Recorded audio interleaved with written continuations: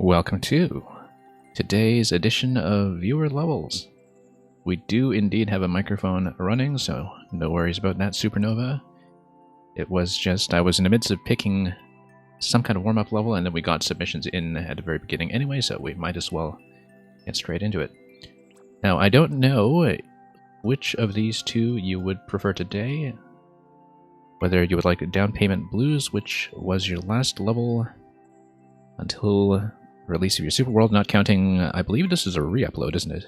Of Polychromatic Pipes, which I have not played in its original form, so either one of these is fine. The newest one... so which one counts as the newest one, given that this is a re-upload? I haven't played this one in even its original form before the re-upload. I think it was under a different title at the time, in fact.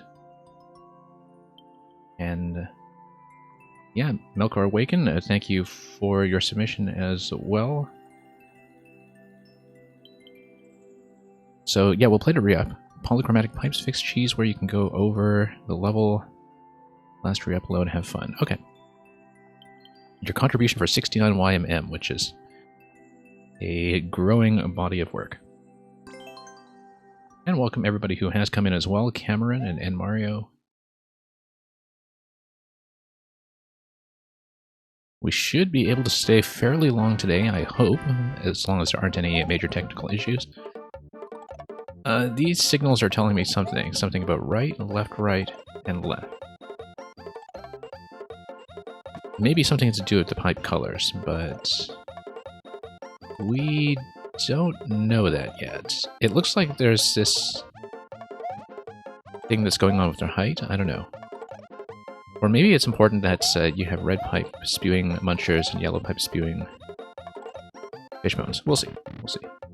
Melkor Awaken, we did not play it last time, I think, because I think may have been unable to get to it. But I remember saying last time that although it's a level I played before, I didn't record any good footage of it, so I am quite happy to play it again. So yeah, as long as you've decided on your submission by the time we get to you, whatever is fine. Yeah, no, because I had played it on the stream previously in a separate session when the recording was just completely unusable, so... I do not mind revisiting it unless you would like to show me anything different. We need to go back to the POW and then onto the platform, that's obvious. Let's pay attention here. And Kenny G's, yes indeed, I am back. This is actually my first time on today. I did have some streaming issues yesterday when I intended to do a bit of a Metroid Dread and Mario Maker double feature, which did not pan out. Okay. Now we're doing this almost properly. Just need to find myself a little more room for this jump here.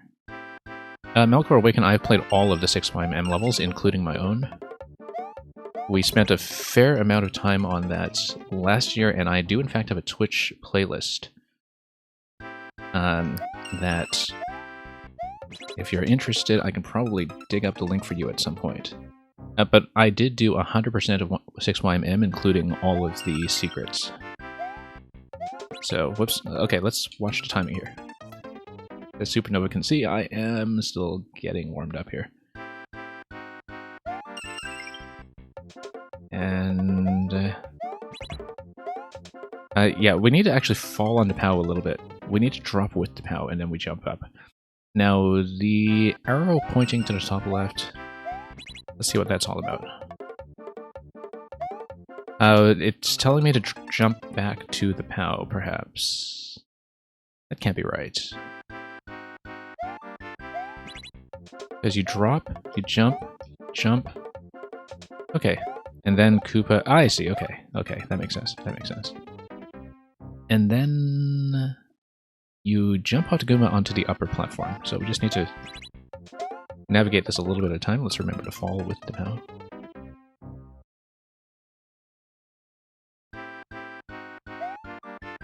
Whoops. You can tell I haven't played this all week. Anyway, timing does work out to jump immediately off the entrance now.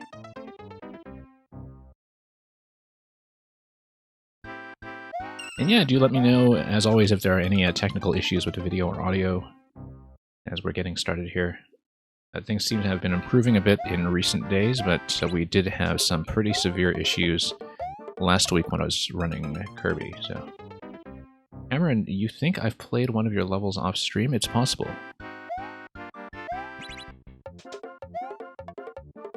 Because I'm always scouting for some things like puzzles, recommendations, various things, so... I don't really play levels off stream, but I do tend to sometimes pick them out on my own for special sessions that are not viewer levels. You know, where we do recommended levels, or we need a spin jump here.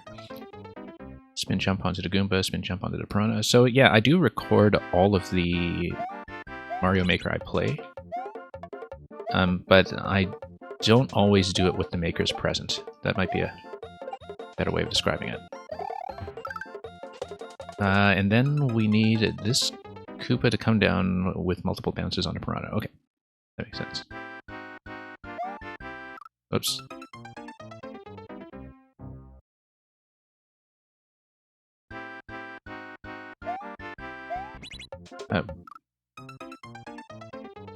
We'll get this right eventually.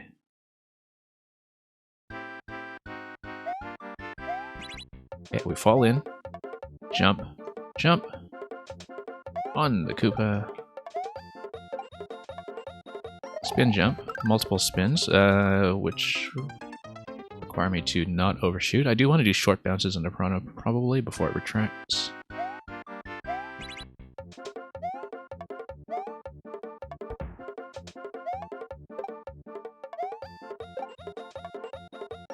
Okay.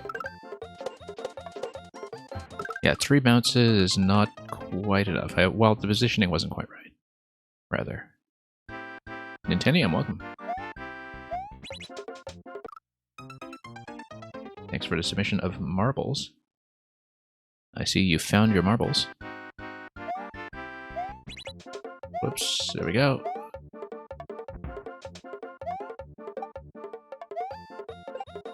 So we did 3 bounces on the Piranha previously. 4 is okay. Nah, too far to the left at that point. Maybe even 2 bounces is best, or 2 high bounces perhaps. Could be that the timing isn't really optimized for short bounces, but we'll try it again and see.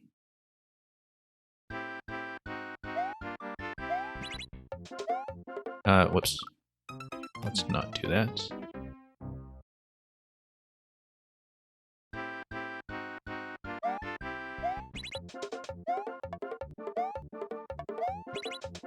Why did I do that? That was silly. Let's not hit the on-off switch twice. Am I good at ground pound cancels? I'm awful at ground pound cancels.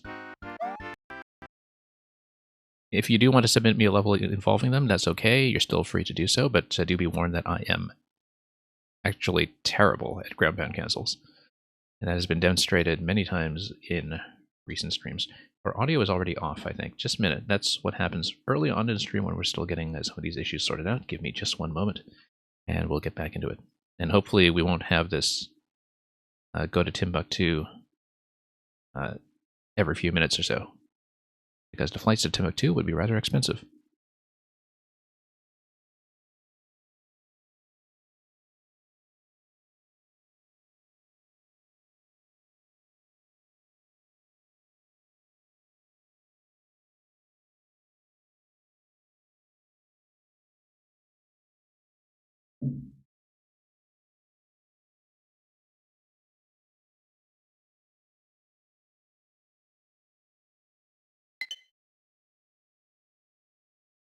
Okay, hopefully the issue does not persist, and we can focus on player failures rather than technical failures for the rest of the stream.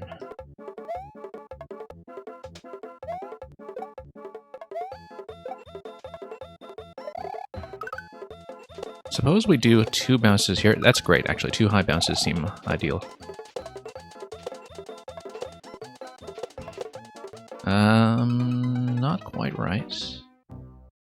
Pitch is whack. Okay, just one moment. We'll try it again. We will try it again. Thanks for letting me know. Yeah, this hopefully gets sorted out quickly. Thank you so much, Grikowski, for the resub just as we are fixing our audio. I'll be right back.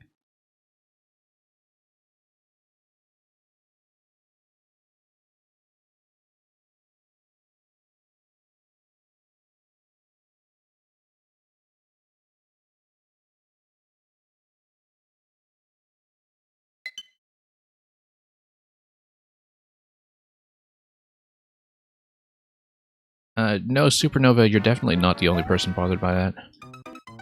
When I go through my own recordings, I definitely notice, and I don't want that to be an irritant to everybody else either, so...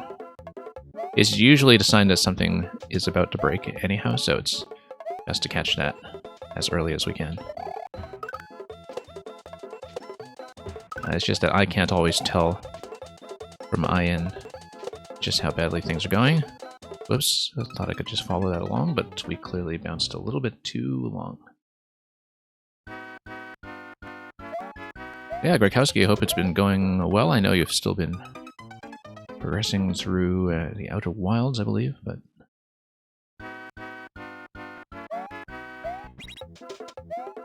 Hope everything has been fine on that score as well as Mario Maker. Whoops. Outer Wilds has been wild. And Supernova, you're telling me that the pitch is still a little bit off? Okay.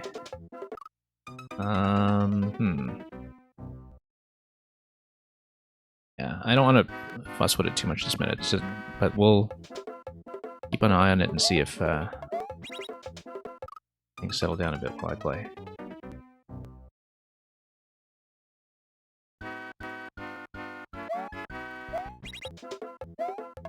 Yeah, it's too bad. We've had a couple of streams where technically things have been pretty tidy again, but... Okay, let's redo that. Let's just try it again, actually, since we're at a break here. Kenny G, you should absolutely submit your level code, especially because yours is quite long. You want to get it in fairly early, I think, before things fill up.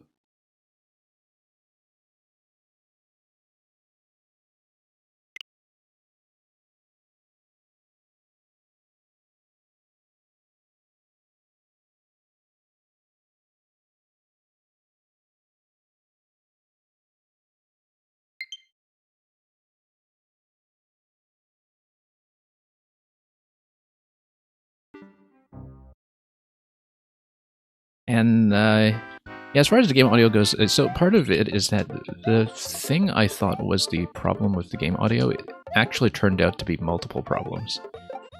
And so I had a fix for the issue on previous occasions, and it has been less effective than it used to be because it turns out there's actually a second issue I hadn't previously identified. And unfortunately, I need to order new replacement hardware to solve this. Because it looks like it is a problem with my USB hubs and cables and all that stuff. I am supposed to spin over that and ride it all the way over. I don't see a way to stay there any longer, so...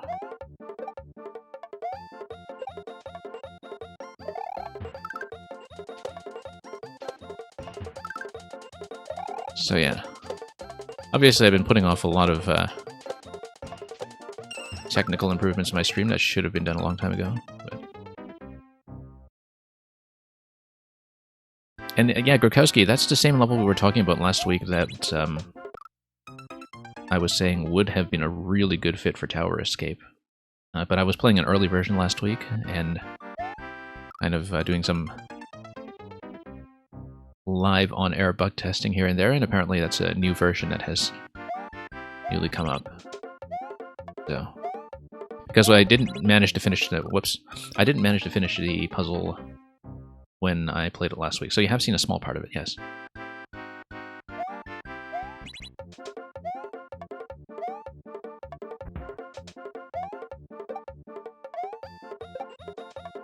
And yeah, so Kenny G's, see, Gregkowski very recently ran a puzzle contest that was all about levels that are huge vertical tower climbs, and it seemed like it was appropriate to your interests. Whoops. Jump that, and then we hit the on-off switch at some point. Whoops. And so, yeah, Kenny G's, do tag Gregkowski's channel with a follow if you're interested in having your level played there as well.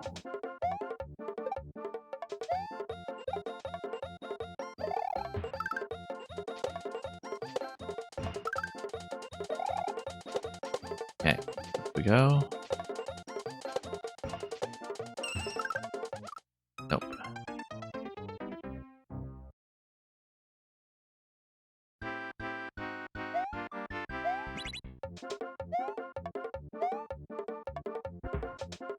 Then up and up.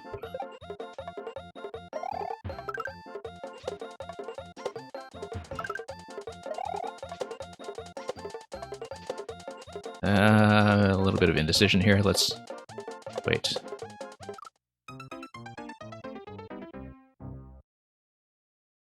What are your thoughts on the peeps who have such negative energy towards puzzles? Well, they shouldn't be playing puzzles then, I suppose, if they're just naturally not disposed to them. I mean...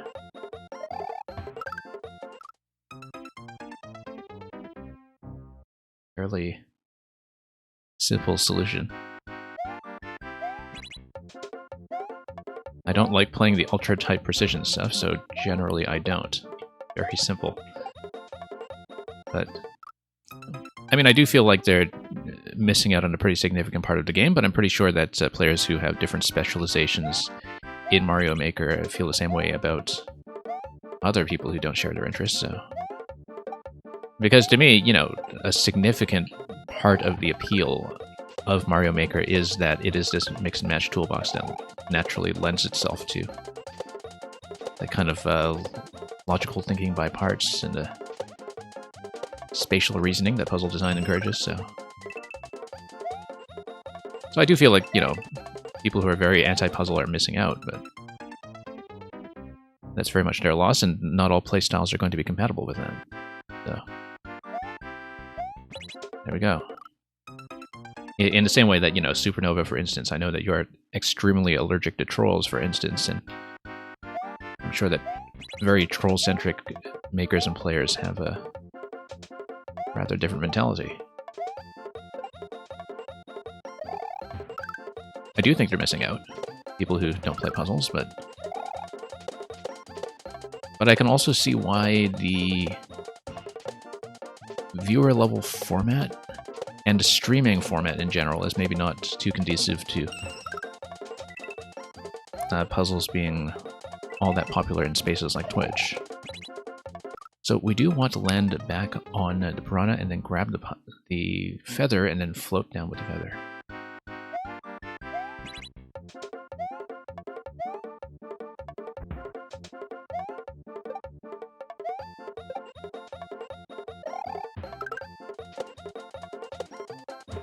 Now, the thing is, it's very easy to forget that the kind of Mario Maker you see on Twitch is just a subset of what goes on in Mario Maker overall, right? I mean, it's mainly what we see here,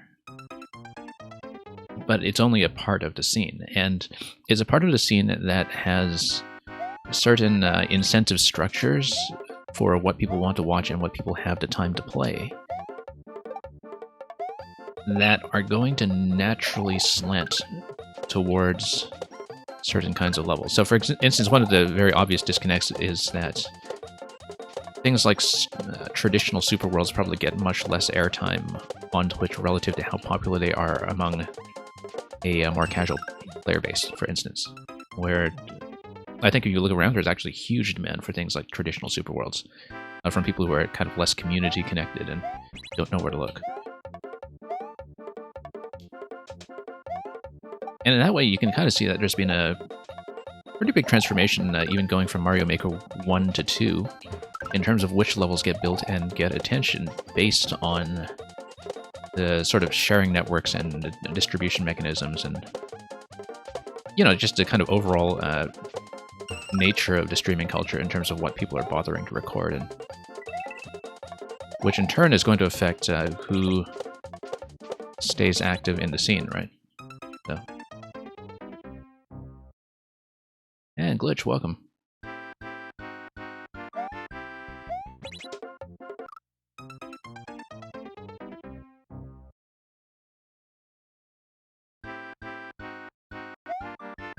And Kenny G's, you were saying your grandma presented baby with puzzles from around the world. Yeah, it's a good start.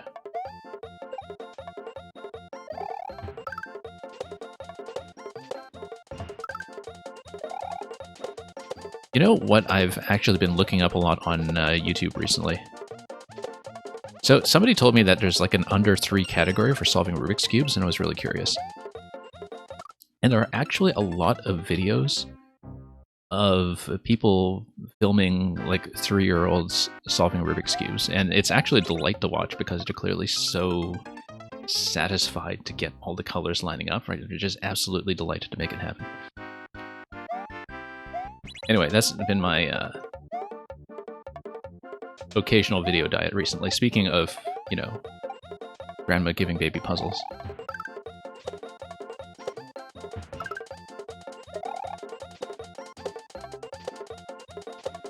Whoops, that was misjudged. Melkor, you can use the replace command for that if you want.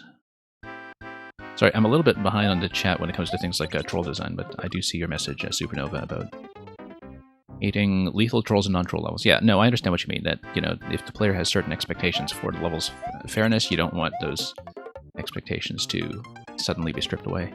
We had this conversation, kind of, with the Grand Pooh Bear training level last week, I think. Where that's specifically the kind of troll that you're describing. Oh. Okay. We've had to get sorted out.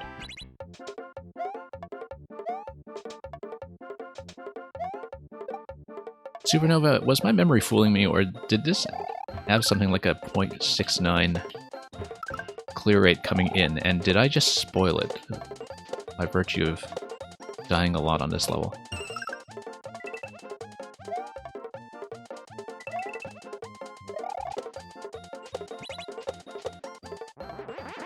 Oh, we need to actually take damage here, okay. And then we use the damage frames to get on top of the Muncher, get on top, and ooh, I need to have the mushroom past that point so we can take enough damage to hit the remaining blocks on the right side. I see.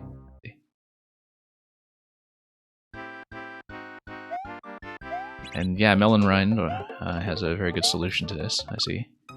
Make trolls that are ambiguous as to whether they're actually a troll.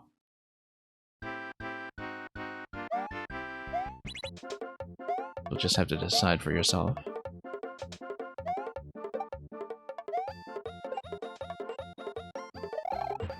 Okay. Let's see here. Whoops. That was also misjudged. Because, of course, it's based on when I scroll in that pipe. That was going to be too late. And I know that.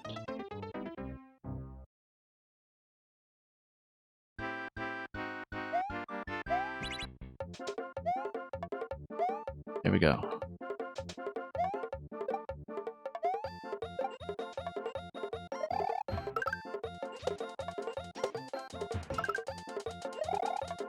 Okay.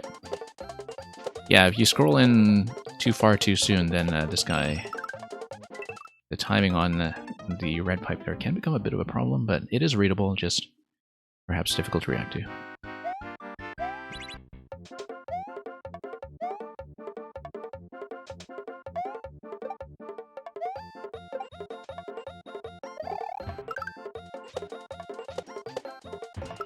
Okay.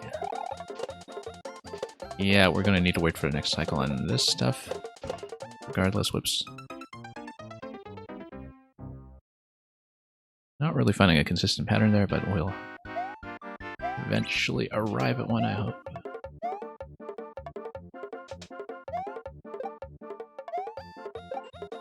And, no, spin jump. That's obvious.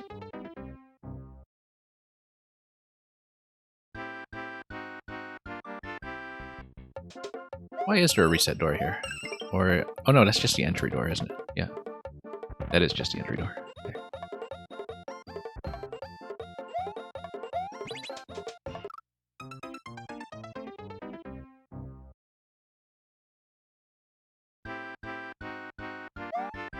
Okay. We'll make it, just need to read a few things a little bit more accurately than we've been doing.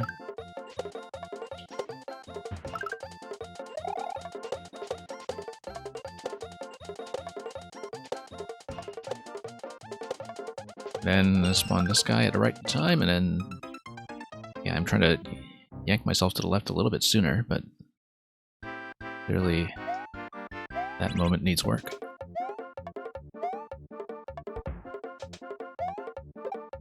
I do like the idea of that one-way panel with the power drop there at the very beginning.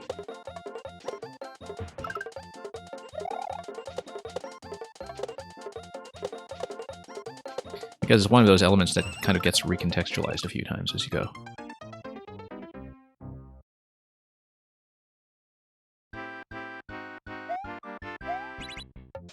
Down we go. And up.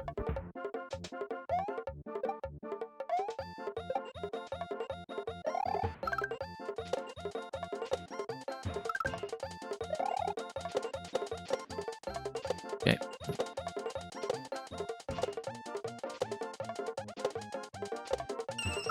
Yank my way to the left. Nope. Too late still.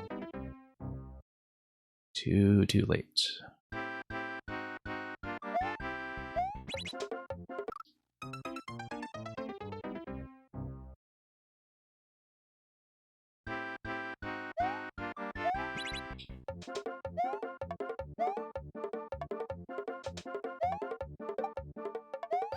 Okay. Forward we go, double bounce. And we need to stall for a bit. Yeah, I think it is sometimes difficult to tune around whether a player is going to do a high bounce or a short bounce when it comes to spins like that. Because obviously, you know, from my perspective, it seems like I have a bit of flexibility there, and then it does mean that I haven't quite found a good, consistent pattern to get through the spiny segment just yet. But we'll find it. We'll find it. Oops.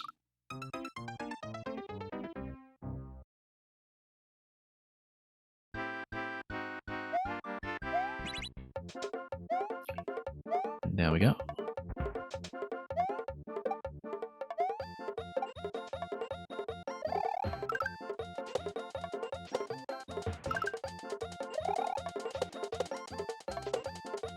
And we'll pop these a few times, and then scroll into this location, and then, yeah. I am kind of preemptively pulling it left now because we had so much trouble on the turnaround there, but clearly we haven't quite found a sweet spot.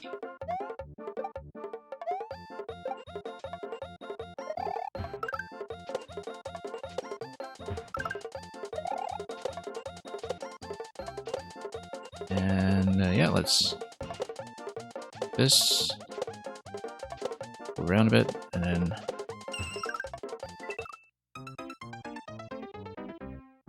yeah, the idea should be that I should smack into the pipe and go left, as you were saying.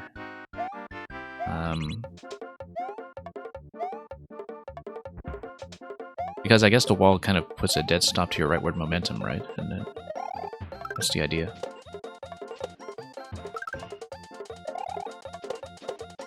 Yeah, it's a little counterintuitive, but I do understand what you mean. And I know that the presence of the coin markers is kind of precisely there to encourage that. But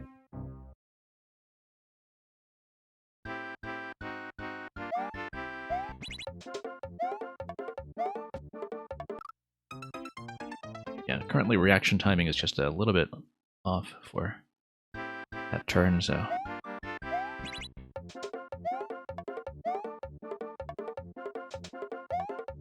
Okay, up we go.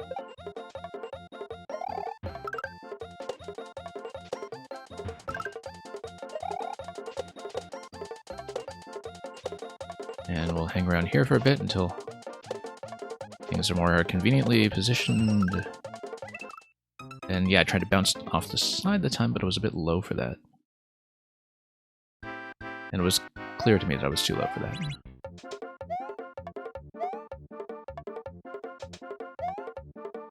Whoa, that was slightly embarrassing.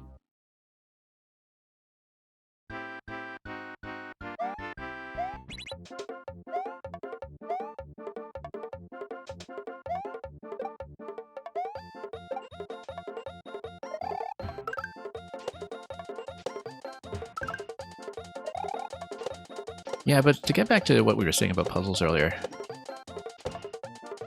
I think as far as failure conditions go, the feeling of dying at something repeatedly is very different from the feeling of being stuck at something. And not everybody is going to handle those two mentalities in quite the same way. We do need to go under the icicle, obviously, otherwise we do drop right away.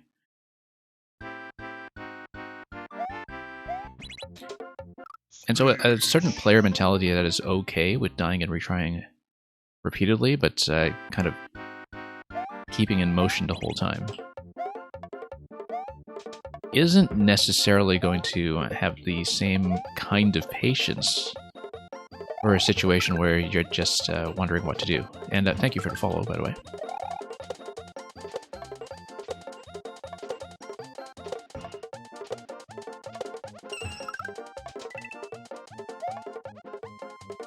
Because you do see some players get really antsy about that, like really get antsy about the feeling of being stuck, and that's how they kind of get into that spiral of demoralization where they, you know, tell you how dumb they feel and all that, instead of really thinking their way through a problem.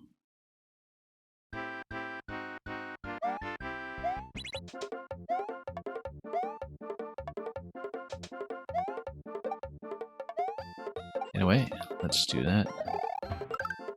And of course, doing this as a streamer kind of changes one's attitude towards it as well, I think, where, you know, if I'm playing platforming levels, it's easier to hold a conversation at the same time than if I am playing something like a puzzle where I'm, I guess, already using the same faculties of my brain for something else. I suppose talking and puzzle solving at the same time is much more difficult than talking and platforming. Particularly because, you know, if you're drilling something into muscle memory to get a platforming sequence down cleanly, you are kind of going on autopilot anyway. Whoops. Too late on that, I think. And you actually want to get to the point where you're not thinking too much about the inputs and you can just follow the timings that work.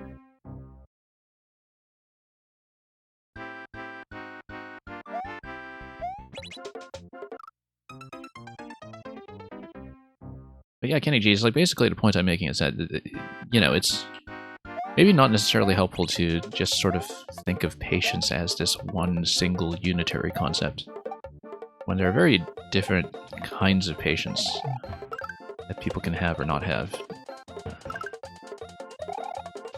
depending on, you know, whether they feel the need to keep moving and keep fidgeting, or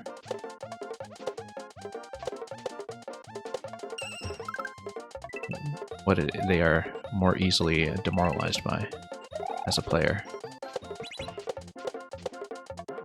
Okay.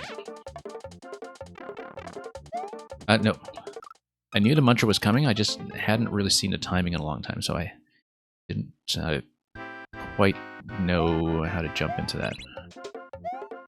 That's okay, I'm supposed to jump over to Muncher while preserving the mushroom with invincibility frames.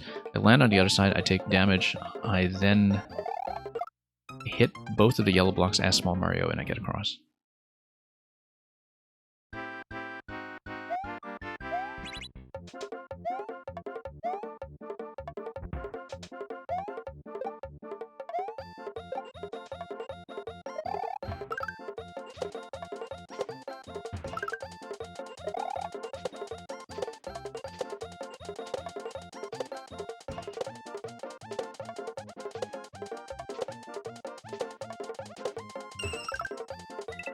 Okay, here we go. One fairly unique thing about Mario Maker puzzles as well is that, in general, you're not really going to have the ability to look up the solutions the way you would with a puzzle adventure game, for instance, where people have always to various extents depended on things like community walkthroughs. If they are kind of in the early stages of learning a genre, there's nothing to be ashamed of. You know, everybody has their first puzzle game and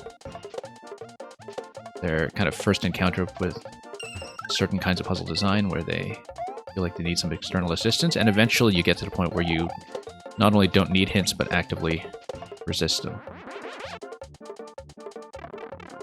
But even people like myself who do not like hints have had some stage of their puzzle playing career where they, you know, needed to look something up just to familiarize themselves with mechanics. I jump over that, I jump over to the platform, the blooper falls, and what happens to the ice? I don't actually know, like, I guess one of the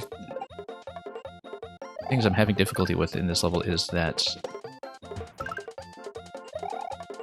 I don't always know from looking at the screen what the interaction is going to be and what it's going to do, and so sometimes I do have to do a little bit of guesswork. And I know this is 69YMM, so Supernova was letting loose a little bit with some of the typical design principles that you're very strict about, and that's fine. I mean, it's still very playable in a reliable way, and that's not an issue.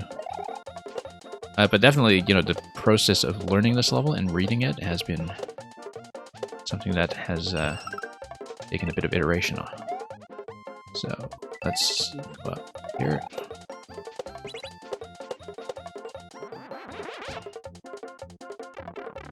Okay, jump up. Yeah, like the red pipes, you know, can be a bit of a surprise sometimes in terms of timing, so jump this, jump this, and then we do need this, and then what? Oh, we need to jump back to the pipe and then jump back to the right after the fire. Okay, I see. You're saying that patience is a virtue of appreciation? Oh, maybe so. I don't know exactly follow what you mean by that, but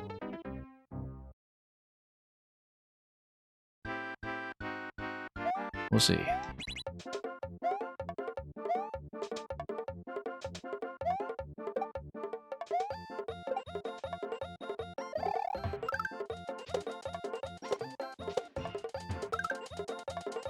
Okay. Let's do this.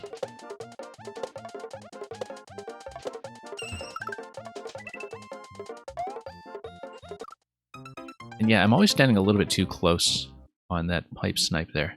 I know the Piranha Plant is coming, it's just that sometimes I stand too far to the left. So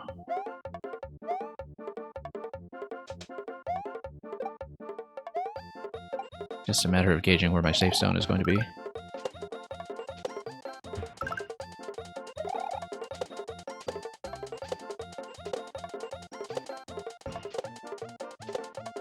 Yeah, pipe spawn timings in Mario Maker have always been a bit of an awkward thing, even going back to Maker 1. In that, the pipe spawn timings, even back in Maker 1 when there were only green pipes, was clearly designed with a very deliberate delay. Like, they definitely put some thought into how much of a delay to put in that would be different from the original Mario games, and was probably done with fairness and visibility in mind. But what I've seen with a lot of Mario Maker is that the kind of lag time there is in objects spawning from pipes actually becomes a bit of a liability when you have levels that move quickly enough. And that's one of the things that makes a level in this style challenging to play through, is that inherently in the Mario Maker engine, the pipe spawn timings are in a very weird spot. Even when you just turn everything into a red pipe to just try to get it to be as snappy and responsive as possible. So.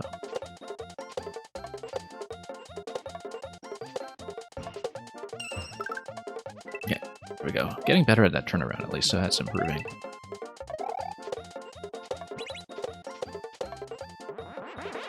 Okay, down, up, and whoops, bumped my head.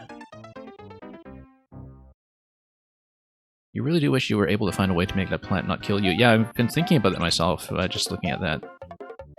And I don't really have an elegant solution either. At least not while I'm playing the level at the same time.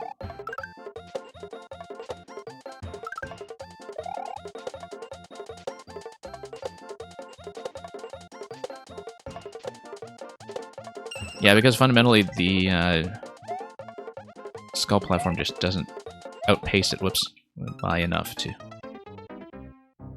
go safely.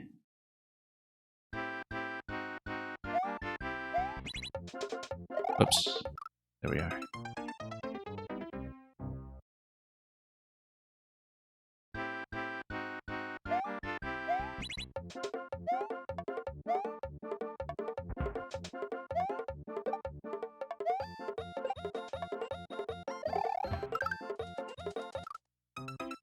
Kenny G's, you're saying happiness is pleasure with a purpose. Patience is appreciation with a purpose. Okay.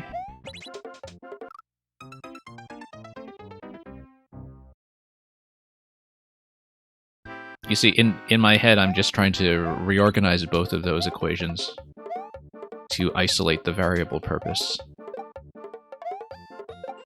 and try to reformulate that into something interesting, but maybe not while I'm trying to play this level at the same time.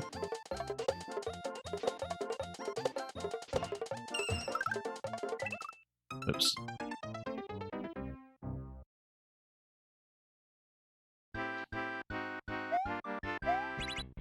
I don't know, if you think about pleasure as a kind of response, though, like it's something that will often not really be purposeful in any kind of intentional way.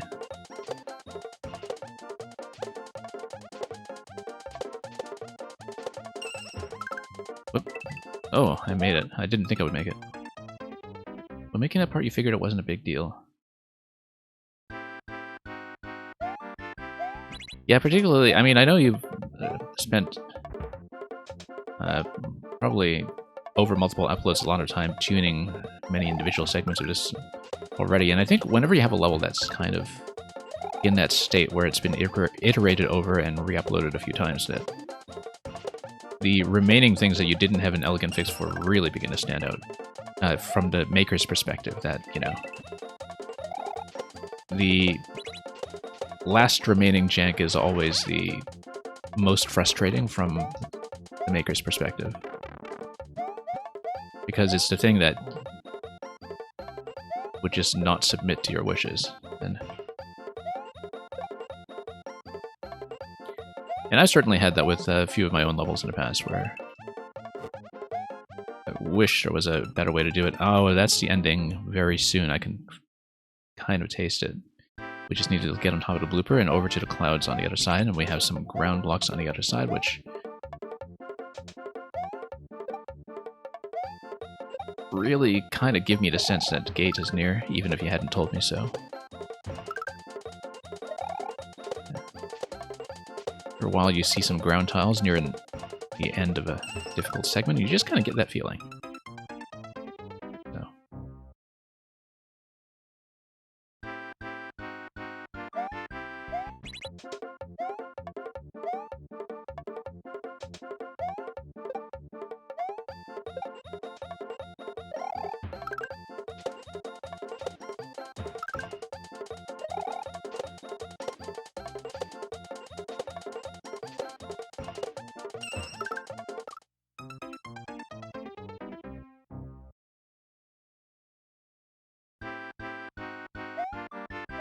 Delete parts that you think aren't a big deal? Well, I don't know. I mean, it's always going to take some playtesting to see.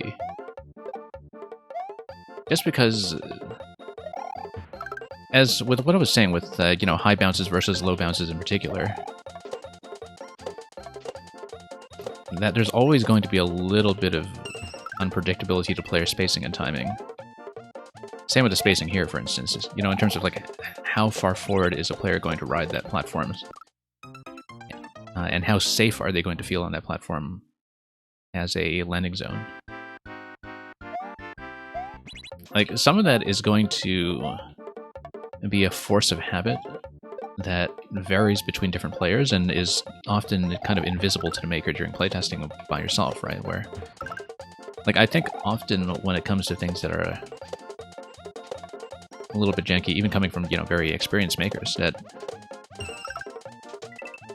part of what's going on is that, you know, you've taken the time to inspect all these different possibilities, and it comes to a point where the only stuff left are the habits of movement that you have for yourself, like, you know, how long to hold into a jump, how long to hold right or left, etc., that you didn't even think about as habits, that you're not really even conscious of as aspects of your own playstyle, right?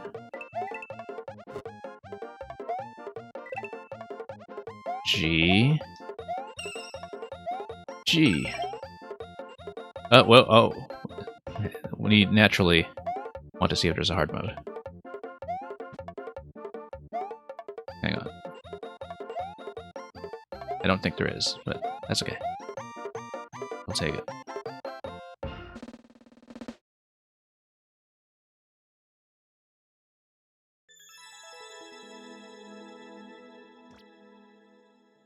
Okay, thank you for that, Supernova.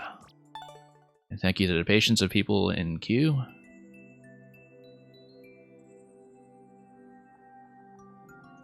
Supernova, wasn't this originally the birthday level that you had with Naked Pipes?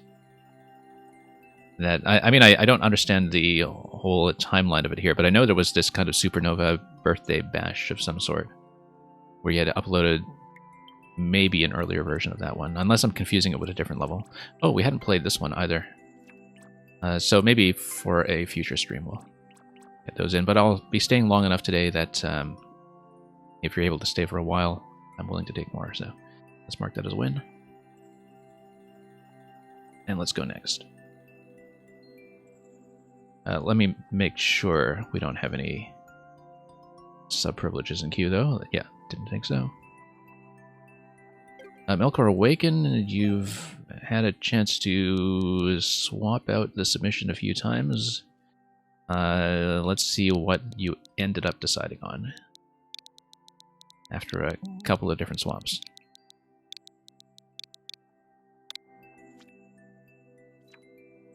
The Return of the King. Ah, it's Barb. Okay, we will try this.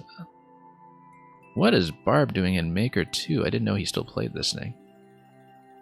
We'll definitely give this a go. I don't necessarily know if I'll stick with it long enough for it to clear, if it's 0.26 from Barb, but we'll definitely try it.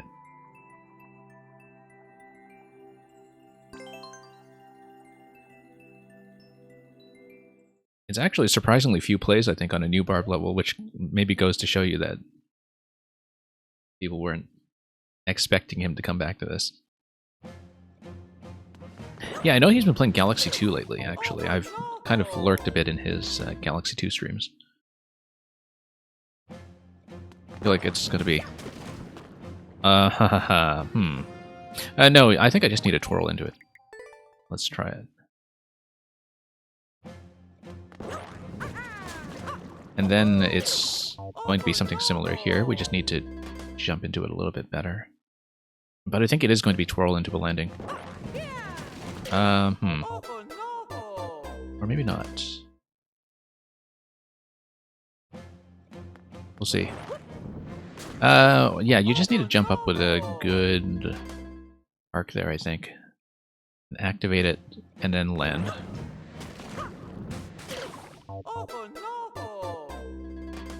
You watched Pooh clear this one. Yeah, Supernova. Melkor Awaken swapped out the code a few times. So, we'll see if we can do it. Hang on. But it does look like I'm supposed to activate the swamp and directly land on it, which is the best solution I have in mind for this. Is just that maybe I'm not quite getting enough speed. But we'll see.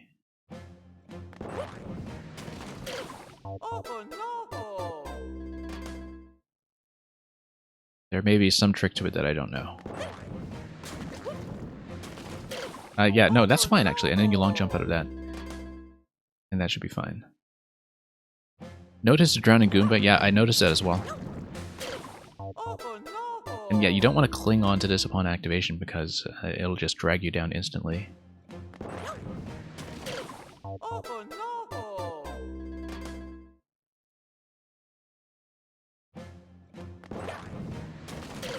Hang on. And yeah, Supernova, thank you for the down payment. Whoops, that was correct, it's just that I needed a long jump out of that a little faster. Chat made him put that Goomba there. I'm sure his chat would love to take responsibility for that. That block break I did not expect. What even happened here? What is breaking that block? Oh, icicle stacking. Okay, yeah, of course, that makes sense. That makes sense.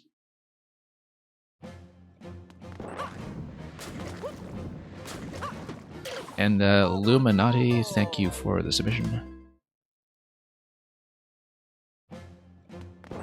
It's been a while since we've seen a Rick Astley level. Used to get those. No, we need to get the crate. What do we do with the crate then? The crate would be able to maybe do something with blocking the blaster. Or blocking the thwomp, for that matter. I think we blocked the thwomp, in fact, because it's on its return path. But we need to get back through the pipe quickly before I get smacked. You stop the thwomp, but then you need to deal with the second falling blaster after that. No, actually, I think you throw the crate because then you have a landing platform on the lava after the second blaster falls down.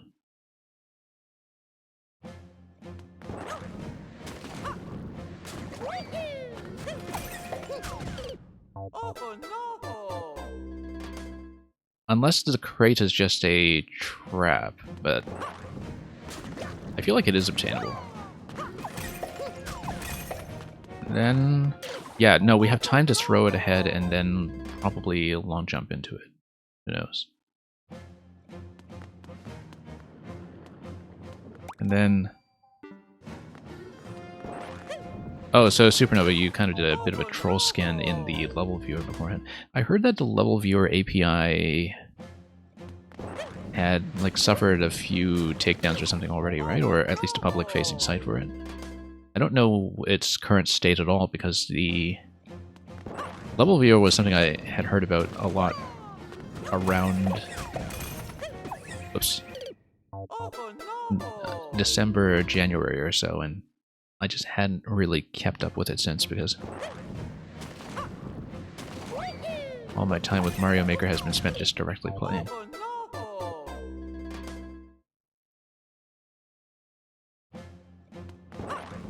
And yeah, Bart's a bit of an acquired taste as a streamer, there's no question about that, but...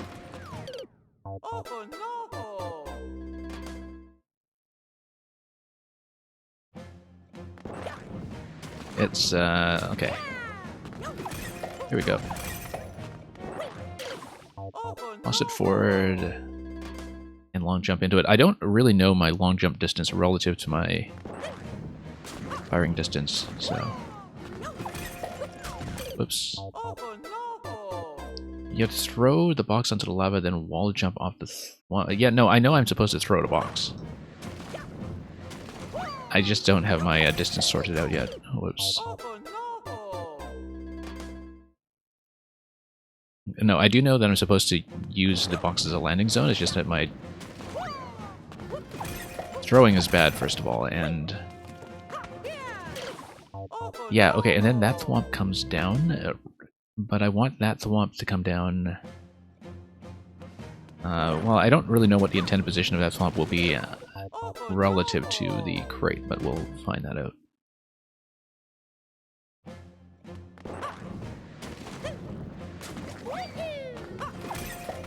Whoops. No, I'm just much too slow on the crate. It is obviously something I can do, I'm just not very crisp about it. Oops. Nope.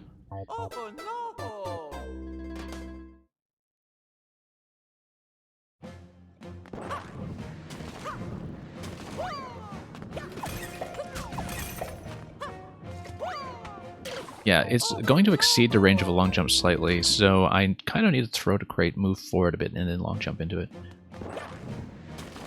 Again, I don't really have a good intuition for the distances involved in terms of how much further the crate will go than my standard long jump range, so that's going to require a little bit of trial and error while I figure it out. So.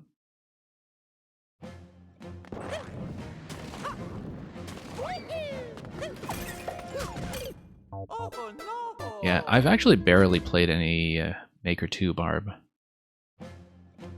I played some of the stuff on the easier end of Maker 1 Barb, including the levels that Barb submitted to 1 and 2 YMM. 1 and 2 YMM, rather. Because I had gone over 1, 2, 3 YMM on my stream earlier this year, in fact. Oops.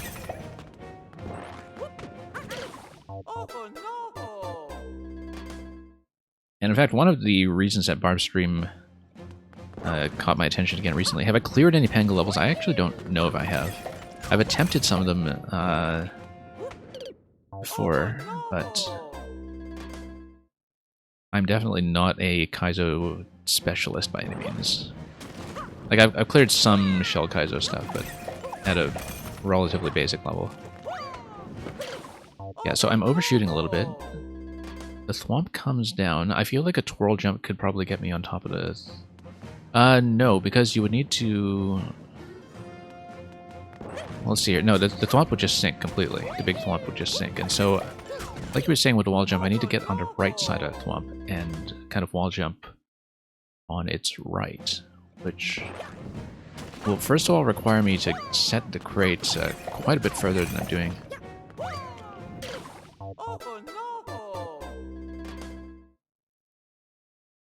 Yeah, that's a huge distance to cover, actually. I don't know if I have the right idea.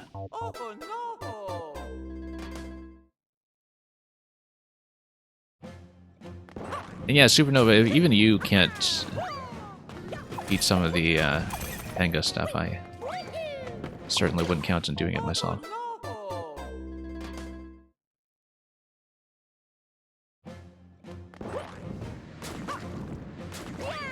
Because some of you may not notice about Supernova, but for somebody who isn't actually a Kaizo maker, his Kaizo technique is actually really quite solid. As we recently saw with his Kaizo method on that one Grikowski Yoshi at the Gallows puzzle.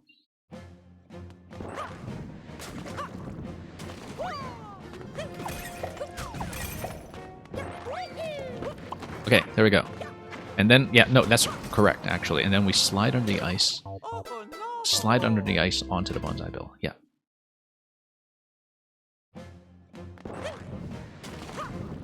I don't know if I'm supposed to get on the thwomp there and build up a bit of a run towards the ice. I don't know if that spacing is going to be right, but you just kind of need to go with the flow of the crate then. And yes, that's absolutely right. Now, the question is, do we get off the ice before the bonsai hits, or do we take the bounce from the bonsai? And that's something we need to figure out.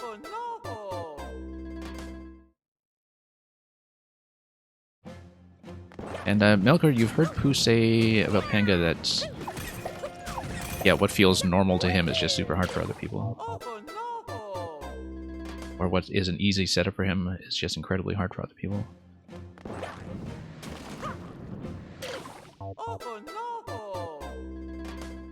I think that's likely the case.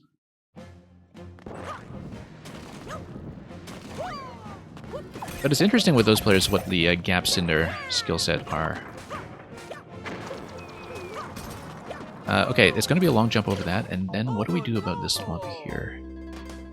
I feel like we will need to get on top of that thwomp because... well, we'll see. Hang on. Hey, that's a decent chunk of progress, actually. So yeah, Cameron, you're saying you've gotten close to the checkpoint. We'll see how far off that is. Yeah, the momentum on that crate throw actually feels great once you do understand it.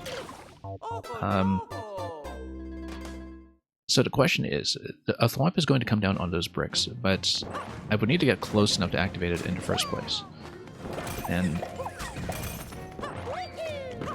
yeah, this jump feels really good once you understand it. So we can't get killed by that thwomp, but I need to get to the exclamation marks down low, and that's going to require doing something relative to that thwomp that I don't think I've mapped out yet.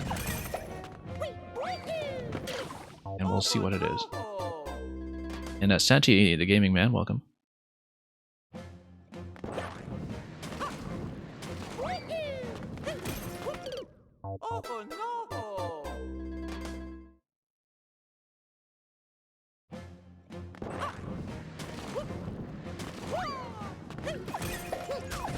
And yeah, Supernova, I think with that puzzle, it was absolutely worth the wait to see you kind of do it your own way. I think I need to jump towards the thwomp and maybe pull back to the wall. I don't know. Or no, the thwomp should be able to outpace me the way that these thwomps that are early outpace me. I just need to stay to its left, perhaps, and let it fall past me and then drop on top of it the way that we're doing here, maybe. And Santi, last time you fell asleep when you were in the queue, yeah, we'll hopefully get to you in a reasonable time today. We have some pretty long submissions coming up, just so people late in the queue are aware. Whoops. Including one mega puzzle that I think is soon after this, so do be aware that it may be a bit of a wait today for some of the later positions, but I will definitely hope to get to yours. And like I said, Melkor Awakened, given the difficulty of this level, I do not expect to clear it, but we'll see if we can make a reasonable amount of progress. But since it's not your own level that's on submission, I will not necessarily stick with it quite as long either, so. Cameron, you're saying you got close to the checkpoint isn't impressive. Okay. Melkor, you're saying that the Beast is one of the most balanced players. Maybe so. I haven't really seen the Beast do puzzle stuff. One thing that I say very often about the most skilled players in the game is that the thing that impresses me most about them is how consistent they are after they learn something. That if they learn how to do something a certain way, they can get to a point where they can nail it most of the time, if not every time. Where, you know, they learn the inputs a certain way and it just sticks. And because of that, they get more practice attempts and earlier practice attempts on later or more difficult sections of a level. Okay, this is correct, in fact. I don't want to spin, obviously, but I do want to activate the thwomp on those blocks. I want to go past those blocks, drop off, slide with the thwomp on the left side. Yeah, so I want to kind of jump out of the two bricks that I land on there, and let the thwomp outpace me like these thwomps that are in the introduction. Once I've done that, then I'm able to jump towards the exclamation block on the right side. So it's going to be a long jump there. Then I do a bit of a jump out of the right side, and then I follow the thwomp down, and then we get on the exclamation block after that. I like how the small thwomps at the very start of the level are actually kind of a clue to that. Now, the issue here is I do not have any room to jump. I have to fall and spin to slow down, I think. Because the spikes on the right side are placed in such a way that I have no headroom.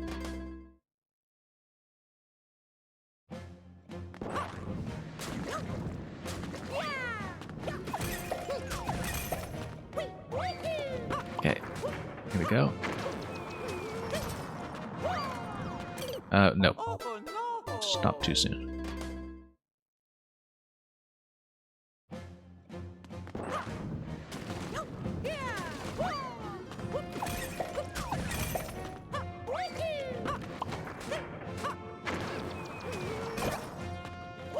No, I cannot lose momentum there. So yeah, if I get on top of the exclamation block, that's within range of the side thwomp. The side thwomp then sends me up by hitting the block. And and we'll see where that takes me. Whoops. So far, mechanically, this doesn't feel too bad for a barb level, in fact. Like, from a kind of tricks perspective, it's pretty accessible. The... yeah, you'd like to see Panga play this. Oh, this would be fairly easy for him, I'm sure. Given that, like I said, from a sort of tricks and execution level, it's not that bad. It's just mostly getting to read. At least at this point of the level. I mean, something like 0.26 is kind of a sky-high clear rate by barb standards, right? It's... you know... still within a reasonable order of magnitude. Whoops. Yeah, I was trying to cling onto the thwomp there and then wall jump off at the end, but... I don't know if that's correct. I feel like in order to cover the distance to get over to the exclamation block, I actually need to land on top of the thwomp if I can. You think Panga beat this in a little less than an hour? That's... interesting to know. Oops. And that actually sounds quite long, in fact, by Panga standards. But... I think a lot of barb levels tend to be fairly full-scale experiences, so... whoops.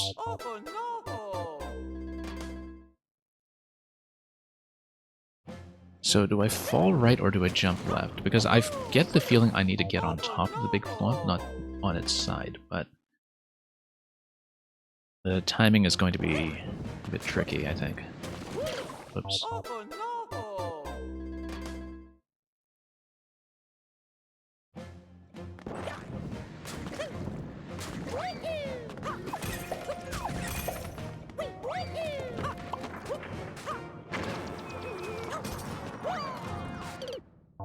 And yeah, no, I shouldn't be slowing down like that, obviously. I do need to coast across.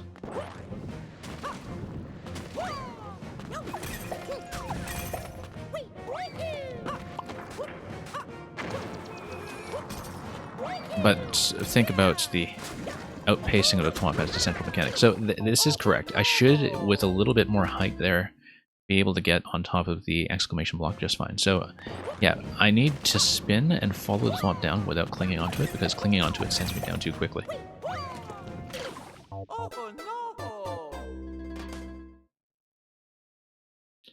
So we roughly have the right idea.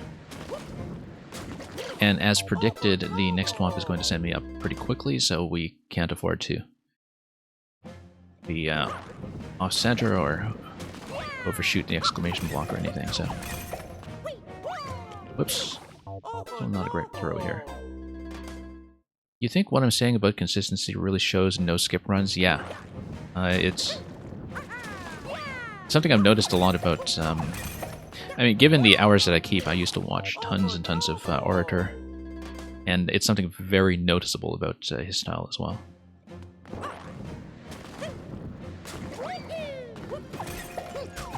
That, you know, when they learn the tricks, they don't need to deal with too many repeated issues with obstacles that they've already cleared. And if you're doing expert and trying to keep a decent bank of lives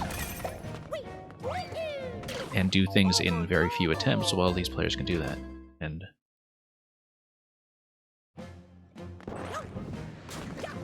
yeah, definitely with players like Pooh and Panga, that's the case as well, that they just pick up consistency very well.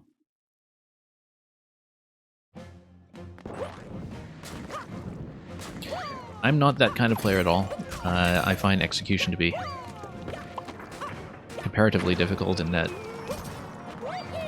when I beat hard levels, it's mostly because I'm compensating for poor technique by trying to figure things out and apply problem solving to platforming elements, which is what I'm doing here in this level. Oops. Yeah, I shouldn't be crouching at the end of that. I do need forward momentum to outpace the thwomp.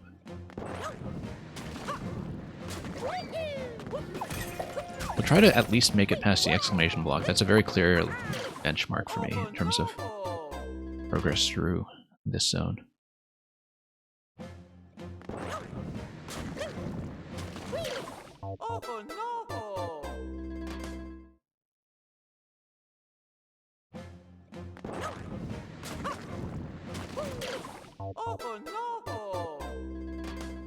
But yeah, it's a fairly common situation on this stream, almost to the point of a running gag at this point, that, you know, sometimes I'll figure out difficult puzzles, have the solution completely in mind, and then just die to execution mistakes for ages and ages. And with platforming levels, maybe it's a similar affliction where, you know, you just know how to do something correctly, and then minor input differences can just mess everything up.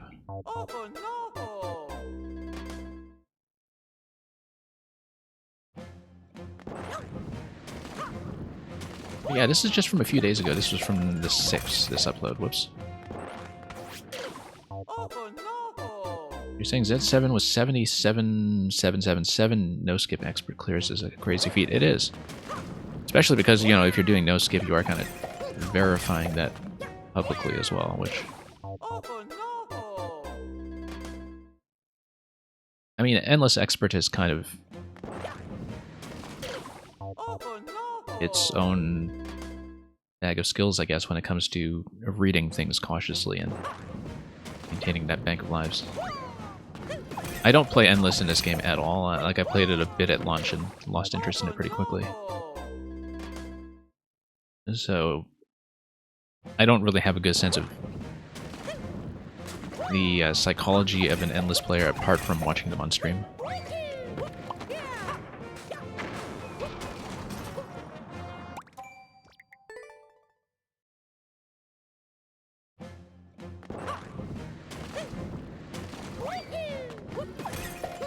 But yeah, it always is fascinating to see some repeats as well.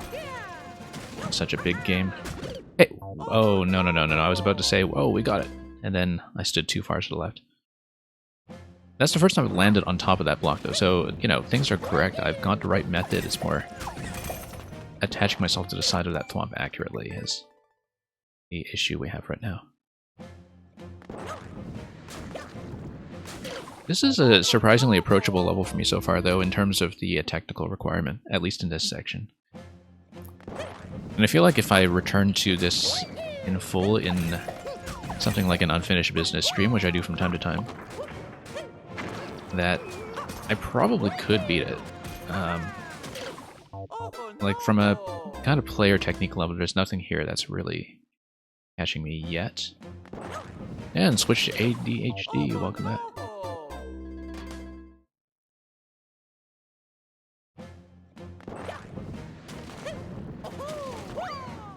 And yeah, the thing about Malcolm Gladwell is that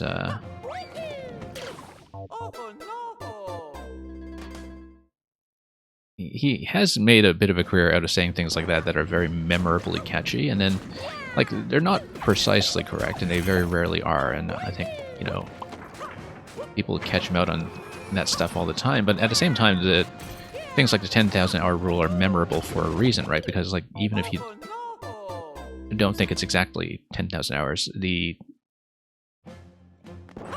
general principle of having to invest exponential time into a skill set for incremental gains is subjectively true in terms of most things that you kind of work on. That, you know, the more of an expert you become, the harder it is to improve at the few remaining things that you need to add to your repertoire.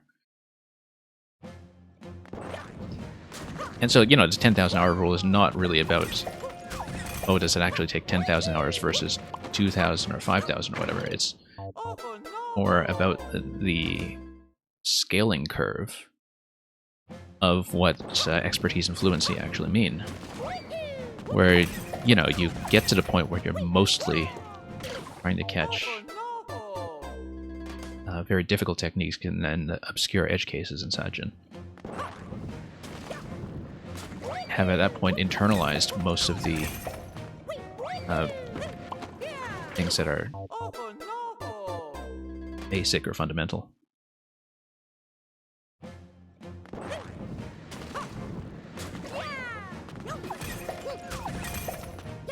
And yeah, it would be interesting to see what a lot of these top expert players were like when they started out, like, because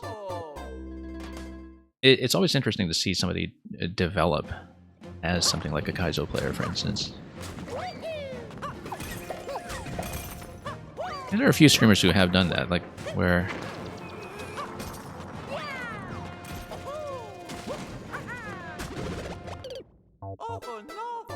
Since we're playing a Barb level, one fellow streamer who comes to mind, if you folks know him, is somebody like Real Beachin, who used to submit here quite a bit.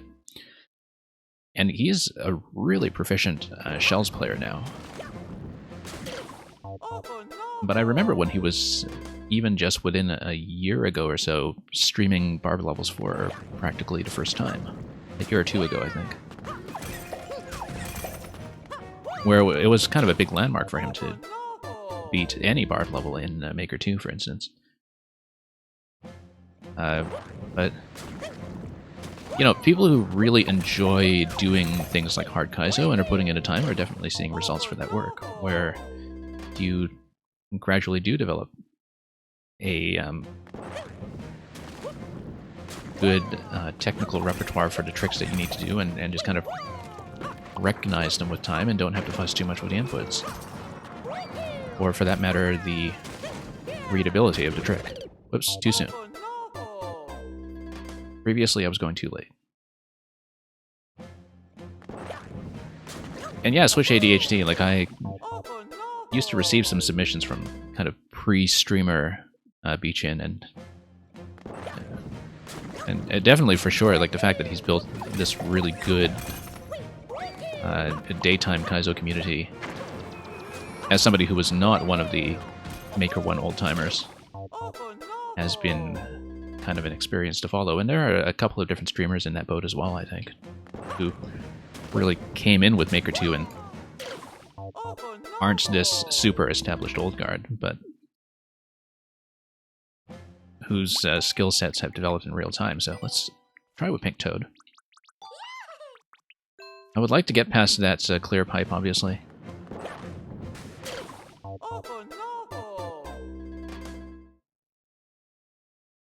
And, yeah, Switch ADHD, I'm not quite finished with Kirby yet, incidentally. I am halfway through the post-game, as far as I'm aware. So we will be doing more Kirby later this week. Even though I did hit end credits last week, we have lots to do.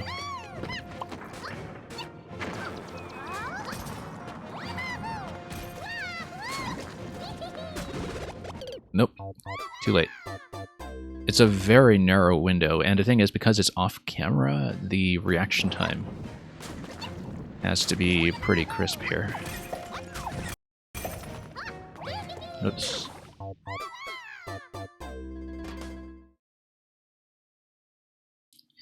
Yeah, Melkor Awaken, it's not even the spacing necessarily that's tight, but the amount of time you have with the camera. That it's coming at you from off-screen, and that's the thing that makes it difficult to react to.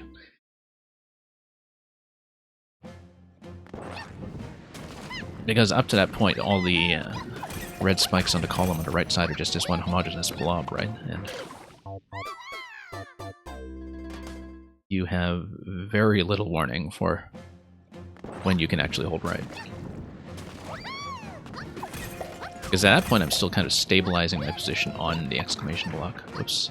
Or rather, too slow.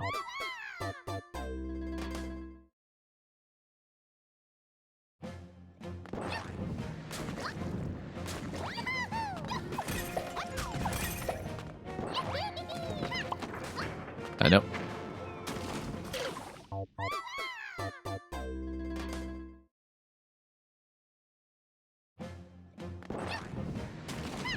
But But yeah, speaking of 10,000 hours, I remember at the transition from Maker 1 to Maker 2 that I believe Orator actually shared his hours played on Maker 1, and it was something that was in the high 8,000s. It was close to 9,000 hours, I think.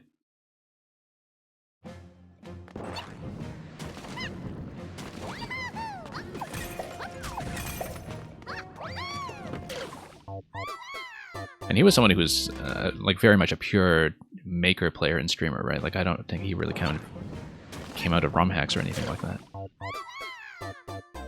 or went into ROM hacks the way that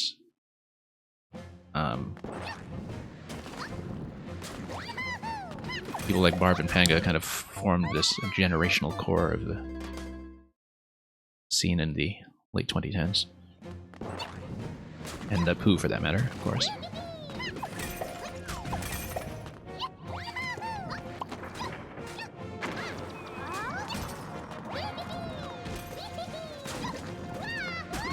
Nope, too soon. Okay, so I need to watch when I cross the thwomp, because it's two large blocks after I cross the thwomp. So that's my visual cue, is that I need to watch the thwomp that is tucked into the high side there, and that's the biggest spatial clue I have for when I'm close to the pipe entry. And yeah, Melkor Awaken, I kind of have that same principle in mind, that, you know, I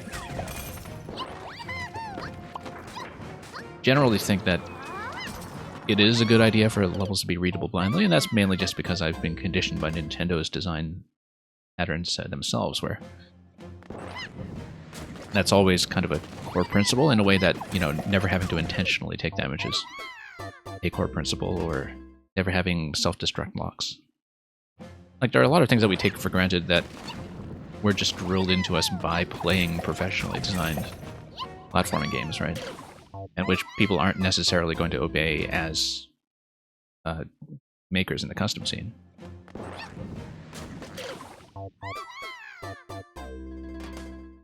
At the same time, though, Melkor Awaken, I think there's this balance sometimes where, you know, it's tempting for a lot of makers to go hard in the other direction and just try to over-indicate everything, without realizing that having indication that's too noisy actually makes a level harder to read. And less intuitive, because it's kind of a safety net for level elements that are not clear in themselves, right? So, yeah, Hanzo to 22nd, like, I generally do agree with the principle that, you know, the best indication is just to have level design that doesn't... Hey, what's this? What's this? This blaster was not supposed to do that.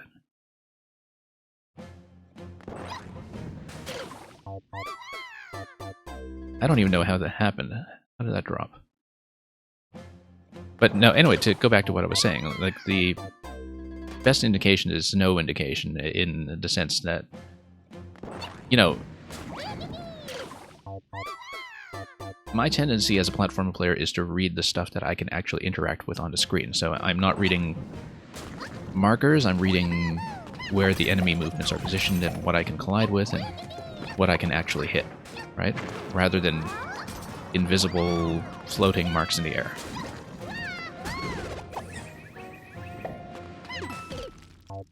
Supernova, you were saying earlier about trolls in non-troll levels.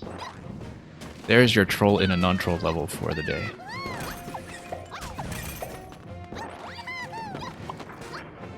I'm supposed to hit that block, and it does stop the thwomp, I think, if I do that. So, or does it?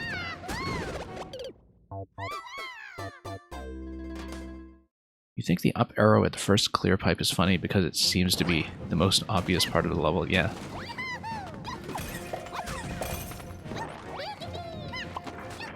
Maybe so. I mean, there's this kind of functional relationship between indication and speed as well, right? Where the faster the player is going, and the less reaction time they have at their disposal, perhaps the more necessary some kind of indication is. But Supernova, you've already seen both of the trolls in this level. Oh, right, because you looked at it in the editor.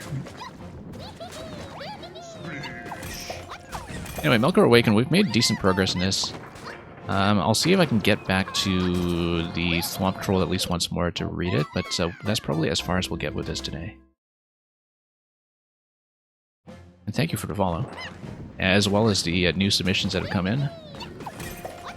And those of you just joining the queue, I always do try to get to everybody who submits to me.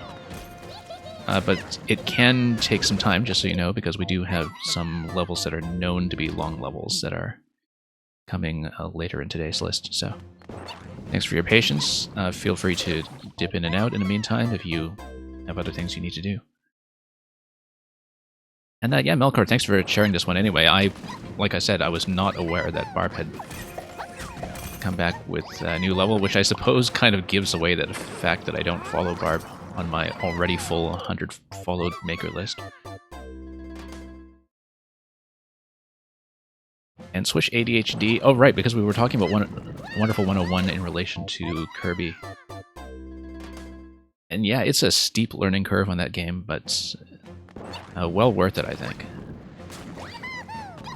For people who are willing to have the patience to learn how it works and how it controls, the Wonderful 101 is an unforgettable experience. But it's just, you know, one of those profoundly weird and underdocumented variety games where you can finish your entire first playthrough and beat the game and still feel like you don't understand half of what's going on when it comes to controls and techniques. And so there's a great deal of depth to it. This blaster has kind of caught me in advance twice already. I don't know what happened there, but I will probably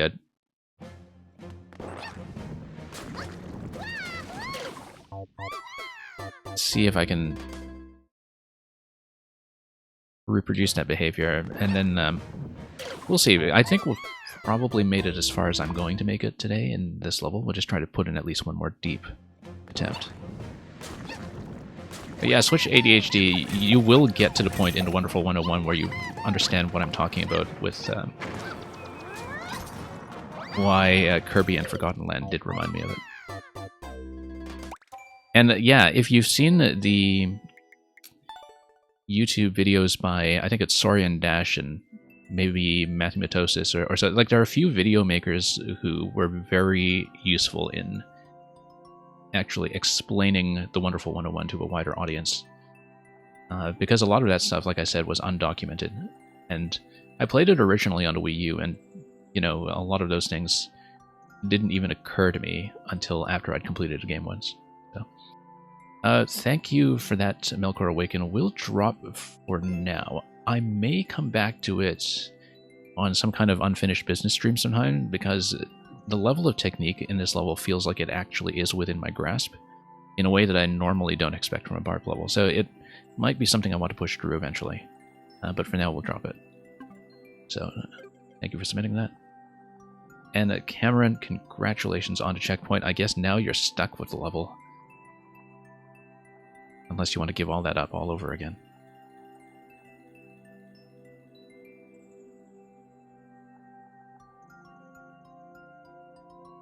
Nintenium.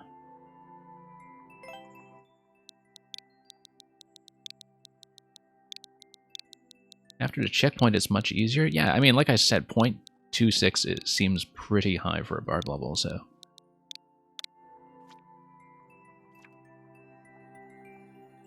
Marbles, a very new upload from Nintenium. Platforming level where full jumps work best. I'm glad you clarified that, because, like we were saying earlier, sometimes not doing full jumps can kill me very quickly. And I see that Chris Plays Fun Games has already gotten a world record on this.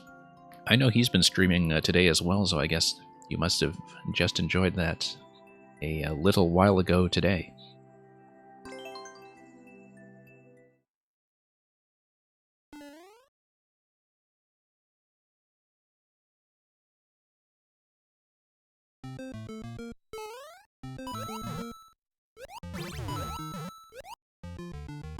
Okay. Very helpful to know about those full jumps, in fact. I should have kicked that to the right. That's what the arrow is telling me. I don't normally see that kind of shell and spring stack that often here in SMB1, and so that caught me off guard a bit in spite of the fact that that was clearly going to be the interaction. And then you full jump into the arrow, of course.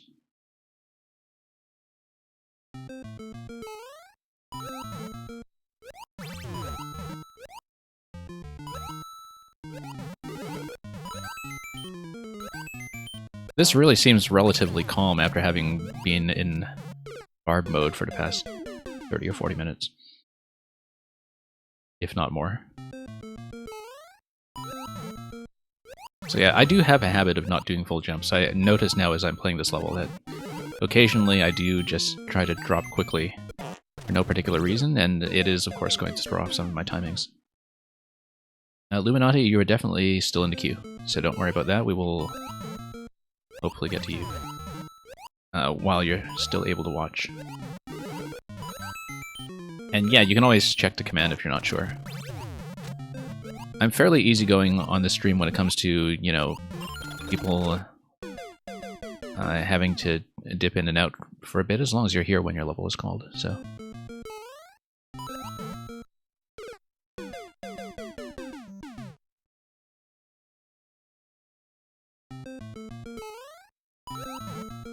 But yeah, we try to keep things fair because I know that the way I run my stream that you often end up with people having to wait hours to be played, and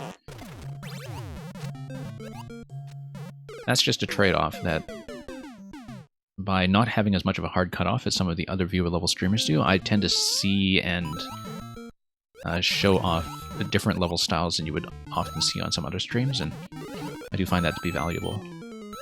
So...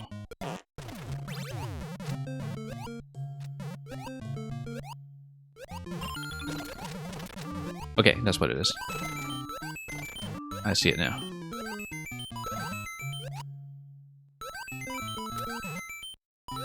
Yeah, there are a lot of moments in this level where I'm looking at this and thinking, wow, is it actually going to work that way? And the answer is yes.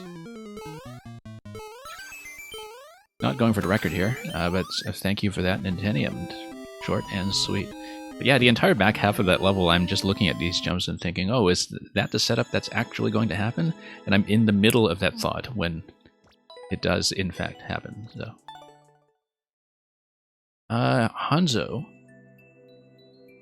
As far as co-op levels go, I've been telling a few co-op-centric designers that at some point I want to do a co-op submission stream, because there have been some co-op designers that have come here in the past, and I haven't been able to show it off in co-op mode, because when I'm doing viewer levels normally, I would say the answer is probably no, just because of the setup involved. But I am interested in co-op levels, it's just that I will have to probably find a separate session sometime to do that. So I'm definitely willing to take recommendations for co-op codes, though, so we can start stashing them for a future stream that would allow us to do that. And welcome to everybody else who has come in the meantime as well. Including Wolfblut, who has sent me 2 versus 2, 7 Shelmas. Interesting. Okay. Anyway, thank you for that, Nintendo. Glad we can inflate the clear rate for once. Kenny G's is next. Kenny G's would like to check in. This is the Zelda Mega Puzzle that we were talking about earlier, which is likely to take a while.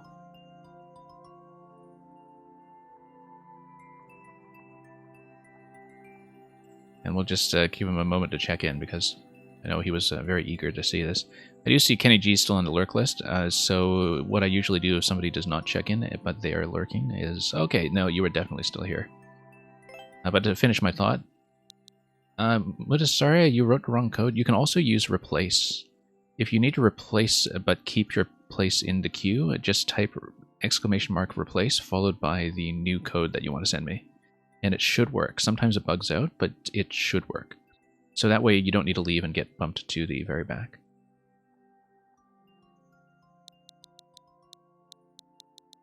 So yeah, if people are lurking or AFK and you get called, I'm pretty flexible about just bumping you back like one spot instead of removing you.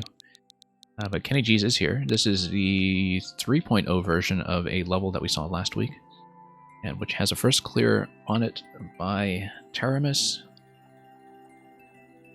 who is kind of a specialist in this sort of mega dungeon. I will warn people in the queue that this is a very long level, and I had figured out a big chunk of it in the previous version, but I don't know how much has changed, so we'll grab the Master Sword, first of all. Luca, welcome. And Luca, you had said you had something special for me. I did see that you have a new upload. So, looking forward to that.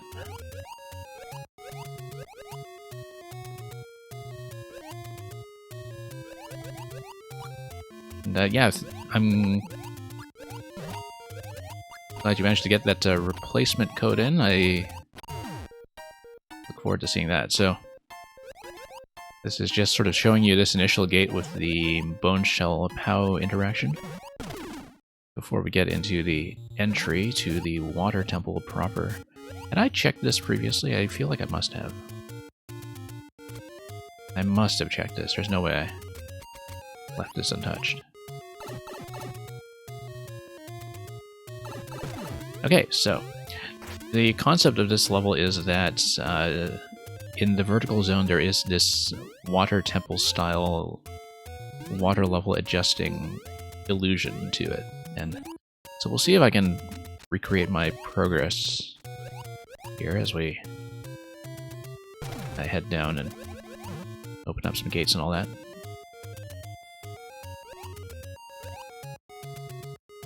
But yeah, as you can see, you have a couple of track markers here that show you how high or low the water is going to go, and eventually we're going to come down here to this central pipe, which is the switching point. Luca, I'm planning to stay fairly long, and the queue is still open. I'll probably be closing it certainly by the time I'm finished with this one, but yeah, I'm able to stay a bit longer today. We've had some pretty inconsistent stream times lately when it comes to my ability to stay, but today should be fine. Did we ever smash this block? It must be a vine, right? So I'm sure a bomb does nothing here. But we'll blow it up anyway. I'm sure it's a vine. So that's not going to matter. But let's go up. Right, because bomb here is going to get me through like this. And then we just climb up. Whoops.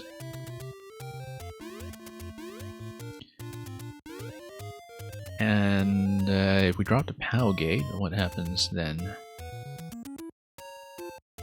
Right, because we want to probably jump up to the on switch over there, right? And just tap it with the sword above the bumper.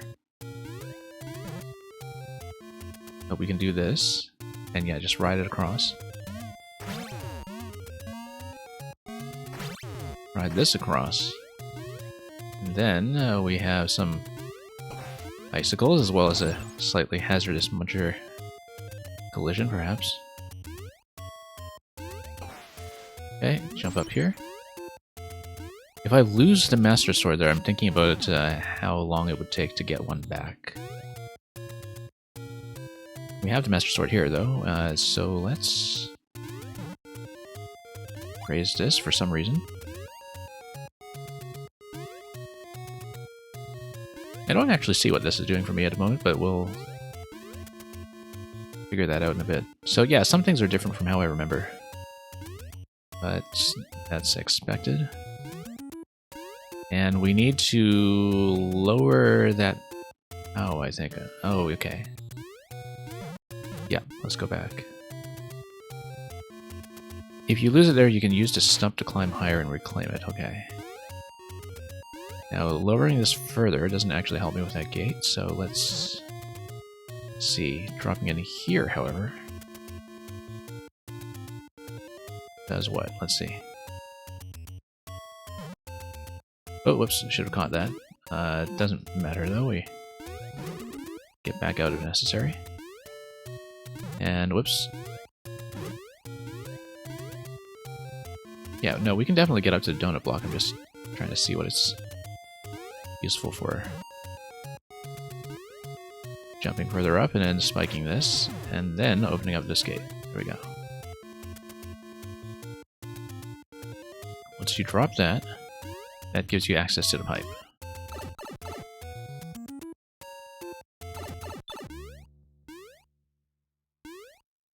And Luca, yeah, we'll keep that request in mind. That we'll definitely try to accommodate you. And I see that it's keeping up with the recent duo projects that you had with Mang in some way.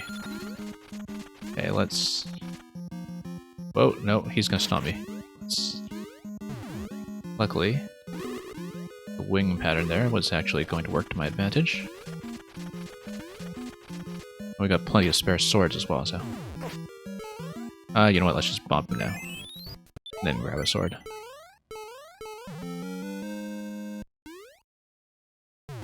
Okay, and yeah, demolishing the ice does nothing because it's overground, yeah. So we'll... through here. I broke the illusion again. If I run right initially, there's nothing there. I'm not exactly sure which illusion you mean, but...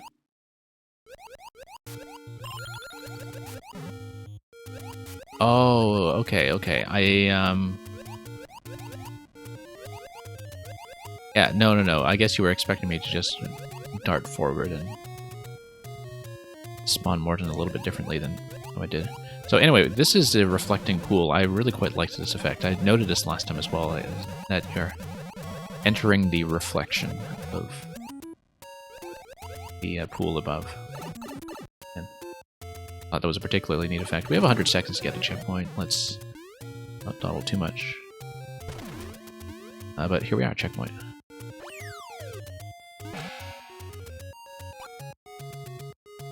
And then we have the Shelmet, which is going to allow me to do what? Shelmet's going to allow me to do something back in the wet zone, I think. Yeah, it's actually this P-switch thing here. We found this out last time, which is why I'm kind of breezing through some of it without fully explaining everything, but we will head back. We've got 70 seconds, so I am unlikely to get far enough to recycle the checkpoint here, but... Oh yes, this was the spawner that broke last time, right? Like, I don't know if we fixed it. Okay, you got it. I'm kind of curious, Kenny G's, what wound up being the problem there with the spawner last time. Roger Boy, if you're wondering if we've seen any good puzzles today, we are currently in the middle of a pretty huge one. And welcome, as usual. And yeah, Kenny G's, I thought it was an entity issue, I just didn't know necessarily what it was coming from. And notice that, yeah, against Buzzy Hat, that is defended. Very important thing to check, of course.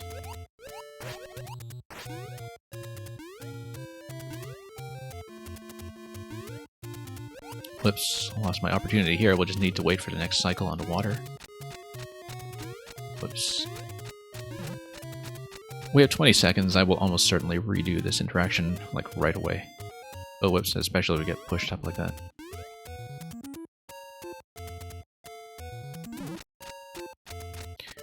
And you're saying that the water moves faster now? Yeah, that's true.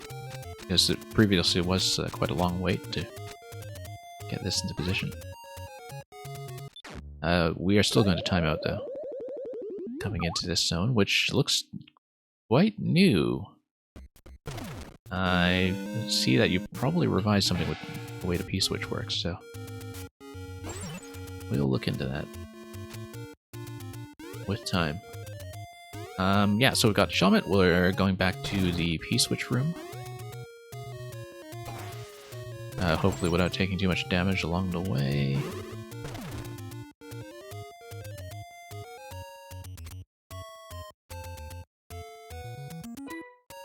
then in we go. The temple got remodeled, yeah. And I mean, if you're bringing in the contractor to look at those soft blocks anyway, you might as well do a couple of extra things with the drywall and the plumbing and, you know, the cable infrastructure and all that. Okay.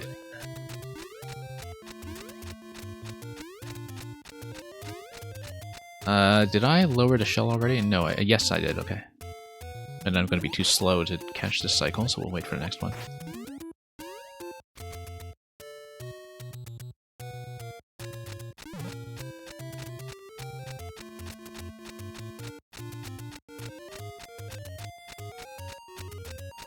I mean, the P-switch room I'm expecting will be something like an arrow shot, just looking at the placement here. But, oh no, icicles up top as well, okay.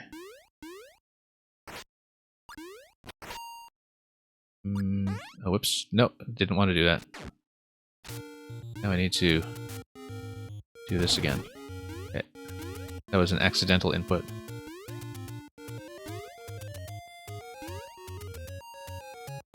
So let's see, because it's entirely possible, of course, that something in the sequence might have changed, and we do need something like the boot to get through this section now. But we'll see. I mean, we can manipulate the camera a little bit, of course, and see if that changes anything. Looks like maybe you would be able to drop an icicle on a P2 if you're standing in the right location for that. But in general, it looks like this room is kind of expecting me to have something like Goomba Shoe. Whoops. Keep doing that. That's not actually what I'm going for. So, yeah, because I was hoping to do a sequence of the P-switch followed by getting in under the icicles, but currently I don't see that P-switch as reachable, so we'll have to poke around a bit until we figure that out, perhaps, unless it's...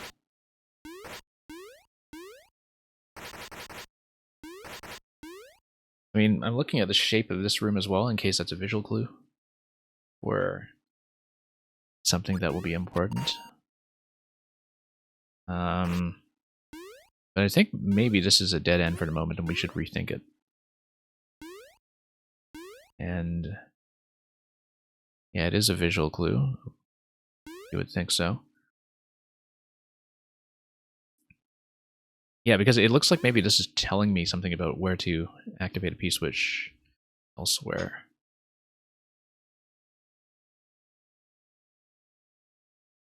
But I'm also looking at these shapes here to see if they cycle in any meaningful way. I don't know.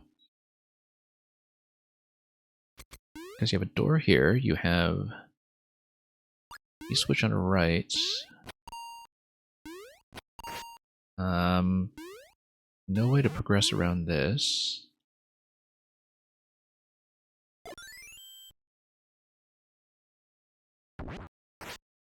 And everything is just ground tiles here, so unless there is something invisible, not much else happening. I think this is related to maybe the icicle placement that we saw earlier. We see 5 icicles. And that notice that the icicle placements are directly above these columns. Each of the icicle drips, apart from this one, are directly on top of a column. Sploosh. And Luminati, thank you for the follow. So maybe we should go back and look at those icicles. Because this one is an exception, this one over here is an exception. So, no, it's not exact, but there's definitely some kind of relationship there.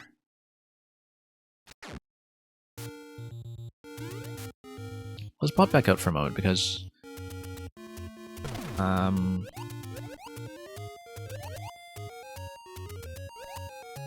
let's So far, I don't know. I mean, obviously, I'm kind of conditioned by the previous version of the level, but I don't know what else we've opened up with the helmet apart from this. And we should maybe work our way back down to see if we recognize something in the terrain that resembles what we just saw with some of those vertical columns.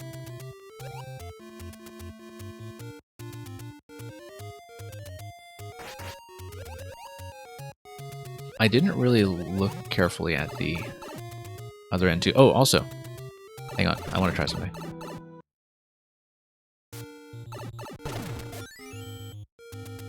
Notice this. That doesn't do anything for me right now, but if we dropped in the other side and swam, we would be able to move through there. So let's see if we can drop in the left side. There's a stump blocking that, so maybe not.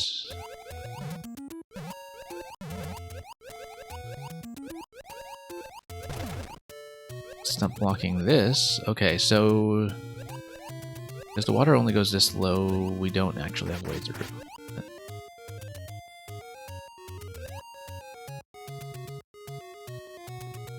Because I'm looking at the left side column and kind of wondering, okay, is there something we can be doing with that? Now that we're able to get through to the left. Yeah, because there's the Magic Koopa over here. There's this guy over here. Egoistic Flowers, thank you for the submission.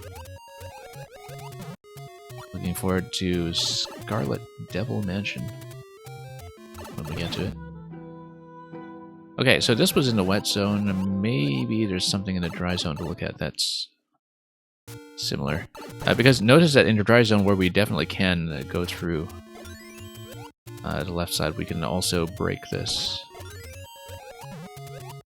without something like a P-switch to turn it into a coin. I mean, you could have bombed it from the other side anyway, I suppose, so not much of a difference. Let's see what the helmet gets me on this side, because we haven't explored the dry side properly with it. There's this much up here, which we know is nothing yet. We're also likely to hit a timeout, so...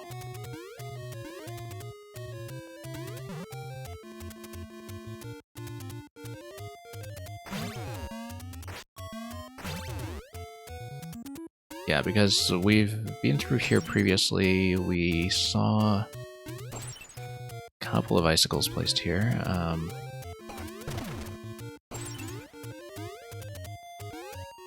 We know how to get through this gate. Whoops.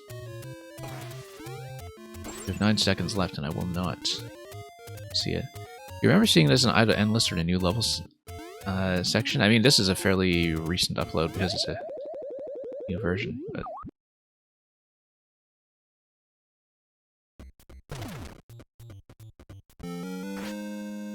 And Cameron, congratulations on beating the Barb level. I guess you weren't kidding about the later section being a bit easier.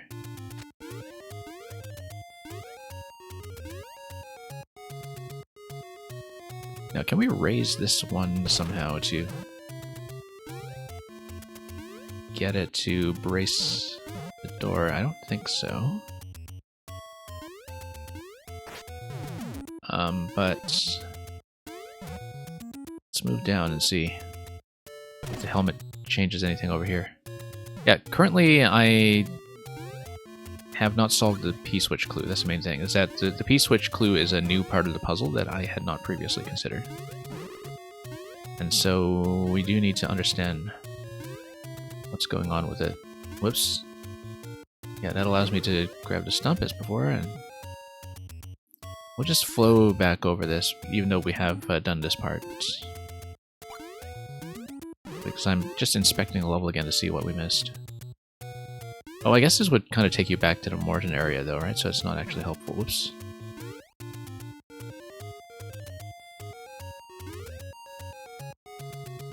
Okay.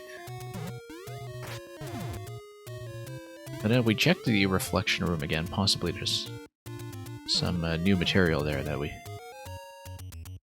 should be aware of. Notice, too, that the helmet here would allow me to take a damage boost down below if I choose to deliberately lose it. Notice, too, that getting out of here and hitting the on-off switch would drop the POW and the blaster even further on this side. Although I think if you scroll that far up, well, we can't actually get out that far, can we? Or let's try this. Yeah, because one thing that we have done here differently is that we have dropped... Oh no, it's on top of the mushroom platform, so that's nothing. No, that's nothing. Okay. Let's try it again then.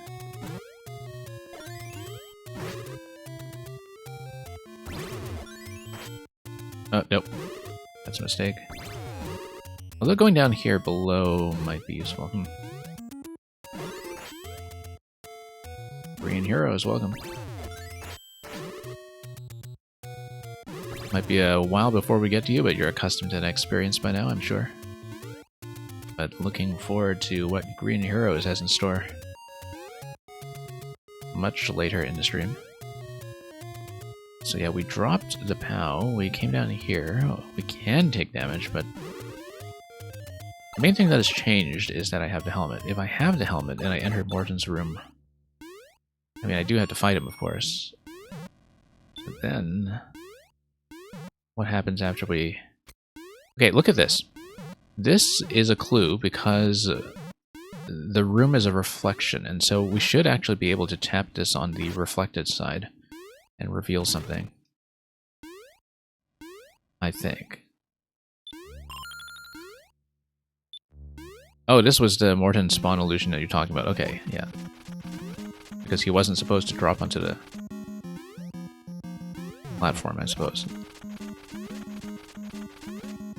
Yeah, I don't exactly know how you set that up, so let's just get rid of him quickly. And yes, it is a Dark Link reference because we're gonna get the 1-up here. Okay, just a 1-up. I mean, which makes perfect sense because it is, after all, the Water Temple. We're just gonna fight on that pool. So this took me up to the checkpoint, and then, interestingly enough, this gates me off when I come here a second time. Because you probably weren't expecting me to flow through it this way. Okay. That's understandable.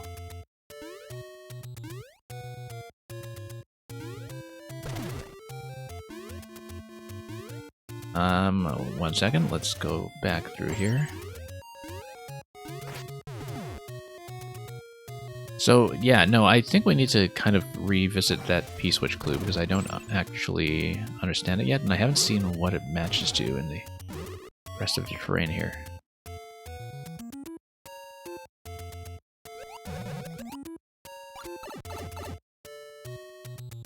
Egoistic Flowers, I did warn everybody that this is going to be a really long level, so it's totally understandable if people know they're unable to stay.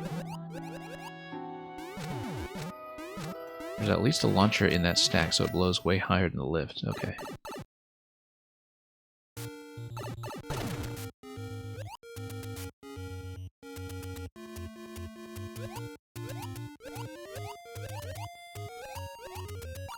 Oh, Cameron, you decided not to make me play something that you know I'm not going to beat? Yeah, it was some kind of shell level that you had in mind, right? And that was after you had already asked me about the ground pound castles. Totally understandable. I appreciate the consideration. So yeah, there's the mantra over here on this side. There's... what else? Yeah, so we have seen everything going up to the P-switch, but I don't know how to apply the P-switch clue yet to figure out how to activate it, because it looks like it's telling me how to activate a P-switch, but not necessarily in this space.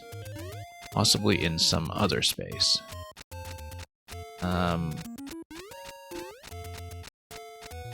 And I don't quite know what the icicle clue is matched to yet. Because I'm looking at a train and I just don't see anything that we can use here. Let's go back.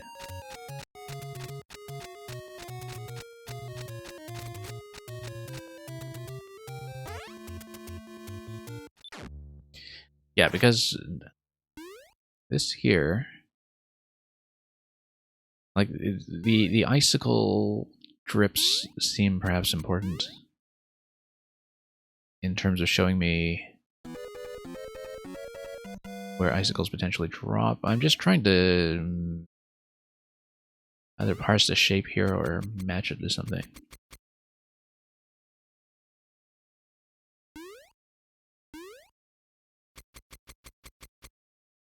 Because, yeah, you have these protruding columns here. You've got the P on the right.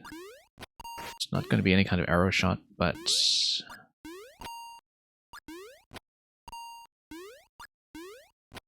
yeah, because that's just not going to get across. Not going to be anything over here. Just trying to manipulate the camera here and see what else we can do.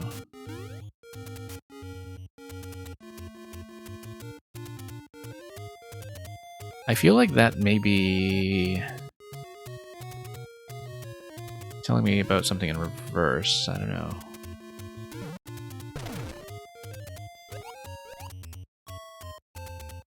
Like, possibly the icicles are part of it. Why don't I try the deboost idea? The deboost idea.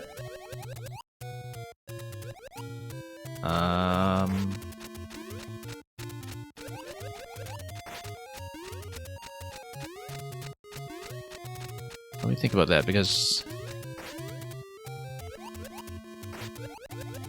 like I don't think it's necessarily a kind of platforming trick thing that I'm missing. It's that I just don't know what this visual indication points to yet. But solving the P clue is the main thing right now. And yeah, I don't think I need hints yet. We can stare at this a little bit longer. Because at the same time, I am thinking about whether we could have activated anything on this side to get access to the door, and that doesn't seem to be the case.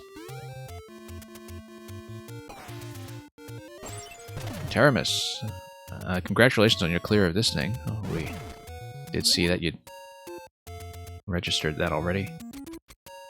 I'm currently at a point in the level that is new to this version. And we'll see. That's okay, we've been doing well. It's just that I have gotten up to what was previously just a sort of hit the P-switch and go room that I didn't have to think too much about, and it is a new puzzle that's in there. It's a master quest, so to speak. And I just haven't figured out what to do with that information yet. Oops. Illuminati, it is 1:30 in the morning, yeah. Hopefully we can get to yours before you have to crash out.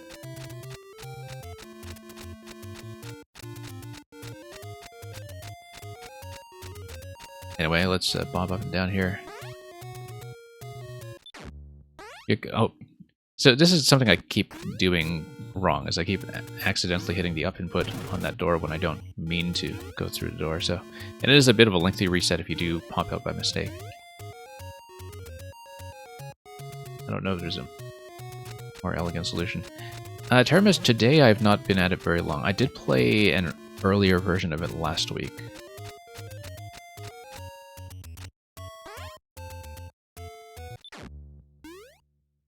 But this is as far as I've gotten right now, because I know about the interaction between the Shelmet and the P in terms of sneaking in under the icicles. What I don't have right now is the activation of the P.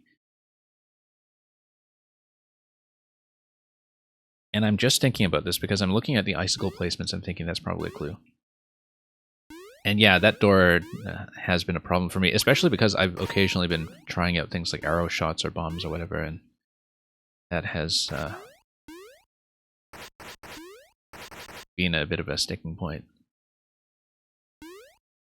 We need to turn on the escape room brain, I think, for this bit here, unless it's blocked that I jump on. Might be some kind of map, perhaps.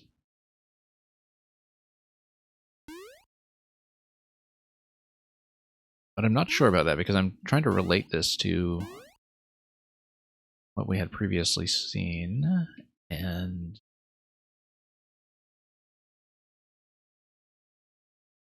yeah, I don't think the icicle drip is telling me what I want, perhaps. Like, I noticed that the icicles are placed above these protruding columns. That's the main thing I'm noticing about this room, but I don't know how to use that yet. I'll have to figure that out. Because maybe we need to spawn into... So we know that because of the placement of this door, that this room exists somewhere in the vertical subworld zone, just like everything else. And so if we see somewhere in the rest of the level that allows me to drop an icicle onto that P, that would be what we're looking for. Notice that that room is above the water level the entire time, so it's not going to be something like an icicle that is lower down in the layout. It's going to be something higher. So it's located somewhere in the vertical up zone that is above the entire water level. That room, and it means that it isn't going to be something like dropping an icicle that's accessible to us right now, but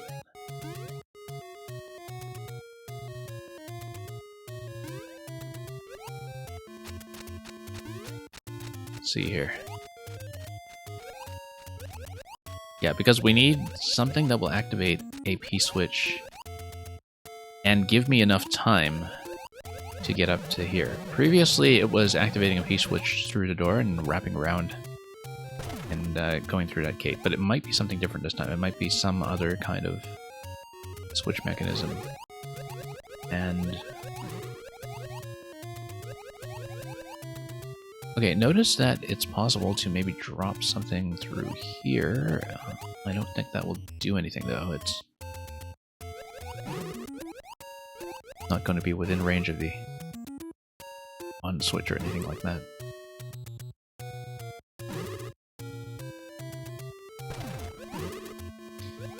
Yeah, there's the P-switch down here, but that's going to be unrelated. That's just part of the whole boot interaction that we had seen before. I'm looking at the arrow that's on the right side as well. Oh, you know what? Look at this. Look at what? No, the snake blocks on this side are not blocked by a stump. That seems like it was something we probably saw last time in the earlier version, and it's not relevant to what we're trying to do right now.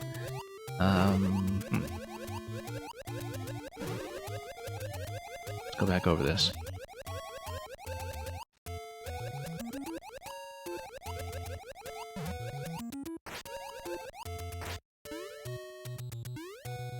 I'm looking at this design as well with the Triforce and wondering if that's relevant to anything.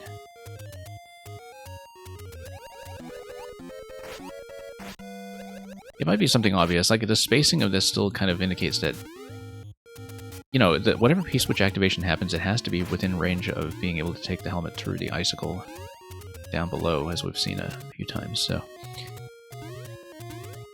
The main thing I'm asking myself right now is the P-switch in this room the one that I'm going to activate, or is it just a visual indication of something else I'm supposed to activate? And I haven't really seen enough information to decide that yet. But at the same time, it's very clear to me that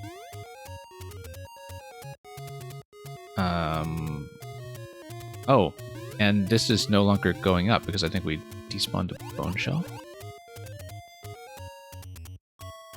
We're in the correct zone though.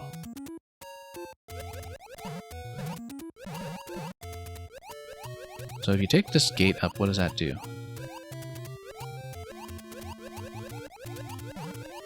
It doesn't really do anything for me. If that gate goes up,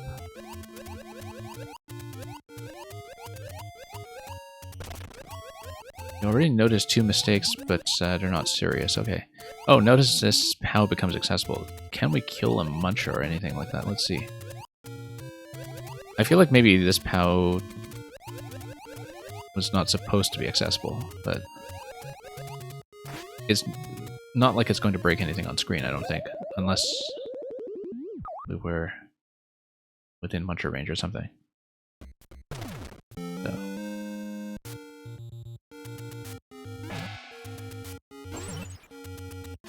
Let's just see.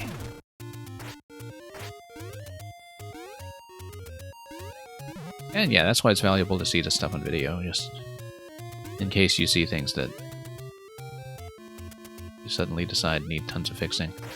Well, we've seen this before, it goes to more than... you know what, let's try the damage boost idea.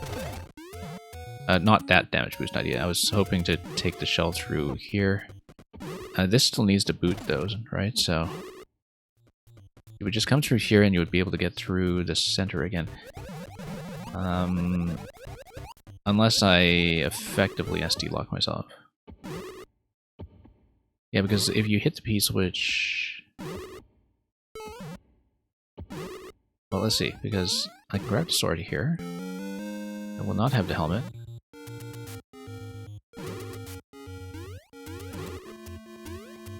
And then I can still get back out. But likely I should take the death and just regain the helmet. Because I will need the boot to survive the P timer on the Magic Koopa section over there.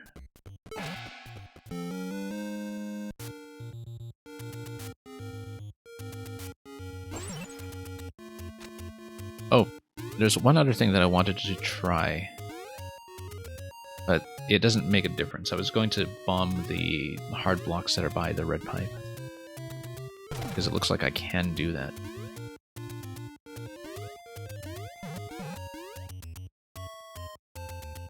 I'm still kind of looking over this level carefully to see if there's anything that could potentially relate to the P-switch clue, though. I'm not seeing it yet. And Wolfblood, your brain hurts? Well, that's just part of the exercise, I suppose. No, I've mapped up a lot of this, and in the previous version I've gotten a lot further than how I've gotten now. Mostly because so far it's just this new P-switch clue that's the sticking point. And yeah, Egoistic Flowers, you were saying you had seen it previously, right? Or at least part of it.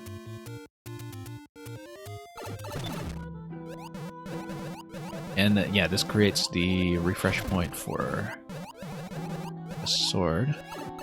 Or not a sword, rather, a shell.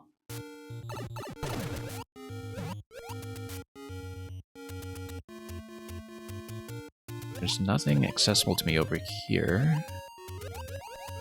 There is this P-switch over here, which I'm not going to get to because in this wet zone we can't actually get to the other side.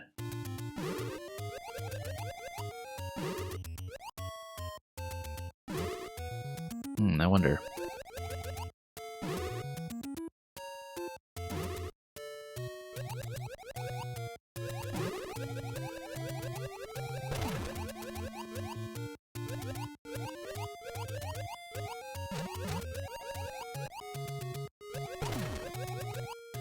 Because if you go through the icicle, that allows you to go to the yellow pipe as well as... what else? Yeah, because let's say you tap this, and then you swim up. Nothing here. But... interestingly enough, I think I might be able to toggle that. Let's see. I know, because you drop a bomb, that's just going to fall through, so... But the idea here would be... Let's say you do this and tap it on this side. Then you can do a state swap from over here. That's... not that interesting, though, is it? Because all that does is allow you to go back through this side. Go back to the muncher, and then, yeah, then you would be back to where you are before. You think to change the on-off switch for the first puzzle is a good change from the first version? Interesting.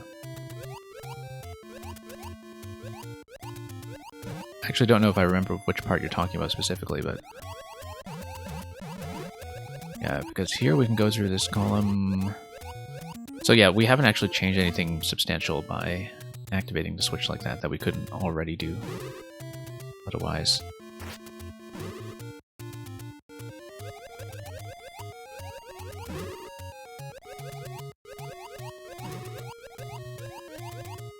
Because I'm thinking, like, what else does the on-off switch manipulate? Not much. In fact, it gates me off from going through the P-switch over here. But the two mistakes you mentioned, one was you thought you forgot to place a stump, and it turns out you did, and stumps are disappearing. The screen scroll, okay. Yeah, depending on your spacing for some of the spawning. And yeah, I don't know if this nudge with the POW is intentional either. But...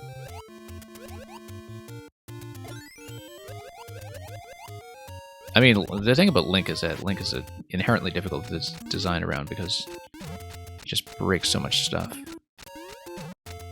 Did we have enough spacing under that pipe? No, we don't. The part where you had to destroy a stump before bombing a switch, okay. I think I know what you mean. Yeah.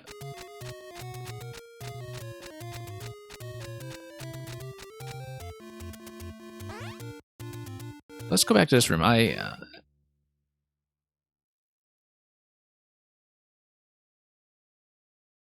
still don't know what to do with this room. It's clear that I cannot myself get anywhere unless there's an invisible block placed somewhere. And it doesn't really look like there is. Although, how would I know if it's invisible? It's not really going to be an arrow shot. So I probably can't activate this P. Certainly not from here.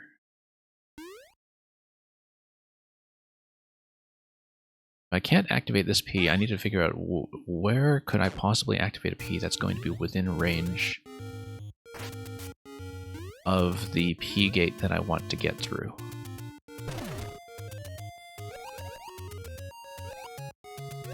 Or perhaps that requires me to think about the water level in the opposite side.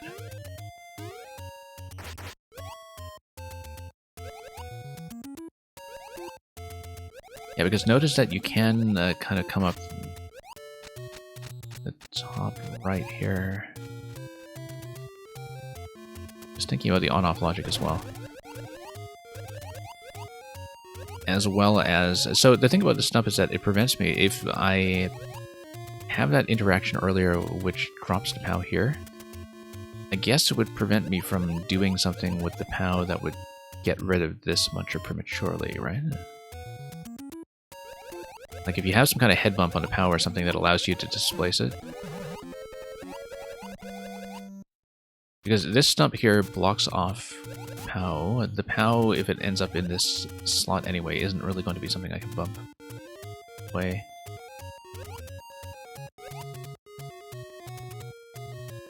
Illuminati, I usually do not take hints. Usually, how I actually handle hints is I will ask targeted questions to make sure I don't spoil myself in too much. So maybe this is a good time for a targeted question, which is, Kenny G's, am I right in saying that the P-switch in this room is not the one I'm supposed to hit directly? Like, should I be thinking about hitting that P-switch, or am I supposed to hit a different P-switch?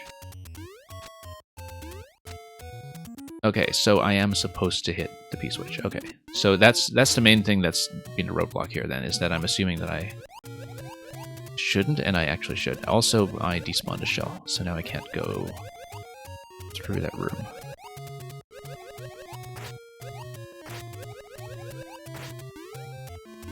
Okay, that's vital information. We're going to take the timeout. Or rather, I'm going to take the death, so we can take the timeout. We'll race to the finish, in fact.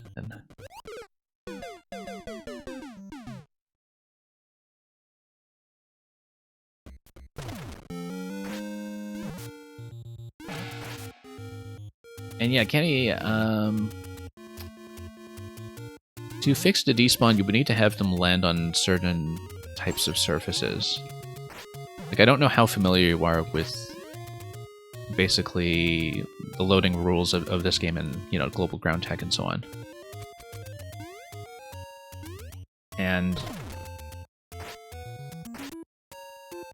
yeah, I haven't been watching some of the specifics here attentively enough to kind of see what the specific issue with the bone shell was, but I'll try to pay attention to that the next time we wrap around that side. So you're telling me I can totally hit the P-switch, and so I'm just missing something really obvious with activating that.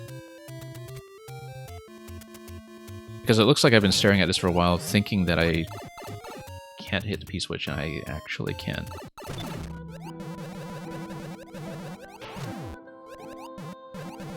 And I'm sure it'll hit me. Yeah, Teramis, that's the thing I was thinking as well, is that because the bone shells naturally gravitate upwards when they're underwater, they wouldn't stay loaded on ground. And it might be one of those things where, like, easier access to a reset door. Not that you have enough budget left for doors, but yeah, because you see the way that it's just kind of lifted off the donut block here. When you're out of range of the shell, that's... I wonder, in fact, if it's a problem with the shell getting kicked and destroyed. Yeah, exactly. 0 budget left for doors. I didn't think you had any left. I'm just wondering what would cause the bone shell despawn here.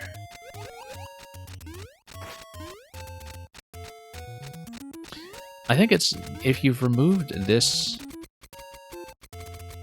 platform, then isn't it creating a situation where the POW and the blaster would potentially be kind of preloaded onto that location, and they would basically block the bone shell from spawning in? Like, does that make sense? I don't know if I'm thinking about this properly, but like, there's a kind of off-screen preload that happens for certain entities.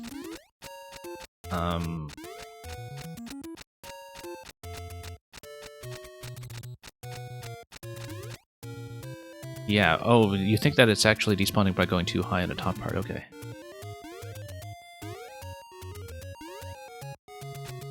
Yeah, it looks like a pretty tricky thing to sort out.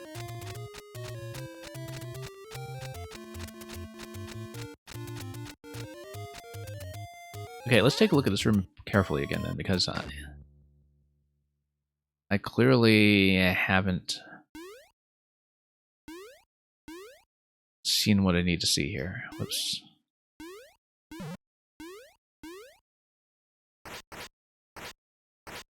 And I'm trying to look at like bomb range and arrow range and possibly icicle range.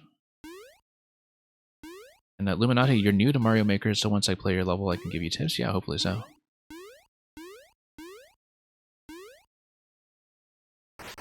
That's the best way to learn, just to get direct video feedback. Playtesting. So you're telling me I can hit that P-switch?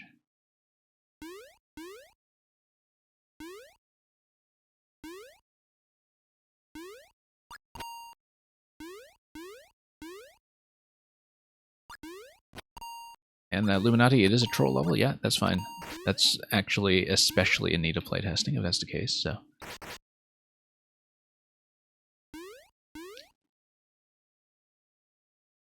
So you've got icicles here, you've got this here.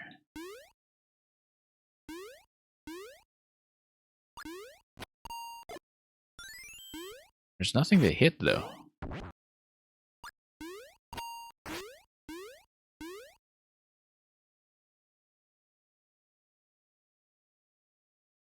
If I can hit the P-switch, I feel like that necessitates that I get within activation range of the icicle somehow, right? And let the icicle drop towards it.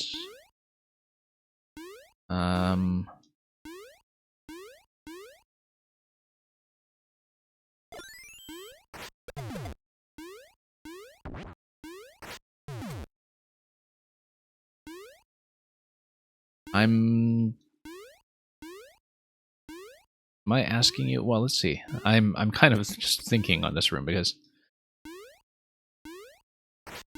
it really doesn't look like there's anything to hit, unless I'm just missing something extremely obvious. But if you're telling me I can hit the P-switch, it might be something like doing a bomb launch of some sort, but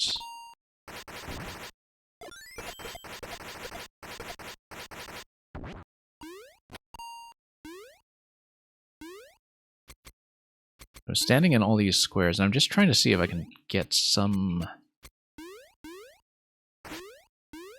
icicle to behave in response, but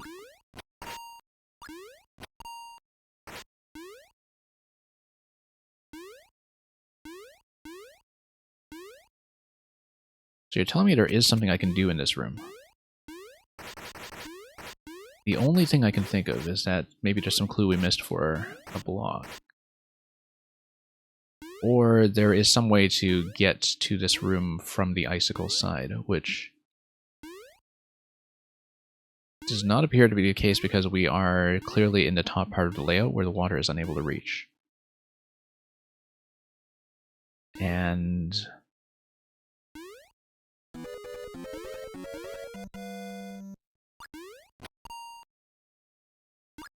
let's see.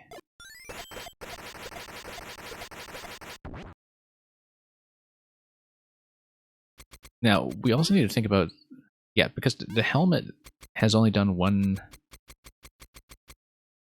thing for me. I have not missed any clues, okay. But I am missing something about this room.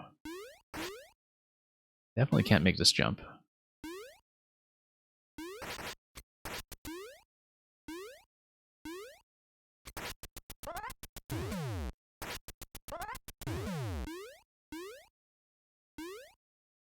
I'm not scrolling the camera high enough in any of these positions.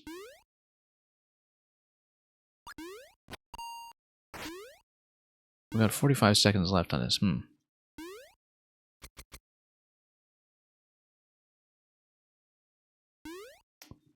I'm looking at all of this spacing here.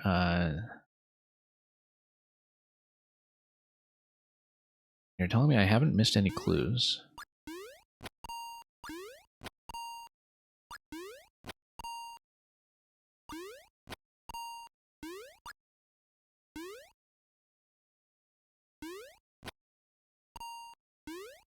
But it isn't something like an arrow shot, right? Like it doesn't really look like...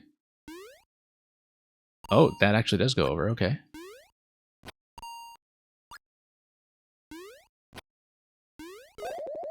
Okay, it actually does go over. That's... Yeah, so I see now what the issue is. And I see now why both Taramis and I were constantly reactivating that door. The door is kind of in the way of trying that. With the adequate spacing, I think. It totally is just an arrow shot then, okay.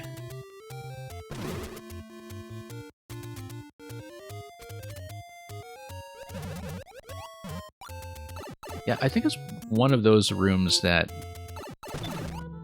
is really easy to give up on prematurely, perhaps, which... Like, maybe that's just a function of my playstyle, but...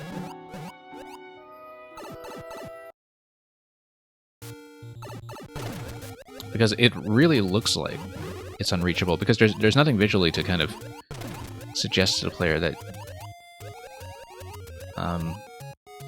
it is doable, because you don't have the information to tell, right? So I don't know about that,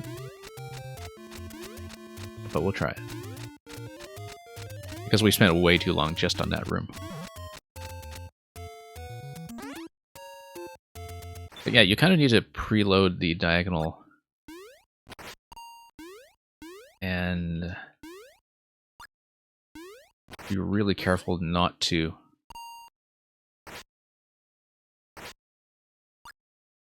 get that. You're saying everything is a stalagmite.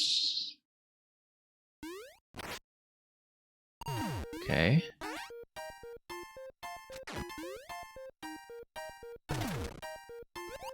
Yeah.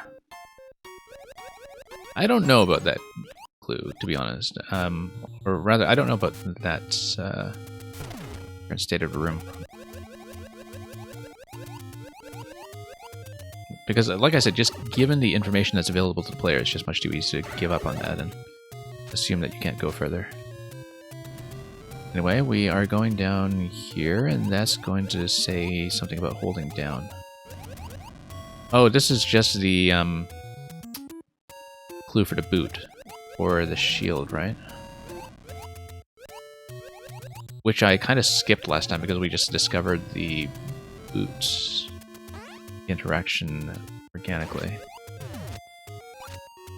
Anyway, that's going to give you the boot. Oh no, we need to hold down into that. Yeah, because that's trying to show you that you can shield into all of the fire. We totally skipped that interaction, but it seems like the intention was to teach the player the thing that we understood previously.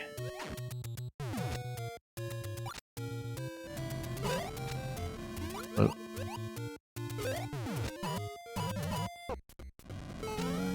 Huh. Oh, right, because we want to go... Where? Let's see. I want to get on top of the P-switch that is in that location. Let's see. Yeah, this looks like it's just a shield in both directions challenge, and we just try to shield in both directions, I guess. Except, no, because you need to prepare the shield when you're in the water. We know that from previous experience. Electro Dude, welcome. Wait. It's still not working. Hold down... Yeah, I guess we hold down going into this room. That's the idea.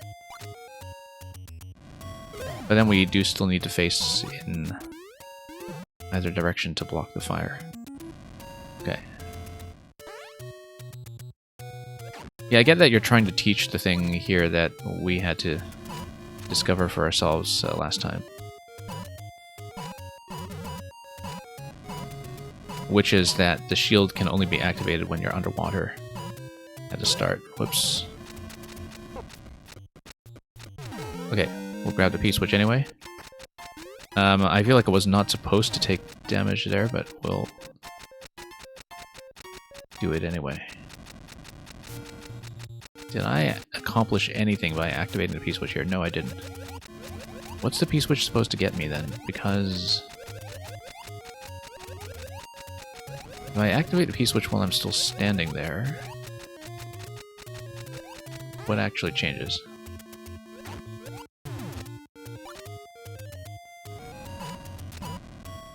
Because we can block this all day.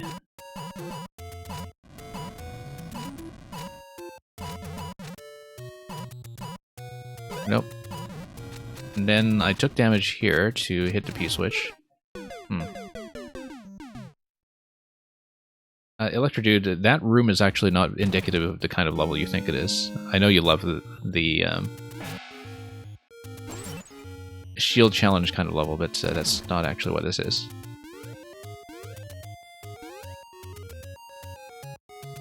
So, Kenny G's, I don't know if I'll necessarily be able to finish it this sitting. We may have to kind of break it down over multiple sessions, just because of how much we have in the queue today, just so you know in advance, because I did not expect, of course, to take so long with the P-switch room.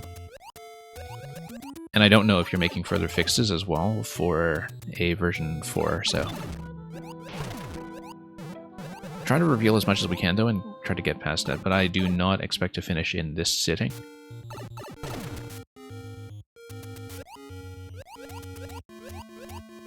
And yeah, I kind of agree with what Taramis was saying earlier, that maybe like the extra interaction on a piece which adds a bit too much friction to.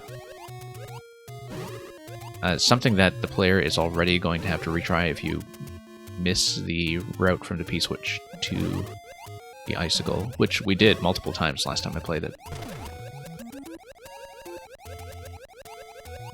Where the shot is nice in isolation, but it might be just kind of too much in a sequence that is tricky to reset.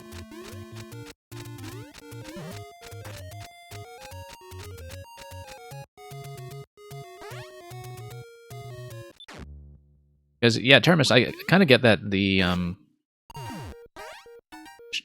shielding in the water interaction is difficult to discover, and we were kind of fortunate that I managed to discover it organically last time, but now the tutorial section doesn't actually feel like a tutorial section, right? Like it is harder than the thing that you need it for, but... oh, shoot.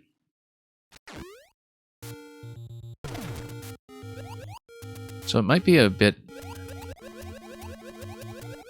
of a... It might be a little bit of an overcorrection to the fact that I had just skipped the clue in the previous test.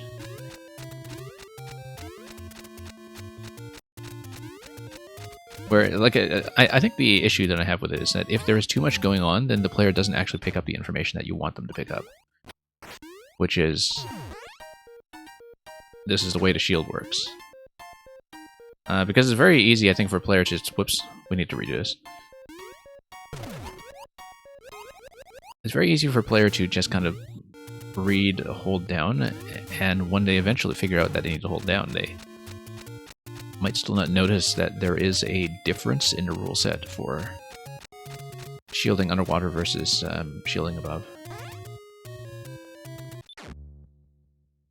And it might be simpler to just have something like a linear cannonball corridor or something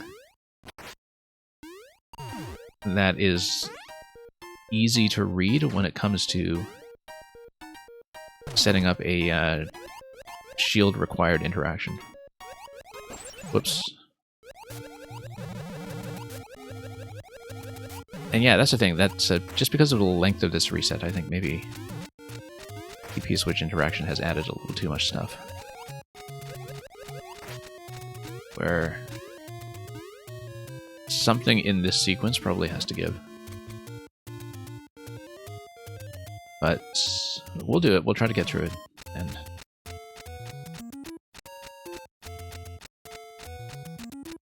see how to do it.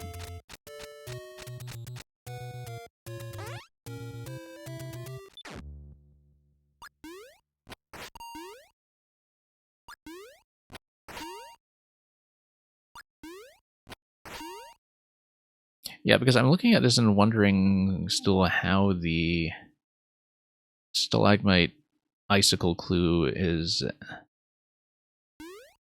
actually working in terms of telling me to try this with a P-switch, because I don't see the connection between those two ideas. Like, I don't feel like I'm actually using the icicle clue when I'm doing the diagonal shot. I feel like I'm doing the diagonal shot mainly because it's the only thing that works. And that it requires me to guess something about the layout of the level in the part that I can't see, right? Like, so if there's some kind of connection between the two ideas, I'm not really making that connection. And anyway, this is a fun section. It's just that, you know, it might not actually spell out the idea that you wanted to spell out. When you jump out of here to hit the P-switch, what does that accomplish? So this is now purely informational, right? Like, we didn't actually ever need to go up there because all that's telling you is how to engage with... Oh no, it gives you the boot. You escape with the boot. Okay, so you just leave with the boot and then you have to reclaim the helmet, probably. And...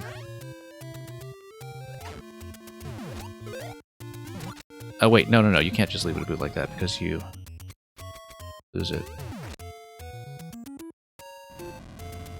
And yeah, Illuminati, I've been doing it for an hour. I spent even longer on it last week, believe me, and we got further in the previous version. Oh no, you're just supposed to go back out through the yellow pipe, of course. That's obvious. Okay, so yeah, but that requires you to hit the P-switch first, as well as keep a boot, which we have not been able to do successfully. And that's okay. Like I said, I do not expect to finish it today, so I will be bailing on this one soon. So, you know, that's just something that does happen with the pace of this stream. I do take my time. And then we lost a shield interaction again. I mean, obviously, I have to beat this first, otherwise I don't get a boot in this level, so... Like, I have to beat this interaction and figure it out. And once again, we need to hold down in the water. So you see what I'm saying here, Kenny, is that, like, if you're asking a player to hold down, mentally they're following the instruction on the text, but they don't actually have a lot of time to register that the thing that had happened here was that they had held down while they were submerged in the water, and that was making the shield successful. Like, you don't really get a chance to process that mentally. I think, by the way, I will probably leave this after this timeout. I'm going to try to beat this boot challenge here, but if we time out on it, I will move on to the next level.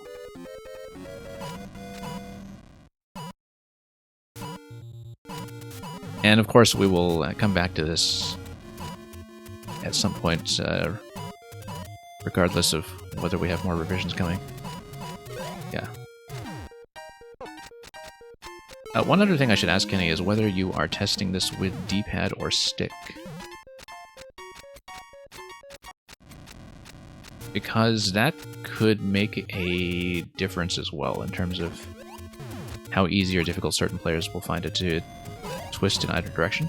Because I can tell you that as somebody who plays D-pad exclusively, that holding down while kind of twisting back and forth on this might feel a bit different from playing on stick. You tried both, okay. You found it easiest to actually use both. You see, I'm not on the Pro Controller right now. I'm on the I'm on a Super Nintendo controller that's D-pad only. And that's specific to me, I guess. So, I don't know if you're revising this further to solve some of the despawning issues or make any further revisions, but of course I'm happy to keep looking at it as you work on it. For now, though, I think this is a good time to interrupt this and close the queue and get through everybody who is still able to stay at this point. So thank you to everybody for your extreme patience through that one. I know we've gotten through very few entries so far today. And thank you, Kenny G's, for showing me that version. I hope that was a useful test. So let's close up at this point. Let's mark that as a loss for today, and let's punch in whatever is next. Let me do a quick sub check first, although I don't think we have any. And then it's going to be another one from Supernova next. As far as the current list goes, let's see. Yeah, so like I said, my general principle is that I will complete entries by everybody who is still able to see theirs played. So as long as you're able to check in, we will get through you today. I should actually say in my stream title that I'm closed.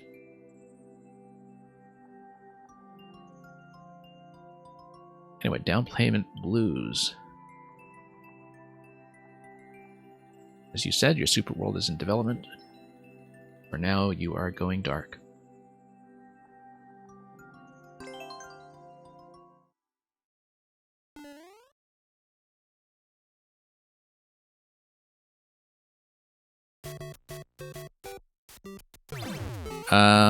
That's... Yeah, no, you jump back up to the top platform, obviously.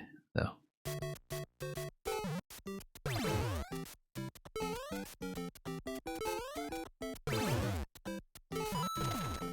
Okay.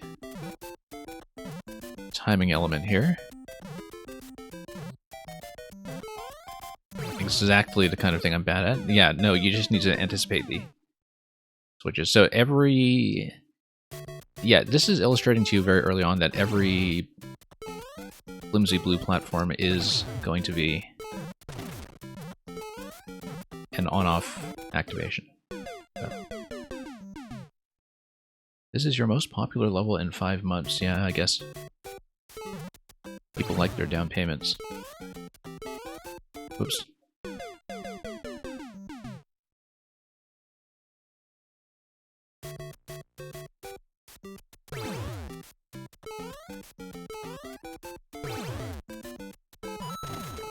Okay. Nope. Yeah, underestimating how long it takes for me to jump is definitely a bit of a pervasive problem. There we go. Yeah, definitely the bomb activation feels very responsive, though. We probably shouldn't have taken so long, because I do have... I mean, the Goom is going to walk back and forth there, so that doesn't matter too much, but we should probably follow the flow of the level a bit better.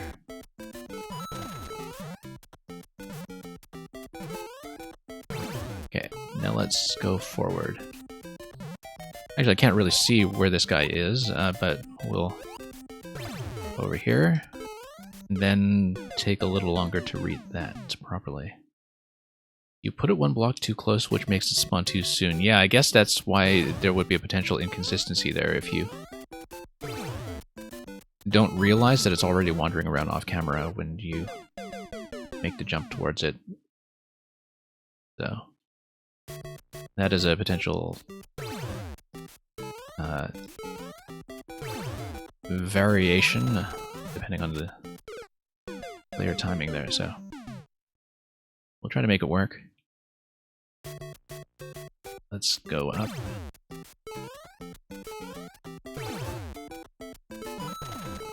Whoops.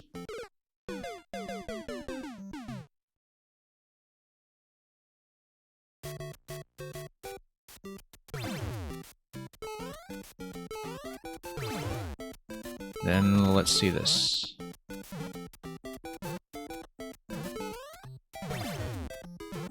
Yeah, plenty of time to plan our jumps on this level. You don't really need to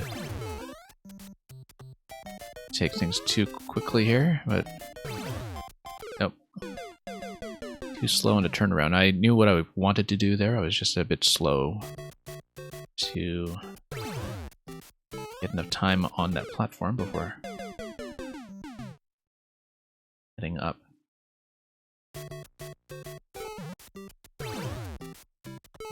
So, do need to fix my timing a little bit there, but we will do that. Whoops. Nice run fast. You know this level? I guess you do.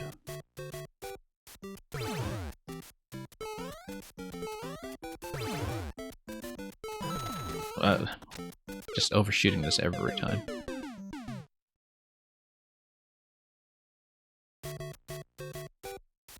Okay.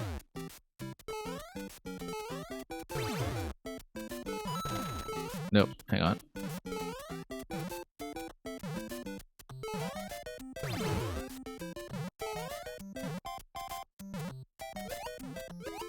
Okay, this sequence is pretty clear. That's not right. Once again, just misreading its speed.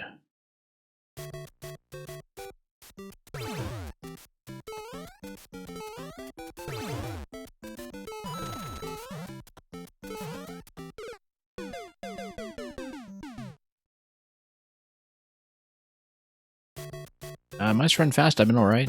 It's been good to have a relatively uncomplicated stream. We've had some audio issues at the very beginning, but not since. Yeah, my streaming has been going somewhat badly lately in terms of just having a mix of technical problems, outside interruptions, sudden emergency endings. It's been an absolute mess, but today's been going smoothly.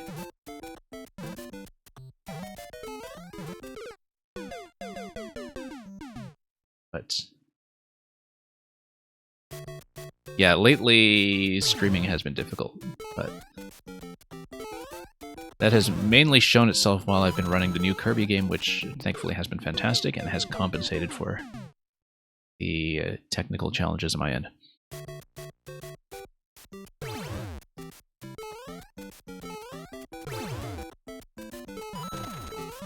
We need to slow down here and do this jump properly. I don't know why I keep making such a poor estimate on that one.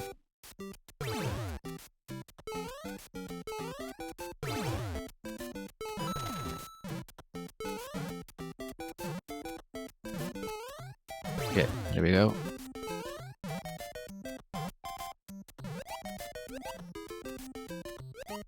And then, okay.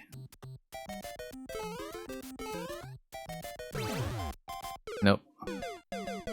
Too much airtime going down to that platform. Once again, I'm just not synchronizing myself well with the red platform in terms of giving myself enough time to jump on and get off of it with enough momentum to carry me forward. So yeah, Mice, I hope you've been doing well both in and out of the game. Okay, let's... Nope. Too soon that time.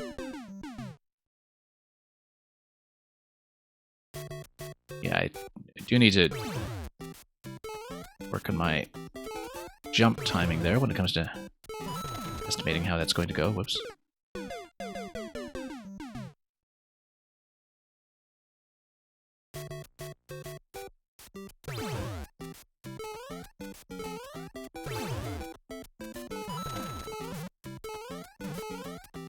Okay, up. Nope.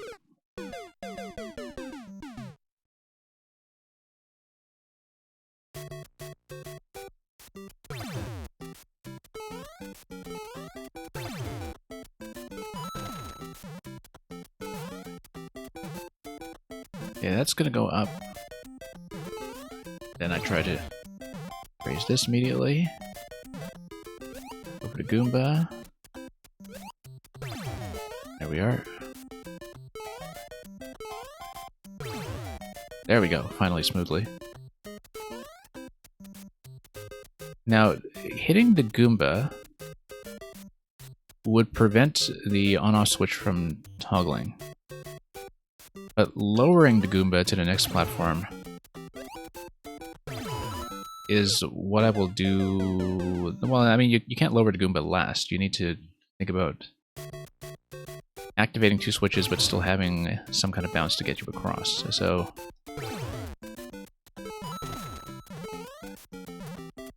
From my camera position, I can't actually see the sequence there yet, I think. In terms of whether it's like Goomba platform or platform Goomba platform or something like that. I think it's platform Goomba platform because that will do the second switch activation for me and allow me to get across, but I have to read that again. Because right now I don't know. And I couldn't really tell from where I was positioned.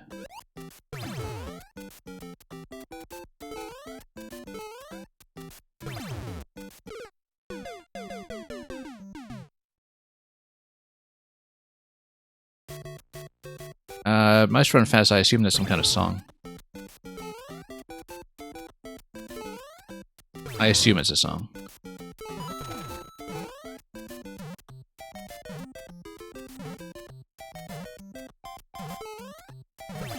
Let's see here.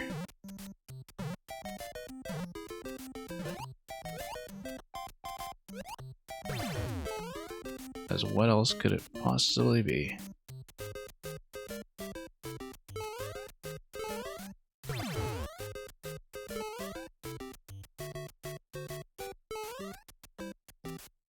Okay, so Goomba is available.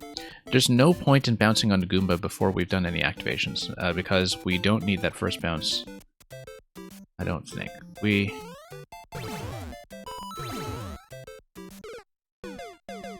need to skip the first platform. No, I get it. You jump on the Goomba, you do the lower platform first, then you do the upper platform in that order. Okay, I get it.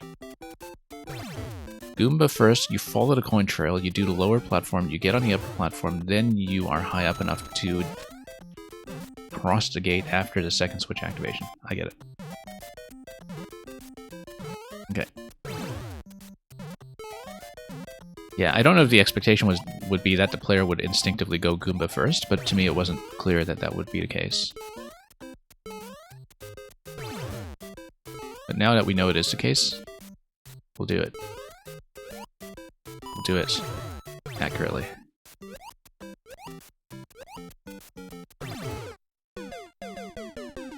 Okay, you raise that, you jump around the other side.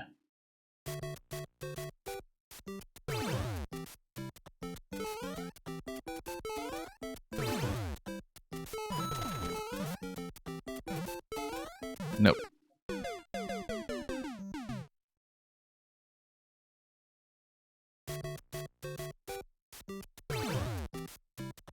Supernova, you're saying that you and Green Heroes have two different songs in mind, but the thing is, do they overlap with each other? Harmoniously.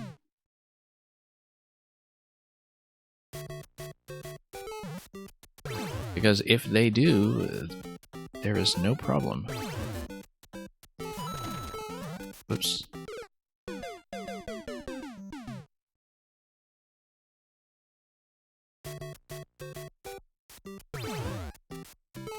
Something to keep in mind for a future Mario Maker rock opera collaboration. Whoops. That timing was not working out anyway, so that's fine.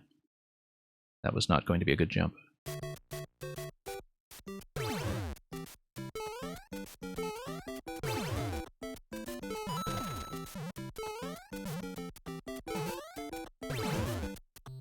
Come back.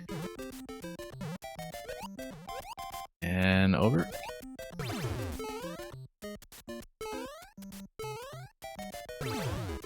Okay, that timing is feeling quite a bit smoother. Second activation.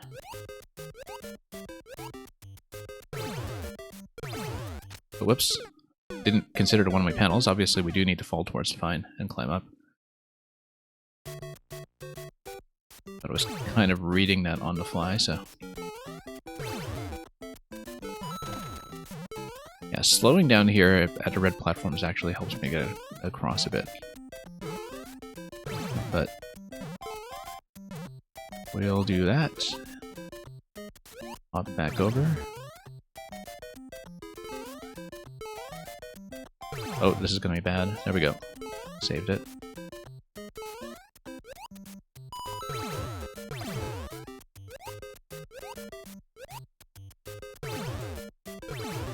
There we go. You like that back and forth in the conveyors? It's a nice interaction. Here we need to land pretty much dead center because otherwise I will not be able to jump back up. There we go. Glad I did have enough of an opportunity to read that.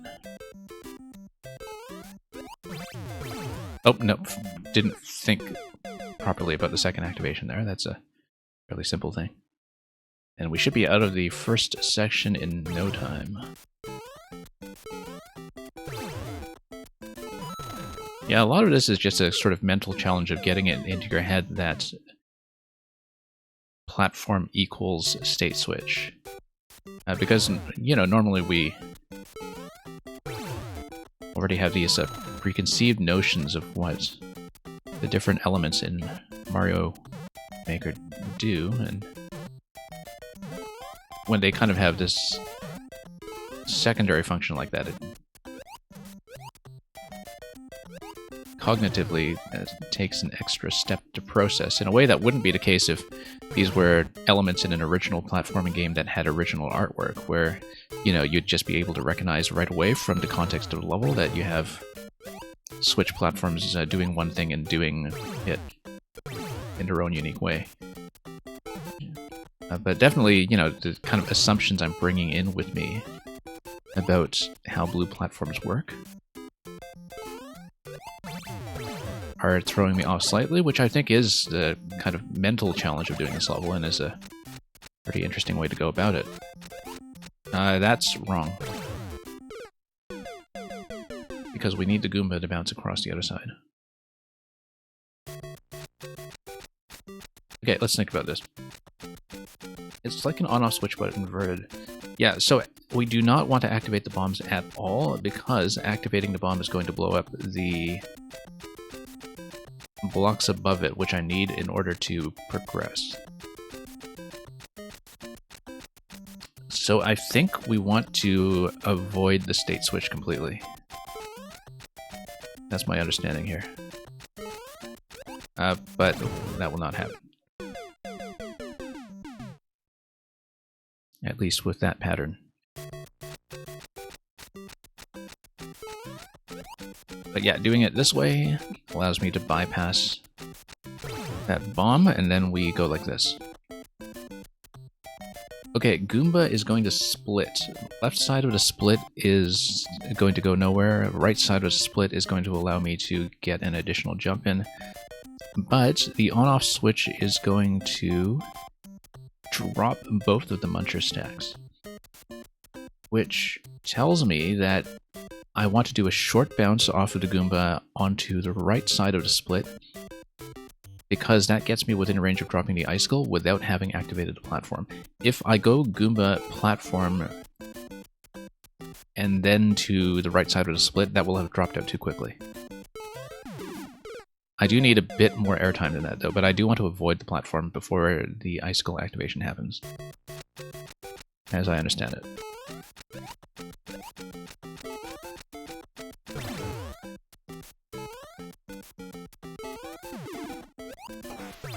There we go. And then... that's not quite right. That's not quite right. I need an additional bounce to get over there, so... maybe that's not correct. If I drop the icicle...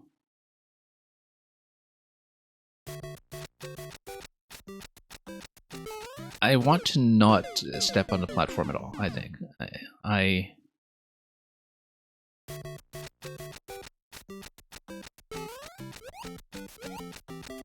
do not want to make contact with the platform.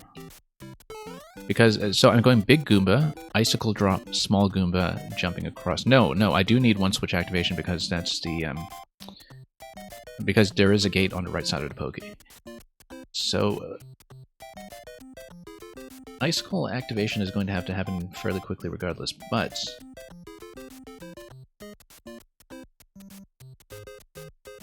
I'm thinking about this in terms of... yeah, no, I ride the platform down. That's what I do. It's going to be big Goomba, activate the icicle, small Goomba, get on the platform. That does the state switch, but you stay on the platform and then jump across.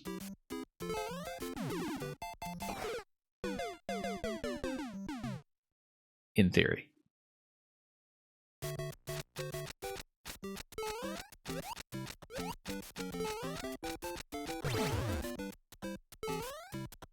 Yeah.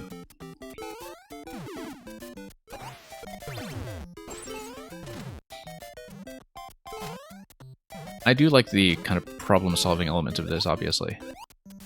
I always find it satisfying to beat platforming levels using problem-solving technique.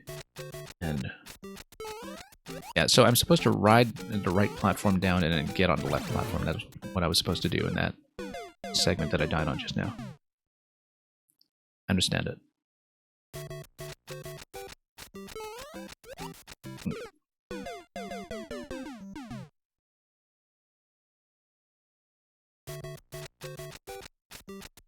But yeah, I like that I have the time to look at this stuff. The visibility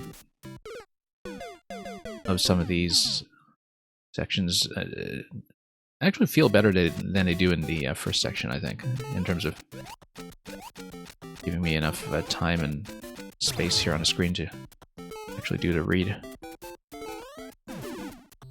And it's pretty satisfying to get the sequence down.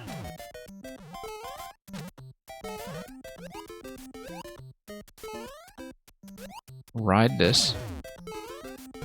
And then over. Yeah.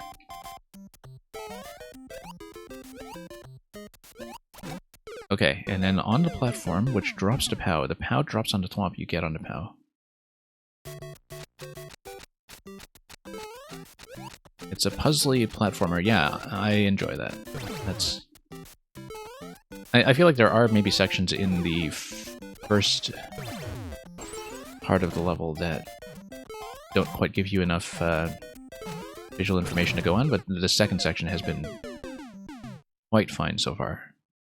I guess the first section was just kind of introducing the mechanic in a more standard format, just to kind of build that mental association of platformer equals Switch. Mr. Electrodude, how far did I get in the postgame? Past level 4 in Kirby, if that's what you're asking about.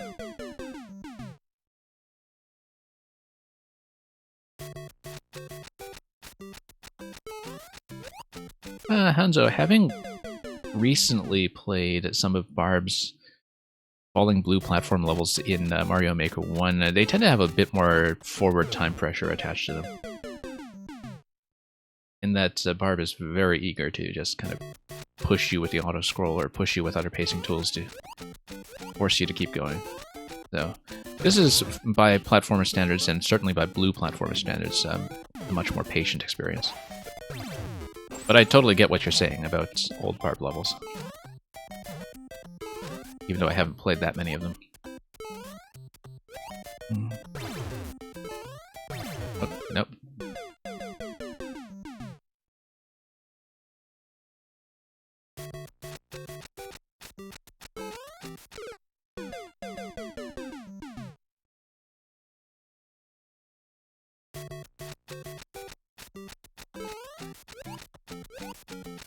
Wait.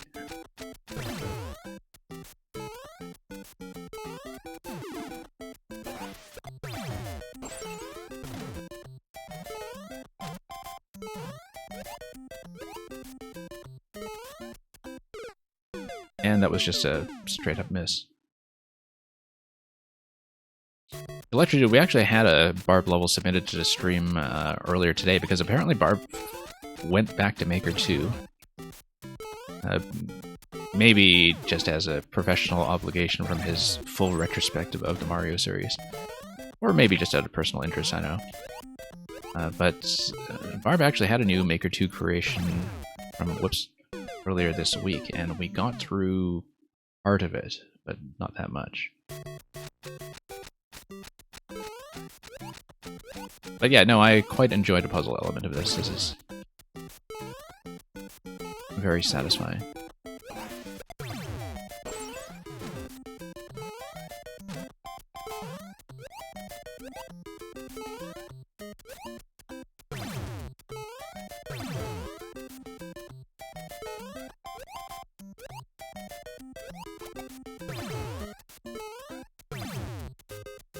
Okay.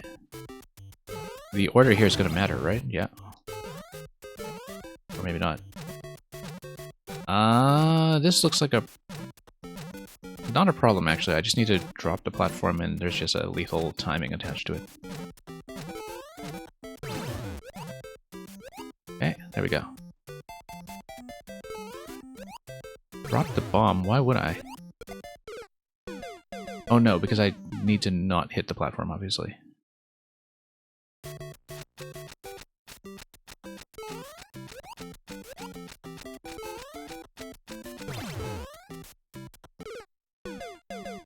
And yeah, Electrodude, my understanding is that since Mar 10 Day last month,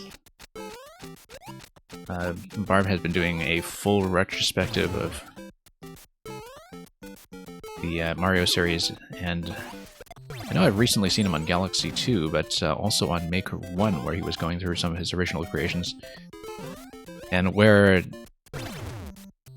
Supernova, you'll be amused to know that Barb died to some of his own old trolls.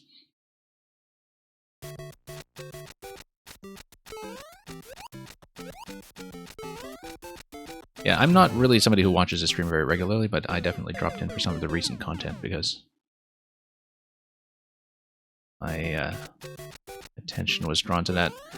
But yeah, maybe he went back to Maker 2 in connection with that. I don't really know because he's deleted Maker 2 off of his system on stream multiple times. That's my understanding. But I don't really know that community that well, to be honest, because he's usually not on when I'm watching Twitch, and I usually have too many other things going on Twitch, so... And like we were saying earlier on the stream, it is definitely an acquired taste.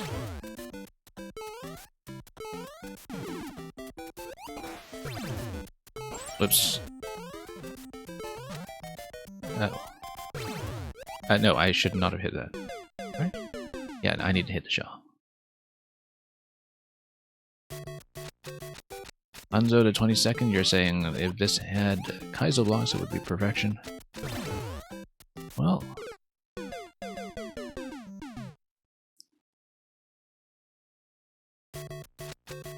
complete with ostentatious track boxes around everything, I know.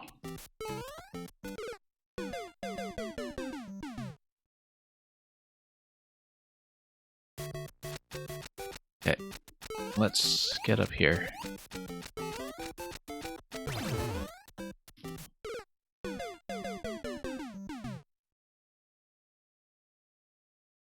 So yeah, I am, of course, still finishing up with Kirby and Forgotten Land in the midweek streams, but the current plan is I do have some Maker 2 content lined up for later in the month, and we'll hopefully do another big puzzle day again at some point, like how we did a bit of Tower Escape in March, very late, of course.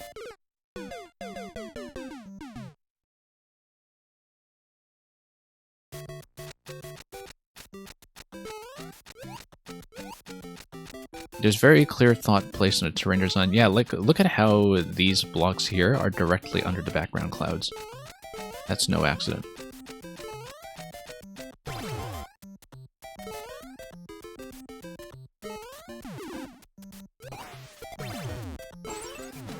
And there are a couple of Maker 1 puzzles that I want to go back to as well. Oh, never mind. Maybe it is an accident. That's clearly not a consistent system. Oh.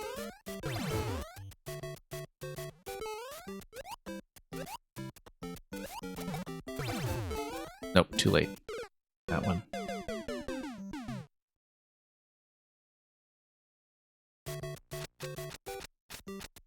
Whoop. There we go. Thought I was going to miss that, but... missed something completely different instead.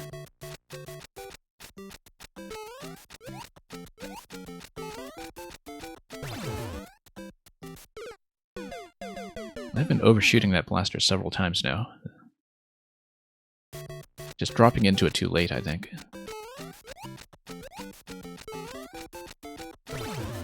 Yeah, because I want to drop in that blaster before it falls off. Nope. Standing too close.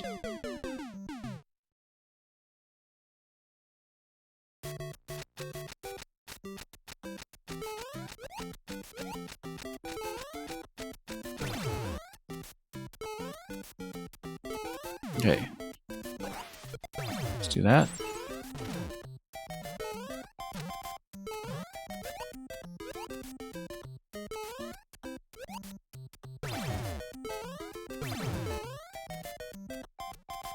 Then...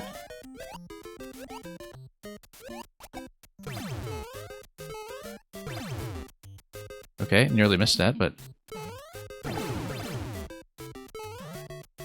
we got it.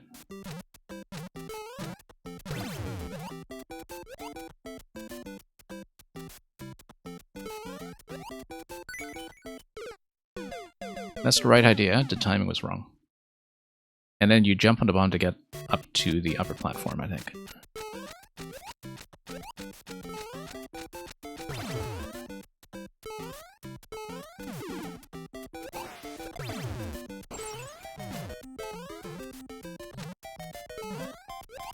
Nope, wrong.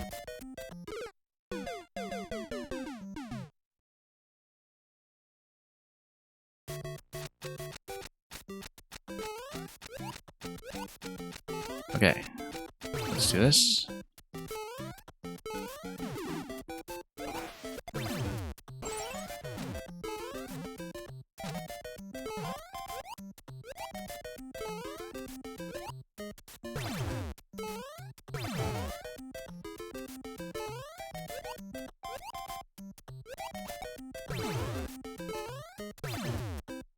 Yeah, I'm always a little uncertain about whether the landing on how is actually going to happen. Is Egoistic Flowers a Touhou reference? Good question. I don't know Touhou series well enough to answer that on Egoistic Flowers' behalf, so you two will have to sort that out yourselves.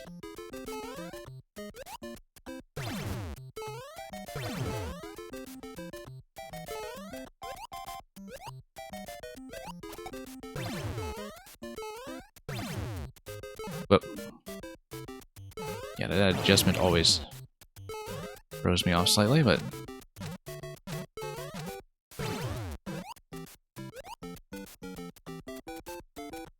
okay. No. Too far to the right. So both your name and your level are a Touhou reference. Electrodude will be very pleased. Know that.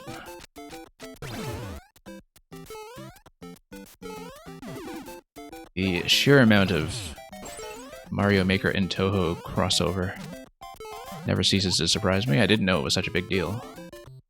Or at least is disproportionately represented among Mario Makers.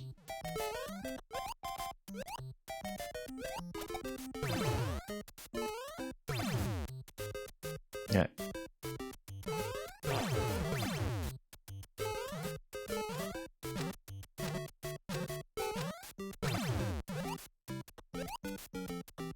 Okay.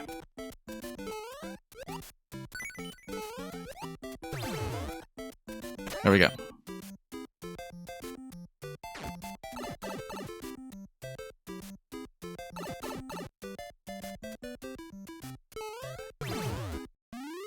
And that was a disappointment at the end. Only getting 4,000 points instead of the 1-up that we were gunning for. Thank you for that, Supernova. Yeah, a fun concept. Great way to pass the time until your Super World.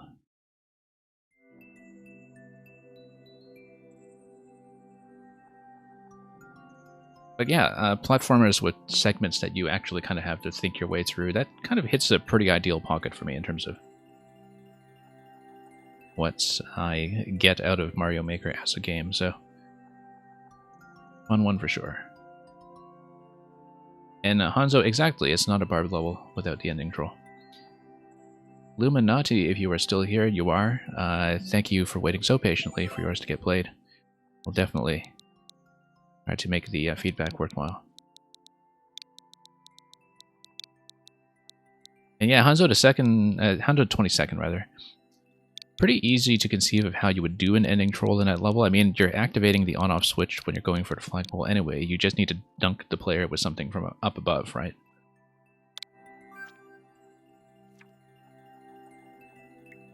Okay.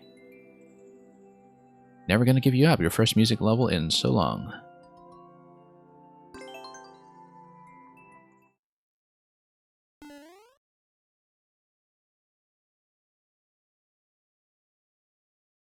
Enjoy!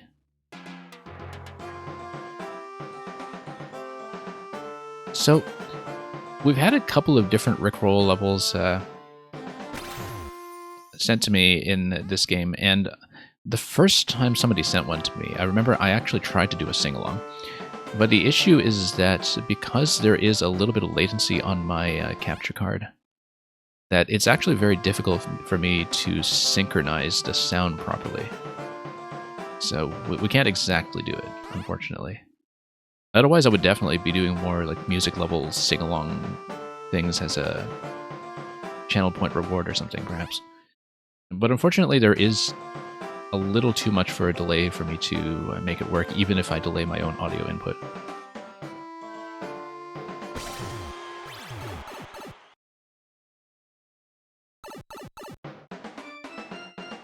Oh, you sent me the wrong code. Okay.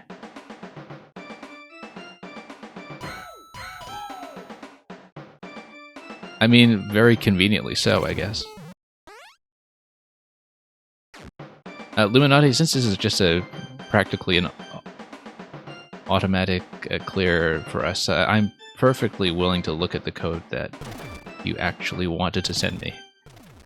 But since it's a Rickroll, I don't know whether to take you seriously on that matter. But that's okay. Now that we've established that we're not only never going to give you up, but also never going to let you down, you can maybe tell me if you actually did have something different in mind. Of course, we're going to stamp this. Will I run around? Well, it really does depend, I suppose. So let me know, Luminati, if you actually did have something else in mind, since that was so quick. But if not, we do have a fairly lengthy queue, and then I will want to get around to whoever is left. I'm just going to check the list in the meantime, just to see who's still around and waiting. Because I think Santi did have to ditch again. I almost feel bad about that, because Santi has had to drop off so many times. Mutasaria, or is that Sorella? I don't think is around either. Or no, they are, I think. They do check in. Hanzo is here. And Wolf Egoistic and Green Heroes. Okay, a lot of people are still here, which is great. It's always a good sign when people are willing to stay past my long playthroughs. Anyway, we're just going to mark that as a win then, unless you let me know otherwise, and we will move on. Santi, I'm going to check for quickly, although I believe they are not listed as present.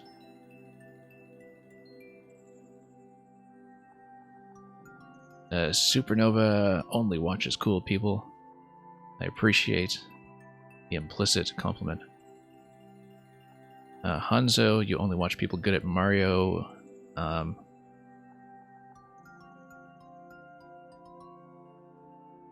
And here I was about to say, well, what are you doing here then? No, I appreciate that as well. Okay, nothing from Santi, I don't think, so we will check.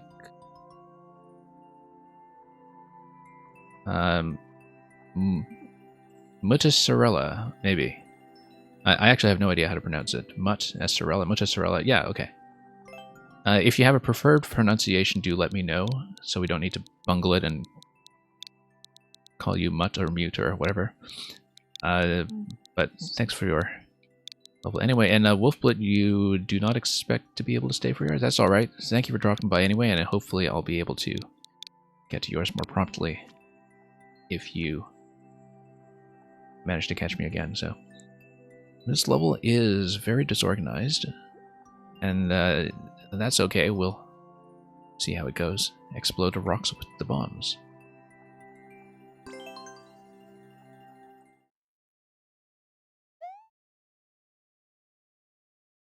Guy Mutas. We'll just go with Mutas for now. Okay. Spring go up. I believe this pipe can be entered. And let's see here. And then we can jump over here, and then what do we do? There's a Ludwig over there, okay.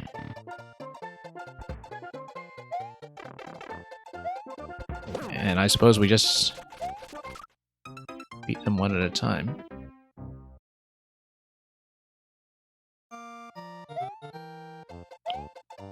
Now, why would I want to go up there? Let's take a look at this. Okay, so this is potentially a bit of a maze.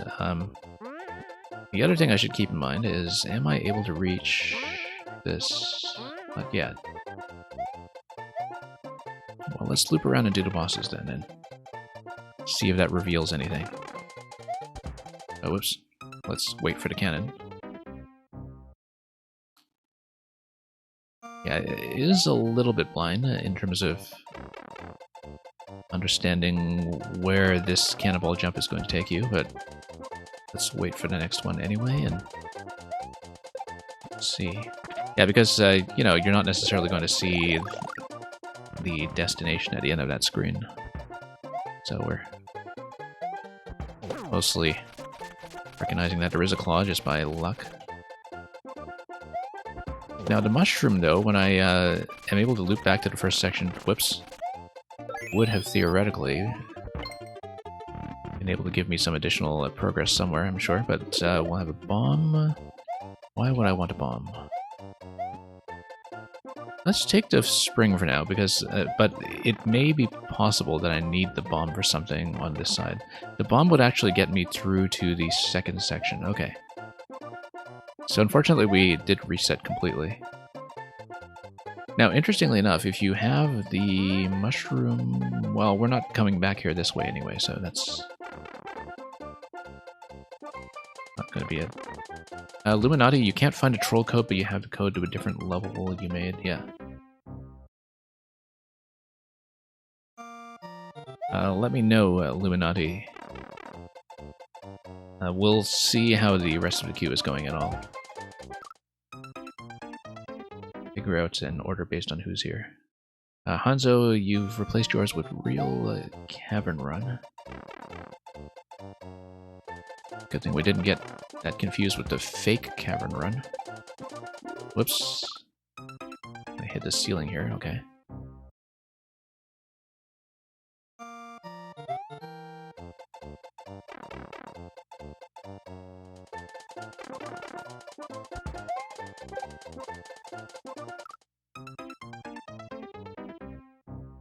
And yeah, let me just check the current list.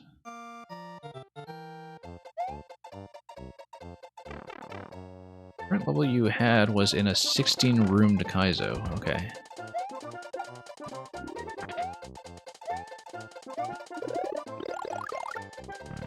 Interesting. Glad we have a mushroom here just to be able to take the extra hit. Actually, holding the spring is maybe a bad idea here because it precludes me from doing a spin jump for defensive purposes.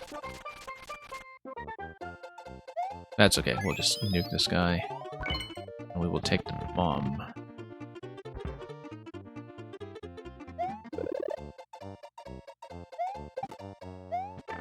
Hot potato this over. And then blow that up. And then take this to the second segment, assuming... Okay, and because the bomb came out of the question block, we do not get access to additional bombs. That's an important thing to notice. Also, I don't know how to do any kind of mid-air jumps off the spring or whatever, so we won't be able to cheese this any further. I don't think. And then this we had previously established. Will not get me anywhere, but what if I build up a jump? Yeah, no. It's going to be beyond reach. Well, let's continue for now. Oh, bad idea.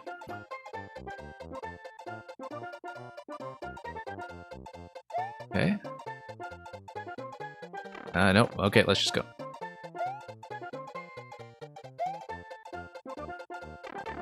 We could have gone over that pipe. Interestingly enough.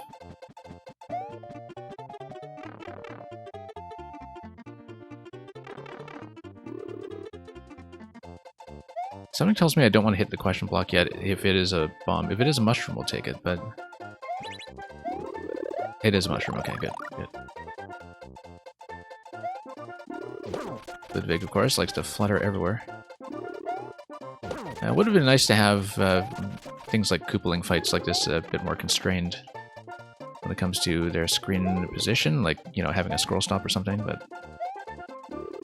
Something I've commented on with a lot of these fights that try to stuff in a lot of Koopaling fights is that we've seen levels like this in the past where, you know, scroll stopping them in their own room is just much more sensible, but just leave this for a moment. And, you know, I just hit the block from below and just kill him that way. Much better. Much better. So we still have no use out of the spring yet. We do need to avoid Ludwig just from here, though, because you see, that's the problem that you get into, is that you have to deal with him spawning again if you don't have rooms that are scroll stopped away from each other. So that's okay, that's easy to get back to at least. Because yeah, after you defeat a boss and still have to deal with it that way, that does feel a bit rough. In general, in fact, even with Ludwig kind of firing projectiles in here as well, you're out of range for that now, but the fact that the rooms aren't really kind of meaningfully separated from each other is a bit of an awkward thing. Now, we don't have the mushroom this time for the firebar section, so I'll perhaps actually need to play it accurately, which let's see if we can do. And yeah, thanks for letting me know about that code, Illuminati. I will decide based on time, Illuminati, how soon I put that one in, since we have moved ahead with the queue a bit. We'll... because Hanzo's been waiting for long enough, I may get to that one first.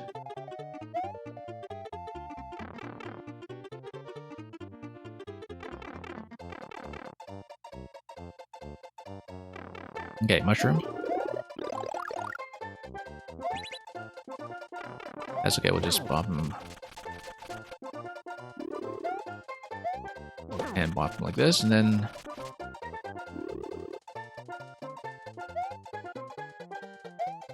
there we go. Yeah, we despawned the trampoline. That's the other thing, is that despawning objects without having scroll stop is also a problem. And that's silly, but that's okay. I was maybe kind of reacting poorly to the fact that we still had to deal with Ludwig post-defeat. I actually don't need the trampoline for a single thing, do I? It's completely unnecessary. So I'll let go of it for the time being, because then we can actually get spin jumps off of Martin if necessary. That nearly sabotaged the entire fight, in fact, because of the way that I projected him up in the air. Whoops. Error. Is there anything to bomb if I go backwards? Like, I'm trying to see if I can break anything. I don't think I can.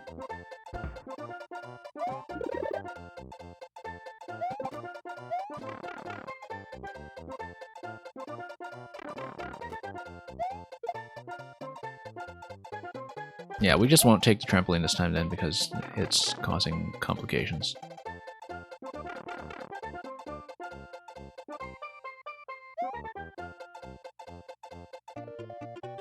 Okay. Nope. Missed the pattern.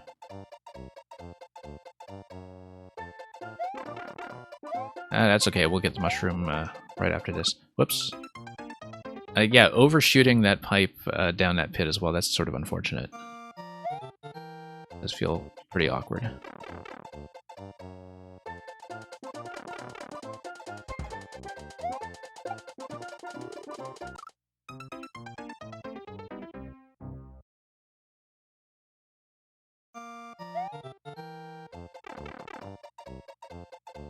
Yeah, but let's drop in here.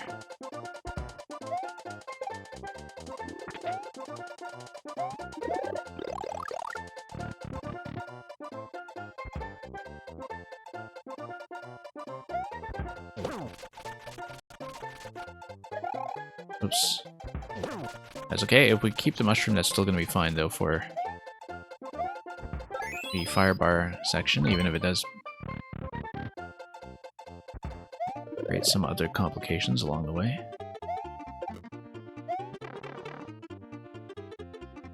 Okay, in we go.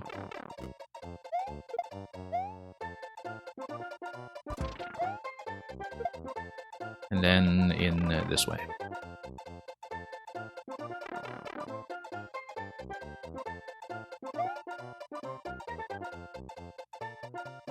Yeah, if you just go quickly, there is a good early pattern that'll just get you through completely, and now we'll discover if there's a progressive power-up in Ludwig's room or not.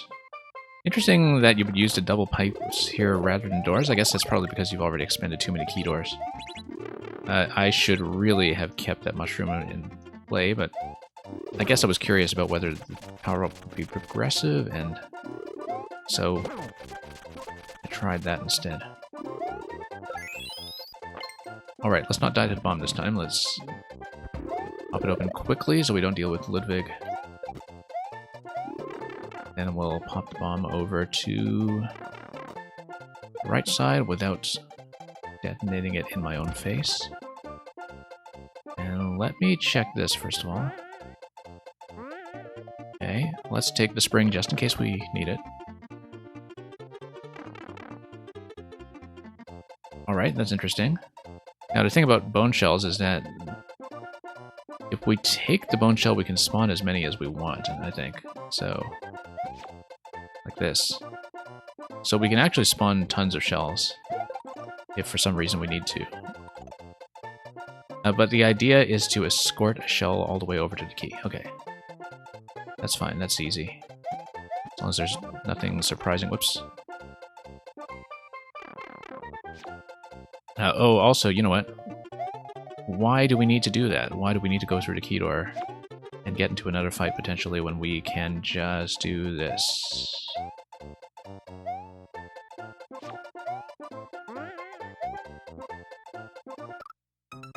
Oh, what was that? Huh.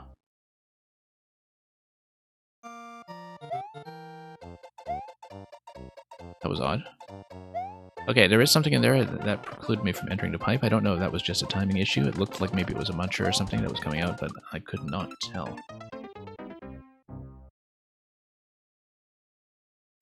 I'll just be a little bit more careful next time I go back there, and of course I will go back there to check, because going backwards with a bone shell looked like a potential oversight. Particularly if you take a key with you.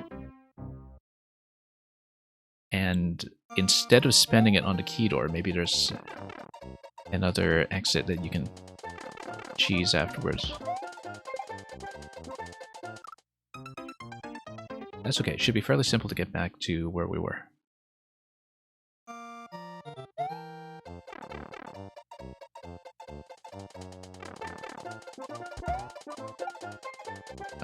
Yeah. Once again, a little bit blind. But we just need to hold fully into that jump and should be okay.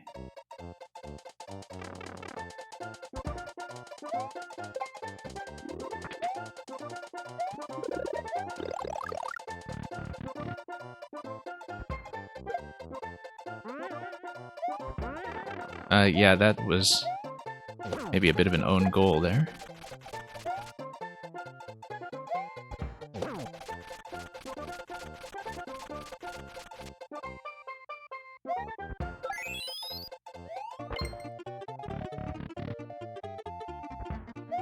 That's okay.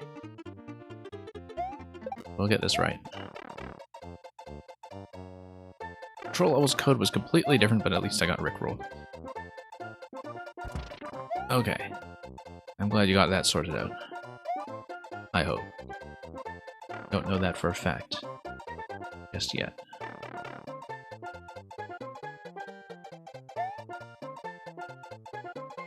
No, too slow.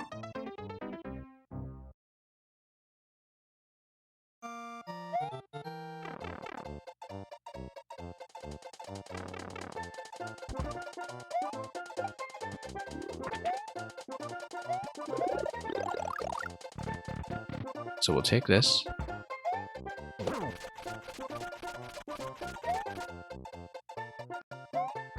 Nope, that was poorly judged. That's okay, at least we got him quickly. We'll grab the bomb.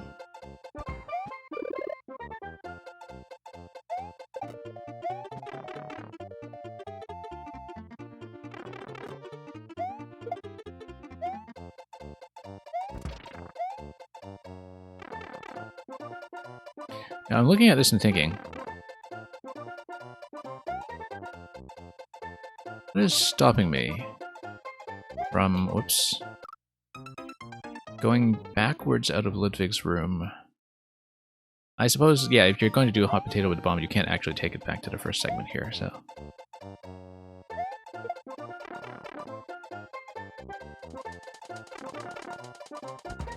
Okay. And yeah, Illuminati, you are literally on your Switch looking at level code. That's good news. I trust you on that one. Whoops. Let's do this.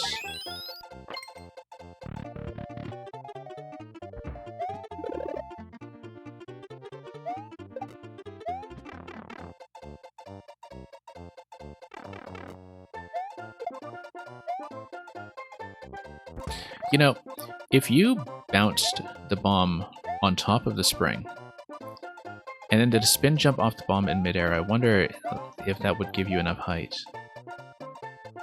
It should give you enough height to go up top. Like, so you would have the spring located here initially.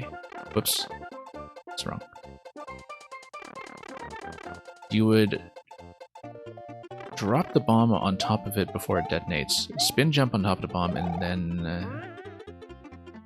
that would still be a bit tight, I think, but that is something that has come to mind as a way to potentially get up to the top level, although of course we know that the pipe on top was death. Why have I missed my timing here all of a sudden? We're going to try it on this attempt, in fact. I don't think it's going to get me high enough because it will be off the spring at the lowest level, and so you actually don't really get additional tiles off of it.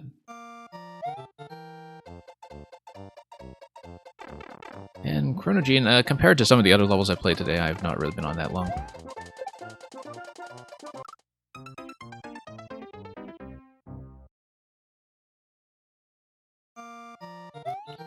It's actually been comparatively short as an experience, although obviously there have been a couple of careless things that would die too, as well as some things that were maybe slightly blind.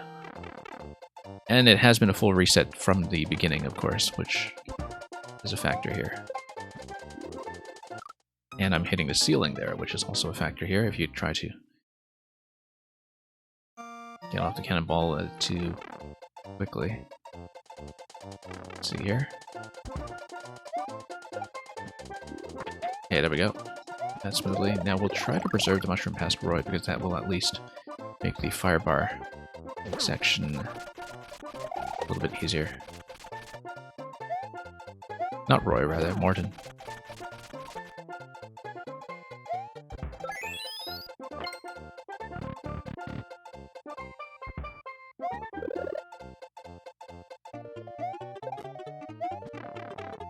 Okay, we got the mushroom, so maybe I won't try the bomb trick. Let's actually just do the level stand away for now. I don't think it's going to give me enough height, to be honest. Maybe it.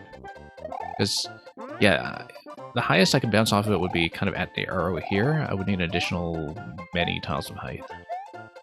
It's not happening. Is there anything up in this next room in the bomb room? Oops. Hang on. That was just a very careless jump. I have made it through the mushroom without getting hit before. Just haven't found the right pattern here. Oops. I don't think it is a hidden block. We went up there with the bone shell previously, and I got sniped by, I think, a muncher coming out of the pipe that was in the top section, so I'll show you. If you get up to the top, there is a green pipe. I tried to enter the green pipe, but something killed me there. And that was a surprise. I wonder if it wasn't timeout, was it? Because nothing's spawning there. But maybe we're not standing there long enough. I don't know. Because I had gone up there previously, and we died for some reason, and I thought something had hit me, but I'm actually thinking back to it now. It was a bomb, okay, yeah. Yeah, because it seemed like something did spawn from the pipe, didn't it? And I just don't remember now, because obviously I wasn't expecting anything, because it seemed like I had looked at the pipe for long enough to reveal any spawns earlier on, but perhaps not. So we'll just have to be cautious there in case that is an entrance. Yeah, this early stuff isn't hard, it's just difficult to read. And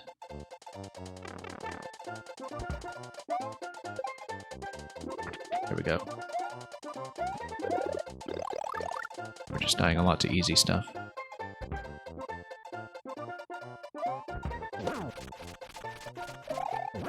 Okay, got a quick hit there. Yeah, it's a 300-second timer as well. That's something that we should keep in mind. Not that we've run into trouble with it, but...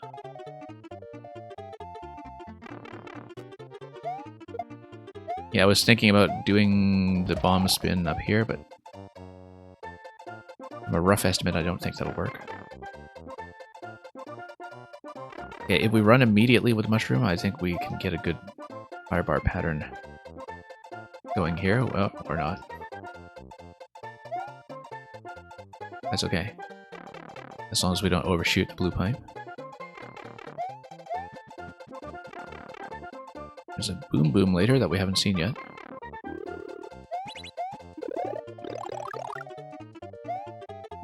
Whoops.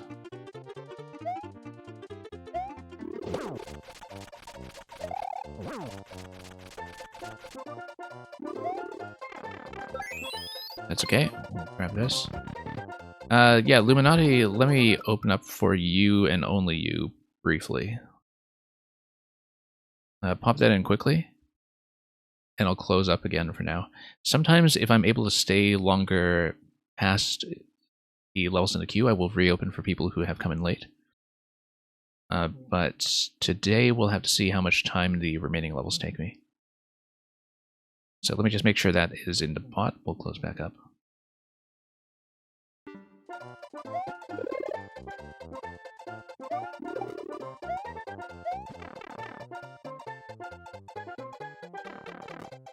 Okay, so we're going to grab the bone shell and we're going to come back here. And we'll try not to die this time. We may as well grab the extra key first, in fact.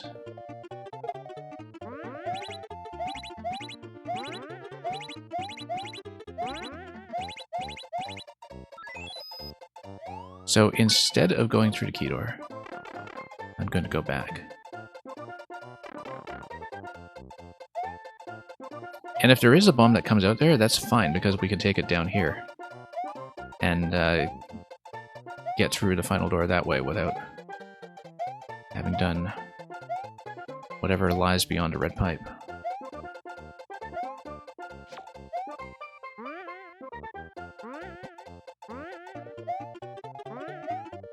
Yeah, so it is a bomb. Which is great. Oh, no, hang on. That's not great.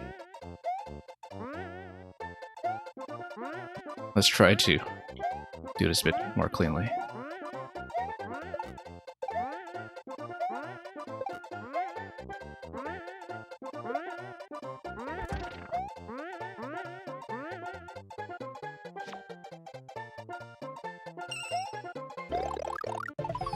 Okay. So we skipped whatever was past a red pipe. That's okay, that's clear.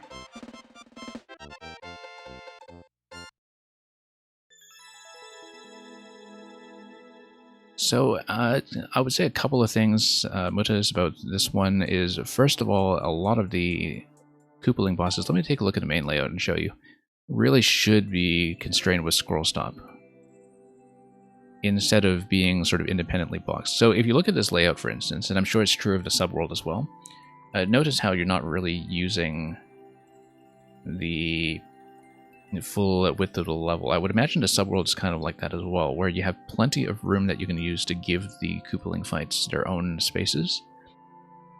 But having everything kind of packed together tightly like that without having columns separated rooms is leading some of the projectiles to kind of bleed into adjacent rooms, and that's a bit of an issue. Second thing, obviously, is what we showed off with getting the green bomb at the end without having finished the red pipe sequence and seeing Boom Boom or whatever else that was supposed to do. So I don't even know what the original sequence is supposed to be for getting yourself up to the final bomb in the top left, but clearly we found a shortcut. That's the main thing, just a lot of polish issues mainly, but thank you for submitting that. And yeah, Chronogene would clearly shortcut something. I don't know if it was a troll or if it was just another item that was supposed to get you up to the top left, although I really can't imagine what that would be, unless it's supposed to be Yoshi or something. Or if you were supposed to just take the bone shell around the entire loop and the level just didn't account for the possibility of going back through the pipe. Who knows?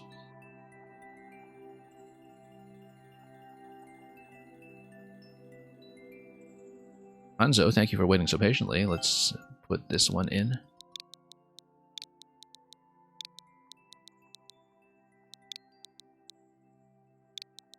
Was supposed to be another spring. Okay, oh, because then the idea is that you would stack 2 springs on top of each other.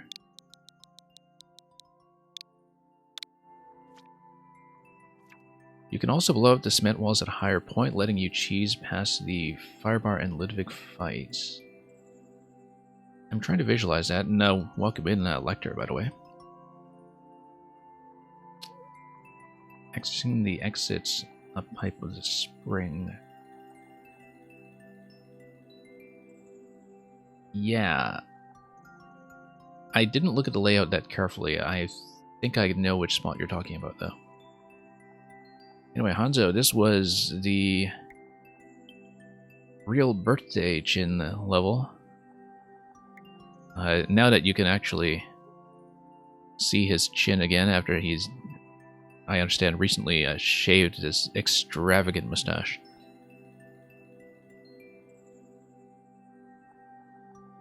Run through the level to get the stash. Well, clearly his viewers did. So, let's take a look at Real Cavern Run Squared.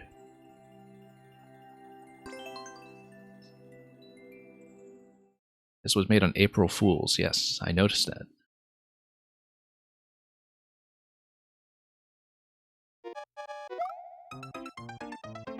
And yeah, it's going to be... Oh, there's a door up front too. Yeah, just short jumps up to the pink coin, and then you get back across afterwards. Yeah, you just jump, reverse, and then get back over to the door. Whoops, just missed that completely.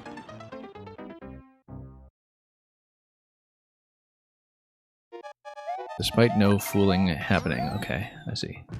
I think I don't need to jump there. I should be able to just fall comfortably back to the Big Buzzy, if I understand it. And we'll just need to not flub too many of these controlled jumps. They are clearly controlled, of course, just need to keep our head under the spikes. Whoops. That's the right idea. Should be able to get through the door by about 25 seconds then. Now there's a door and a pipe, and I don't really know which one is going to be relevant. And we'll have to find out. Oops.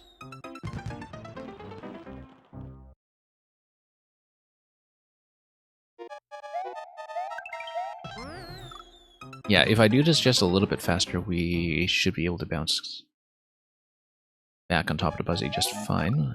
So, we'll just try to shave some of the jumps accordingly and clean this up.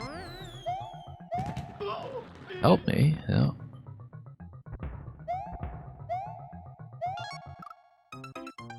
Okay, so Let's see about this one here. I might even just go to that room early to practice it, in fact, so we don't do this sequence every time. So let's do that, in fact. Let's, well, obviously I can't do that unless I jump around a bit. Maybe that doesn't save any time whatsoever then, too. Do this and just try to practice this room. Yeah, because you grab the second coin, you jump back around the platforms. There is a way to get the sideways spring, and of course we'll eventually do the whole sequence, but...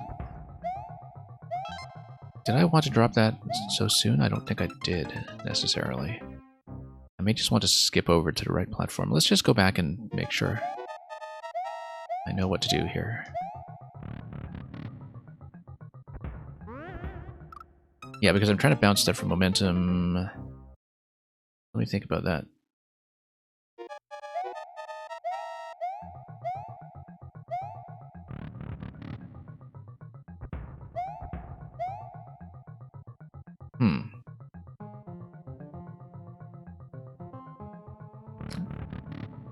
If you come out here, though, you get a spike ball.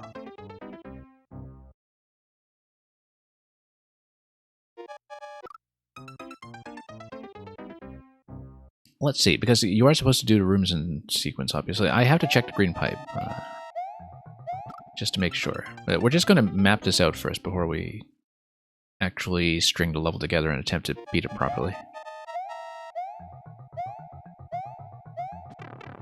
So yeah, you can get through here, and there's a preview.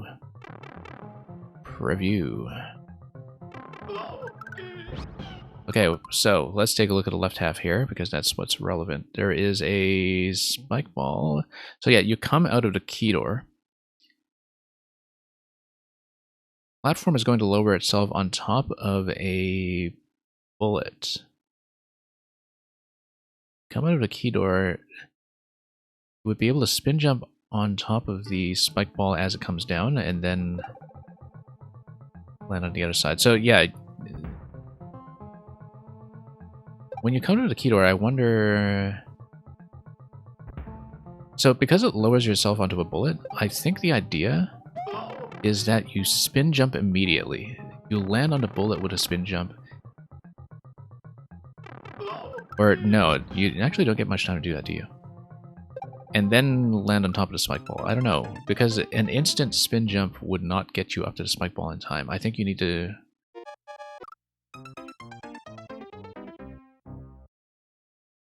lower yourself into the bullet first. I will need to go back and reread that room. I'd rather read through it now.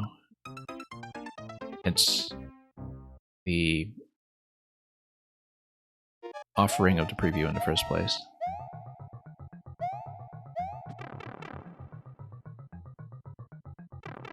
Preview.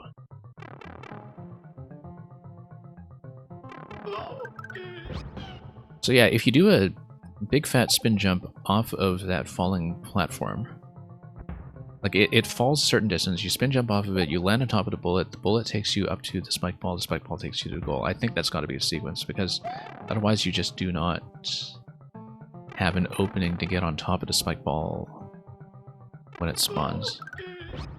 And the muncher is kind of in your way anyway if you don't do that, so that should be correct.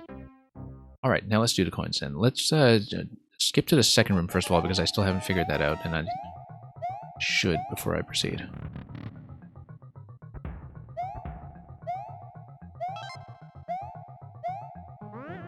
Yeah, so I spent too much time on that. I am clearly able to get back up to the Buzzy if I fall off the platform instead of doing everything as a jump. Let's just make sure we figure out that pattern first. So let's say we fall off. Whoops, miss. If I fall off the platform, then jump up to the coin, I should be able to trim enough airtime that I can get up to the Buzzy afterwards. but not if I have that much forward momentum, obviously, so we'll need to do a better twist around that.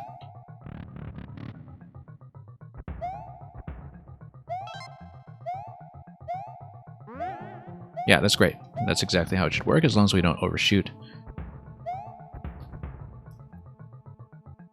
Now, how does this work with this coin? I feel like I'm supposed to have something that I can up throw into this location, but I may be wrong. I want to reload this room and see.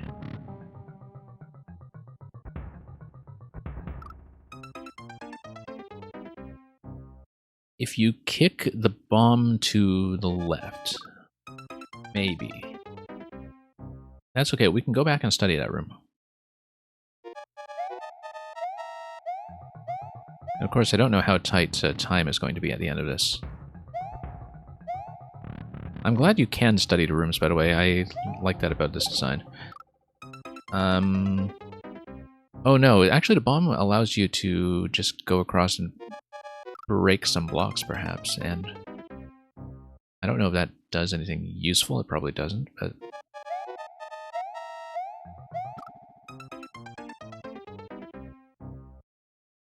we'll have to look at that and see. The bomb also gives you an object that can potentially be used for an up throw into the coin.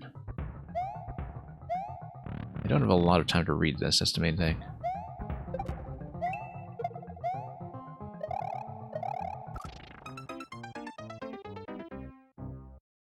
That's obviously not what you're supposed to do, but I want to try it anyway, just to see if it breaks anything.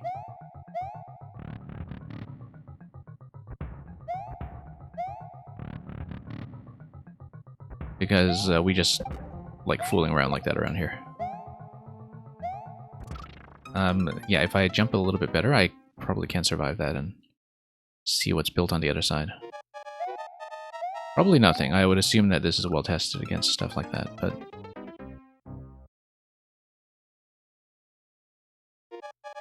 I like trying these things anyway, so we'll try them.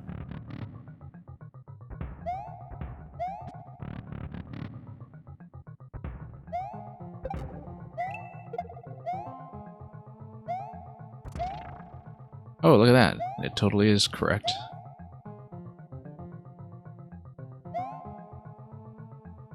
Whoops. Whoop, missed my opportunity there.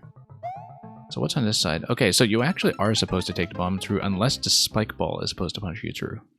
I suspect the spike ball is supposed to take you through there, and that you're supposed to deflect it somehow.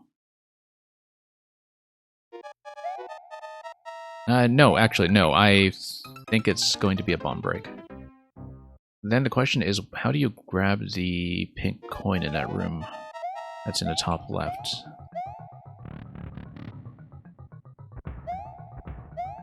So let's take a look at this again and figure it out. Because it's clear to me now that I do want to break the bomb. I might want to reverse through the piranha plants and spin jump on them over to the left, and maybe the spike ball resolves that problem. But we need to actually try this and see.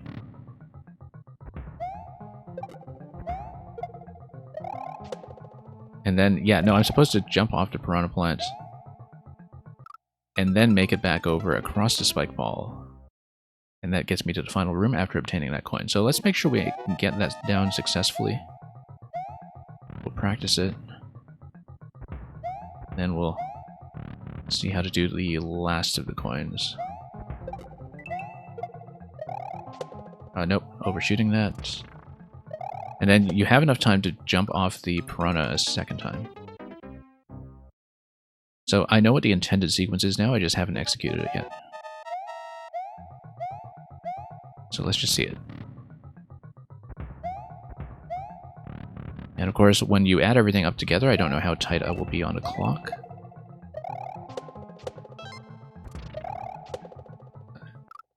And I need to be a little bit faster on a turnaround to get over to the spike ball, but that's clearly correct. So I want to skip ahead and practice that segment again because that's the best way to practice the final segment as well.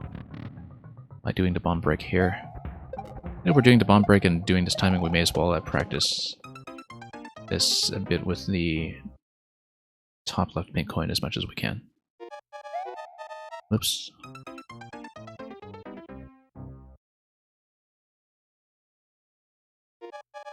Then we just put everything together until we reach a key door, which will then get me to that final screen that we previewed earlier. So this would be 2 coins. This would be 3rd coin. Yeah, I need a higher bounce off of that one, of course.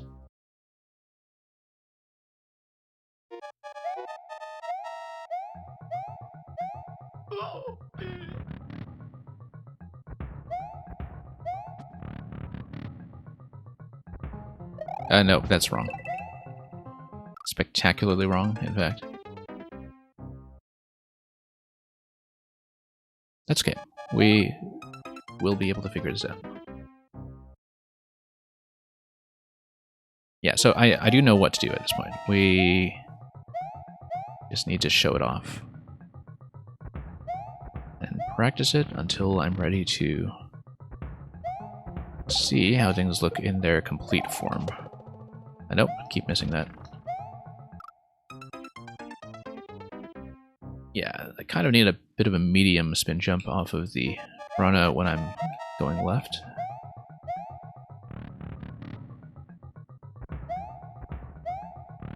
So we'll try to do that.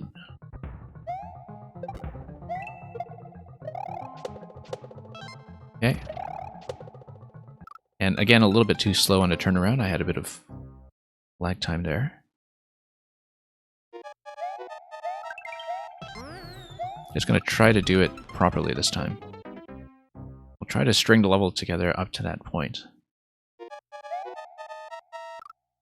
Because it is about time that I started to practice this early stuff as well. Just to make sure we have it down perfectly.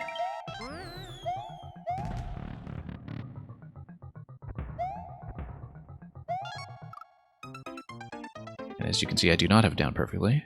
We'll need to get a smoother turnaround there. And probably not overshoot the door going left either, because I imagine that's actually going to cause some complications with the clock later on. So let's do it. Whoops. That was not right.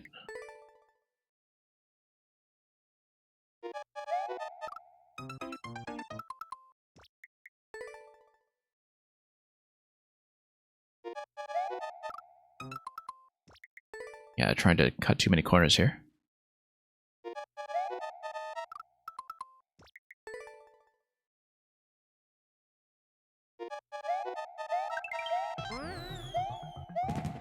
Okay, that's smooth. Fall in, reverse. Too much of a jump. Too high a jump. But then that's going to be comfortable afterwards, so. Small, buzzy up front, giving me all kinds of issues.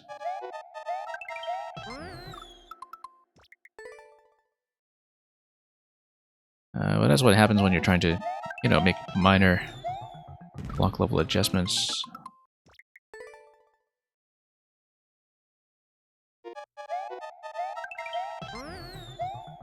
Nope. Absolutely not.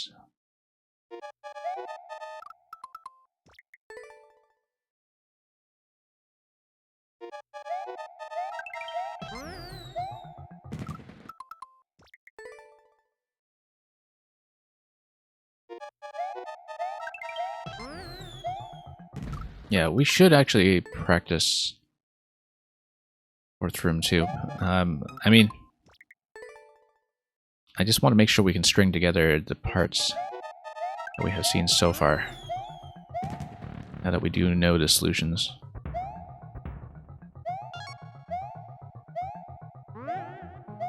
Okay, good.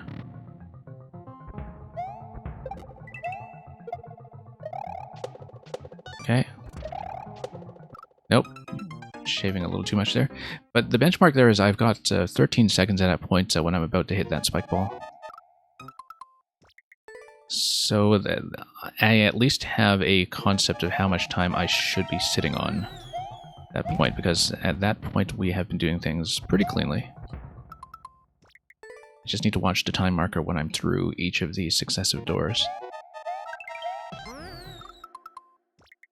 But the spike ball is a good moment for me to watch the clock, and so knowing that I have 13 seconds at that moment is important.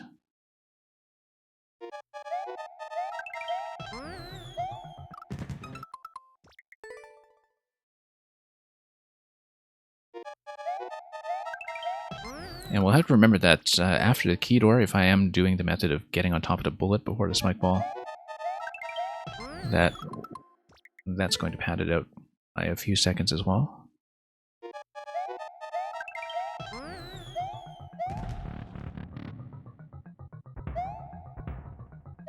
Nope. Backed up a little too early.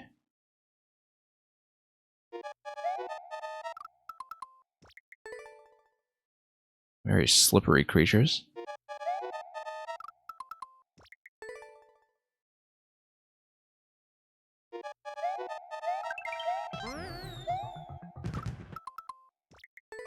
Yeah, so now it's just a little bit late on all of my jump timings.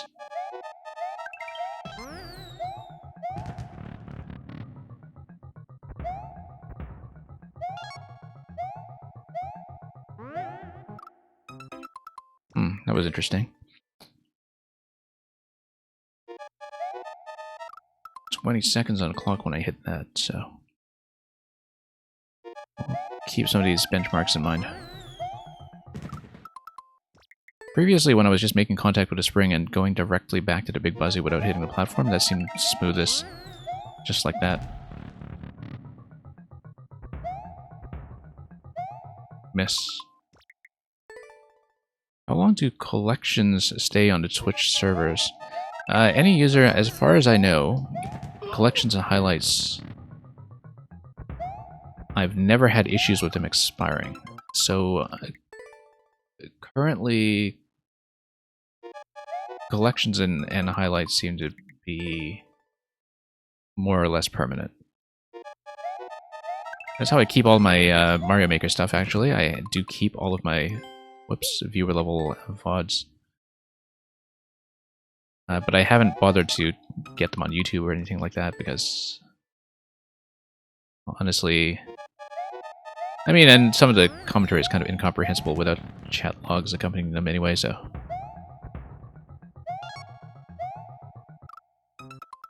But yeah, I store all of my past content in highlights and collections, and so far I have not had any issues with expiries or anything like that, whereas the live broadcasts get deleted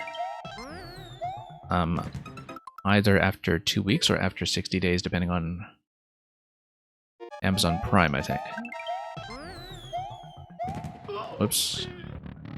And Illuminati, yeah, great to know that you're still here. I will, of course, check again when your level is called up, but perfectly welcome to lurk in the meantime, or do whatever.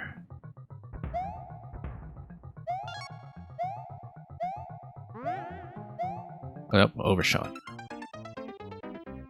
So yeah, you do kind of need to expect that you're going to have considerable momentum going into each of these doors. Whoops.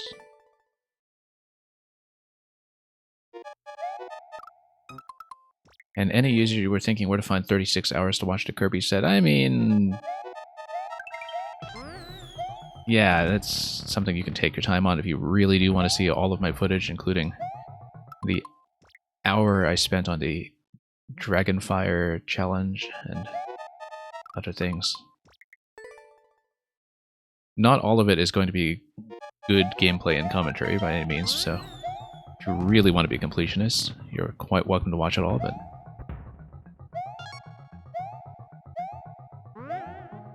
In fact, I lost a little bit of footage when I was doing Kirby because when I first started the game, on my very first stream of Kirby and the Forgotten Land, I had pervasive production problems for the first 15 to 20 minutes or so. So I actually restarted the game. I got into the first introductory level and the opening sequence with the song and everything, and there were just too many issues, so I started over from scratch. And so unfortunately my sort of initial reaction of delight to hearing the opening song is not preserved, but as well as some good conversation that was happening on that early segment, because it was just too much of a disaster to keep. 19 seconds through the door, accounting for a couple of mistakes we've made. Whoops.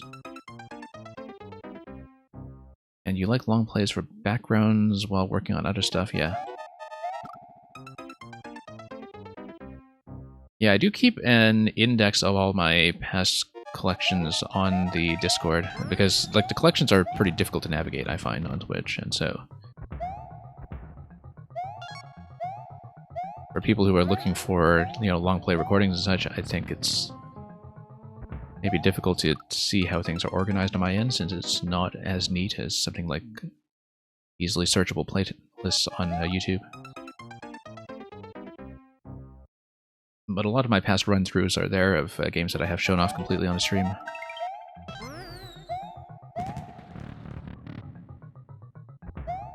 I don't do that many full playthroughs of things that are not Mario Maker, but every now and then we try to sneak some in.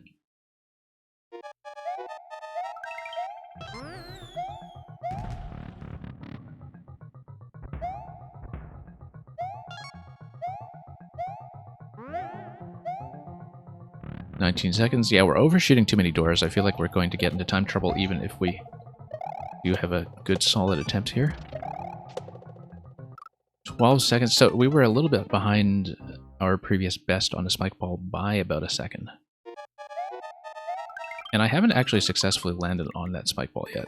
I am always a little bit too slow before it drops off the track.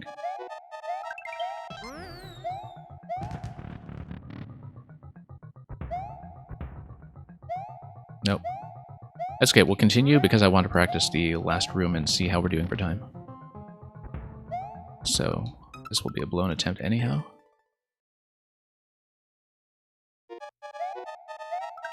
Natcat, I would totally be into a game called Wario Waker.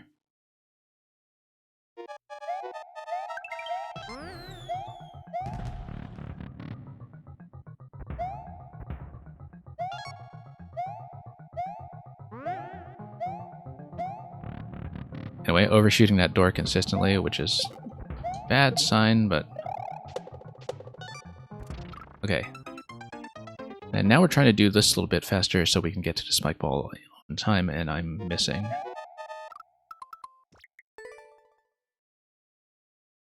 Let's go back to practice that room, in fact.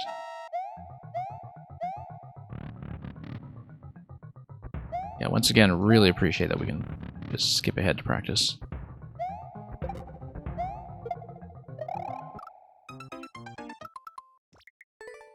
Because I haven't really even seen room 4 yet, let alone any kind of coin 5 that's going to come after that, so... We've still got lots of this level to reveal.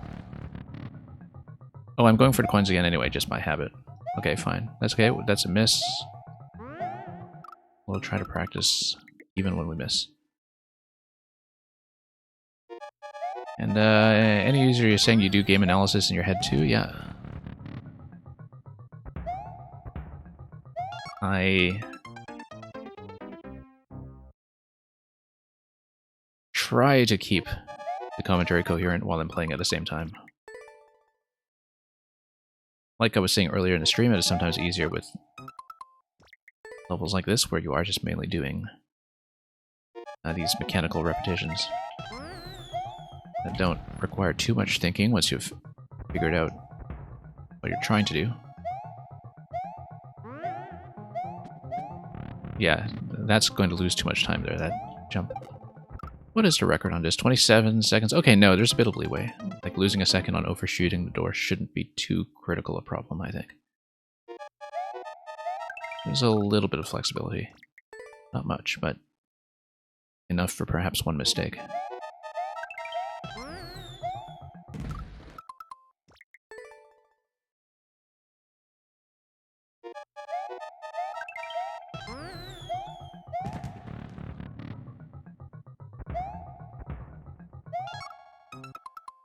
Yeah, it is a difficult turn. You had to cut quite a bit of momentum even before you get to it.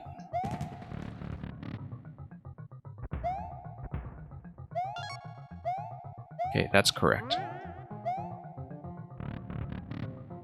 Overshot slightly.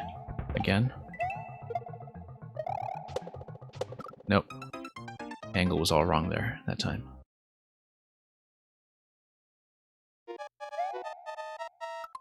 Yeah, the angle to get under that spike is pretty specific.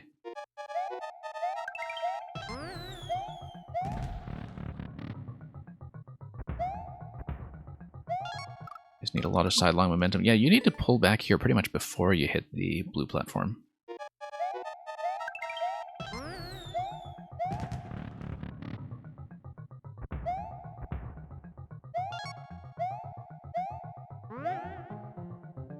That was right, I just missed a jump at the end of the Buzzy.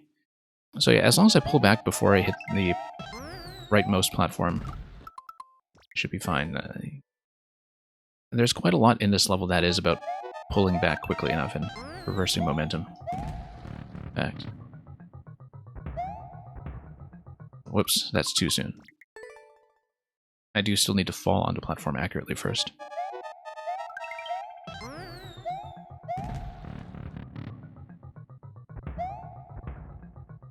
Nope.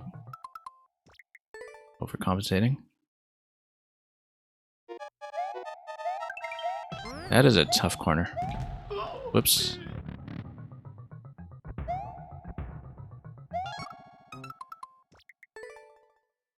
And that's what happens when you don't reverse before landing.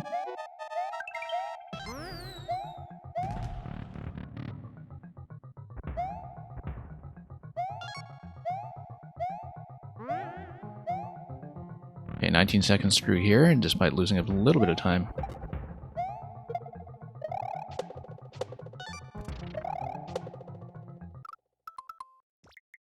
I've still been completely unable to hit that. I am too far to the right on it, and I do need to aim to the left of the track and assume that it's already going to be falling by the time I make it over there. Let's keep going, despite the miss. We've got to practice this.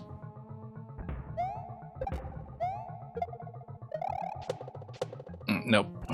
Let's keep going. We've got to practice it. Okay, right. Okay, so you just need to go straight for the Buzzy and then spin jump onto the piranha that comes out at you and then reverse out of that. So you kind of need to take that on faith and just go for it.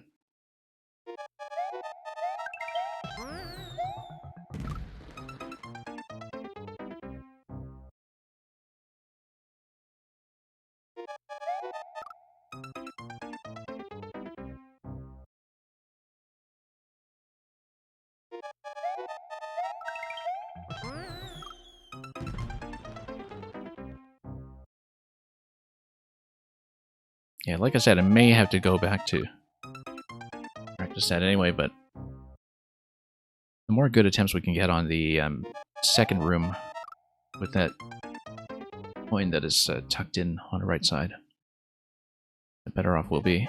Because that is currently one of my sticking points, is that it's a pretty cautious moment here, this coin. And we're overshooting so many doors.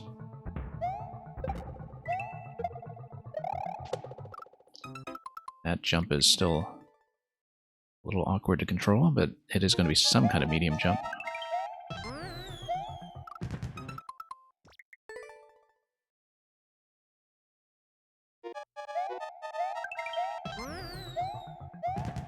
Okay, got it. Nope. Okay, let's practice it.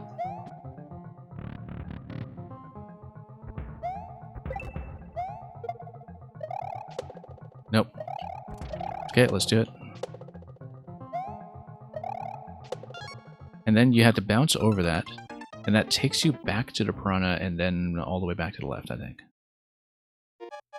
Let's see that again.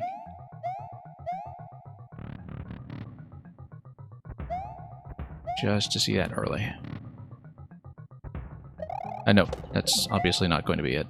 I should have gone back to the door and reset upon doing that, in fact. Yeah, let's just practice that.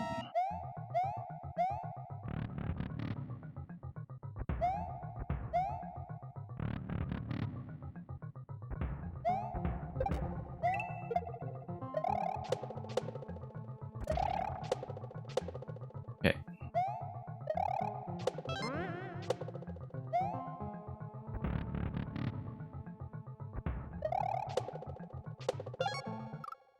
Yeah, okay, that's fairly simple. Coin and then spike ball and then up to the key door. Okay. Not too worried about that. Let's try to do the sequence of the last 3 coins and actually hit the coins this time.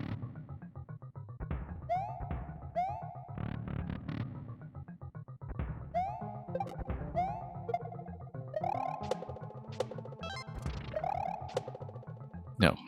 When I successfully grabbed a coin, I have yet to do that and the spike ball, so clearly something with my spacing there is a little bit off.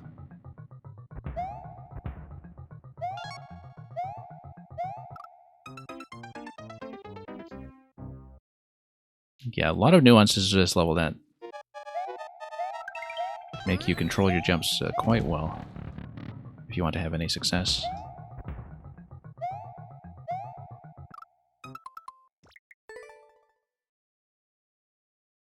A lot of things that kind of scare you into backing out of your jumps and staying low under the ceilings and doing all that.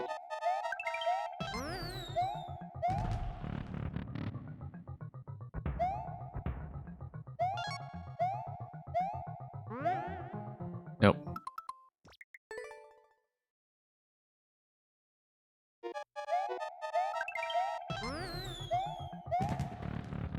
I wonder why the Buzzies always feel so slippery. I bet it's because the artwork is round. Something like that that sort of affects your perception of whether you are standing on a safe location to use as a platform.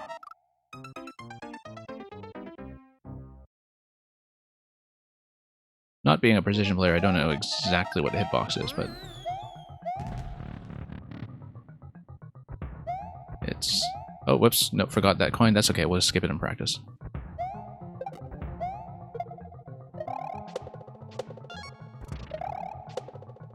Okay, got it. But I tripped a little bit on that wall before getting to the Buzzy, which was why my timing was off.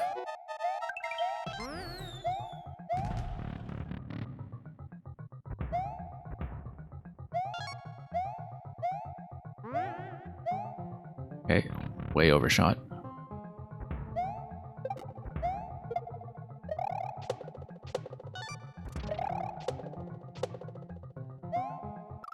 Whoa, I don't know why I backed out of that. You are supposed to do a full jump, but I think I saw the Buzzy on screen and thought I was going to overshoot, and so...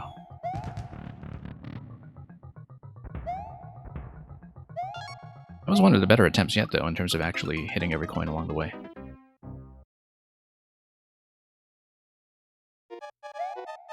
Yeah, from having seen all the rooms at this point, apart from actually executing the exit, I feel like I can do this. It's just a matter of consistency with the sections we've already solved. That's certainly within my ability. And yeah, that you need to pull back a little bit to get the piranha properly, I think.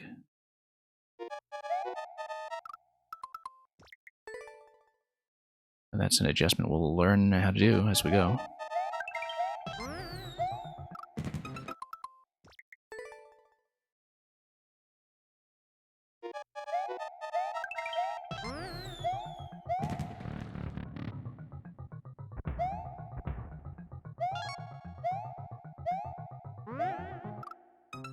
Nope, timing was a little bit off that time.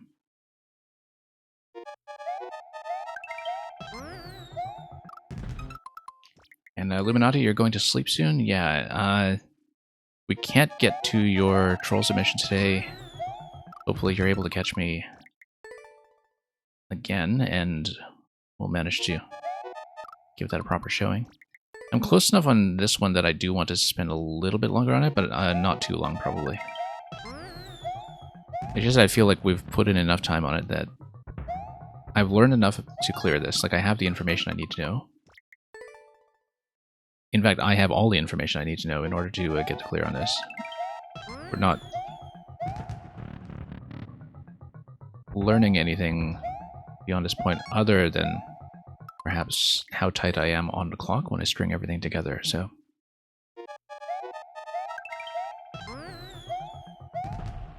Oops, too much time.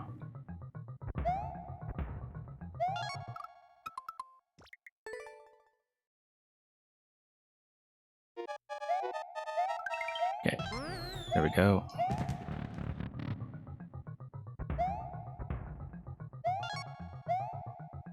Nope. Too much airtime on the jumps.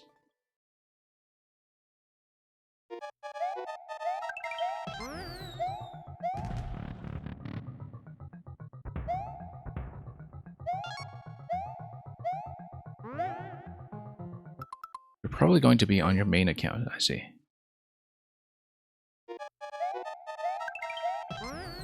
Yeah, I don't really know what your numbering scheme is for multiple accounts, but thank you for the follow.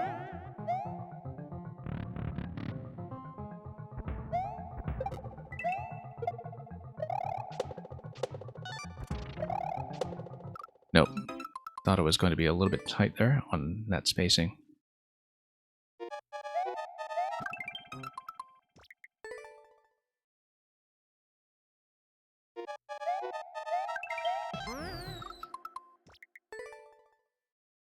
Yeah, just lots of tiny adjustments all over this level that you need to make.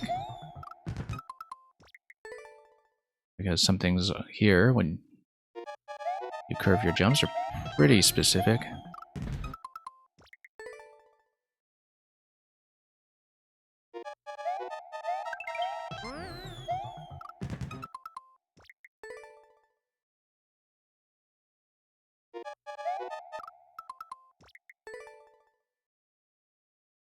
And Illuminati, yeah, have a good day. We will see you next time.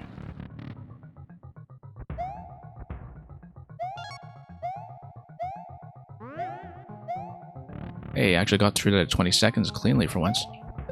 Let's see how we'll squander it.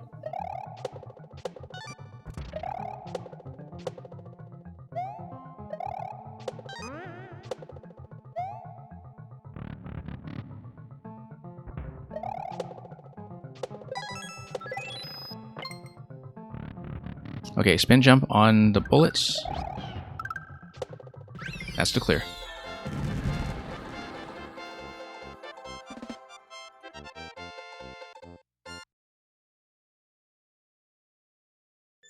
Yeah, really satisfying one, actually. I like how everything was designed in such a way that you could, in fact, skip ahead to practice, but when you are skipping ahead, you're actually playing through the parts of the level that you're going to have to learn anyway, such that, you know,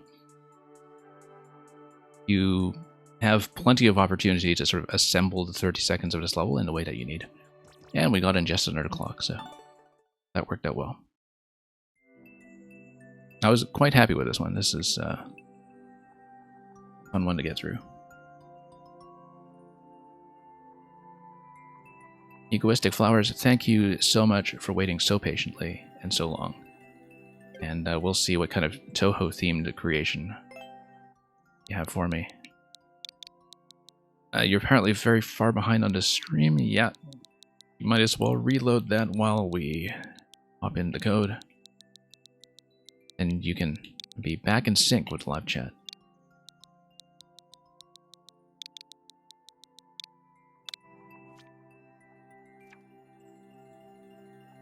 And you are back? Great. Scarlet Devil Mansion, and if there is some Touhou flavor to it that either you or Electrodude would like to explain to me, you're quite welcome to do so, but Let's see it. We have only one clear on this so far, which is apparently a puzzle. 7-minute clear on it by the one person who has solved it, and let's try to get another one.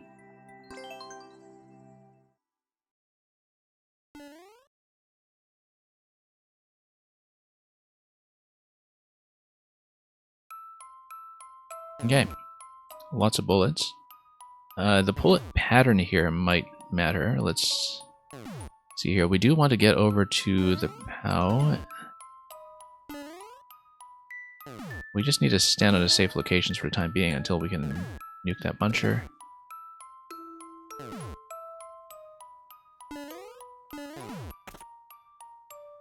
Scarlet Devil Mansion is the location where Touhou 6 takes place. Okay. We will eventually need to fire... no, if we fire one POW, we get to go through this door, but it must be a reset, right? Or not? It's not. Okay. So we basically need to spot where these safe zones are going to be, I think. And that's the main thing we'll be doing here. We want to take that shell and hit the on-off switch with it, which will activate once, and which will give me access to question mark. No, whoops. I mean, obviously when it's not firing and when it's a blank pattern, that's our cue to go, go, go. As long as we take it cautiously and stand in decent locations, unlike that one. Yeah, interestingly enough, it looks like if you have the on-off switch activated and you come back to this room, it's going to block out all of the existing cannons, but probably give you a whole different set of cannons.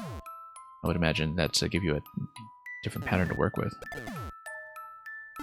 Perhaps. Unless this is just decorative to make everything work, but I do see those blue outlines of the off-state blocks as well.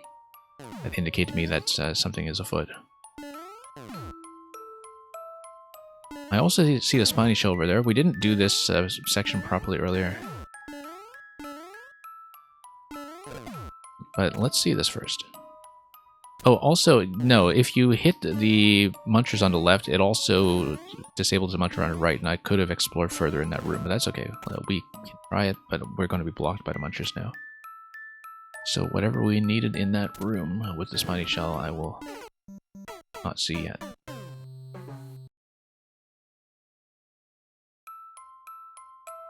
Bullets are the main reference, but since there's so much red and it's a ghost house, you chose Scarlet Devil Mansion as the name. Okay. Makes sense. Even to somebody who has not played Touhou 6.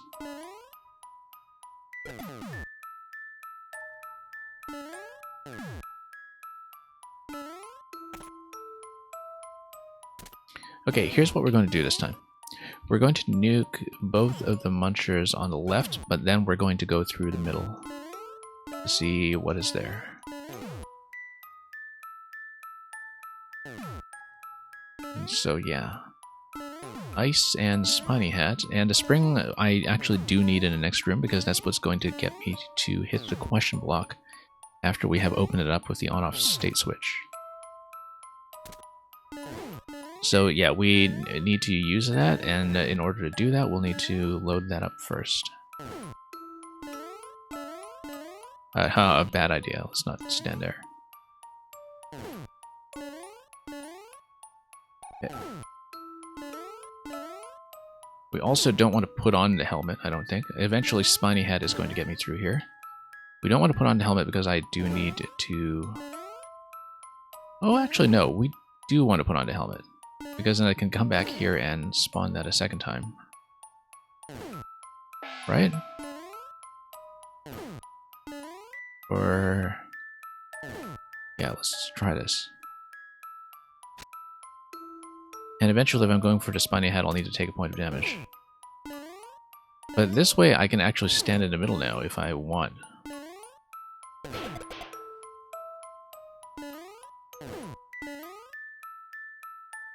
Okay.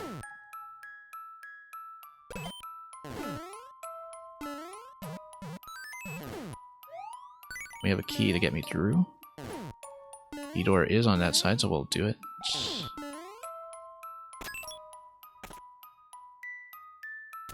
But we need fire in order to get to the Spiny Hat.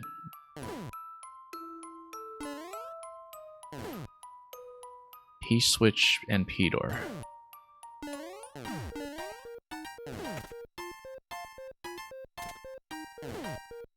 And then we... whoops. Lost that. That's not good. But we have the fire flower now because of the state switch. That's going to explain it. Also, I can totally bump the Muncher with the trampoline throw, but... oh, never mind. Let's not do that just yet.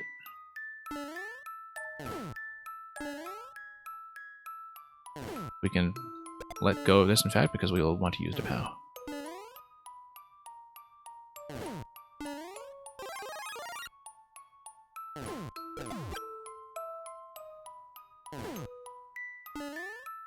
And then we'll go for the Spiny Hat after this.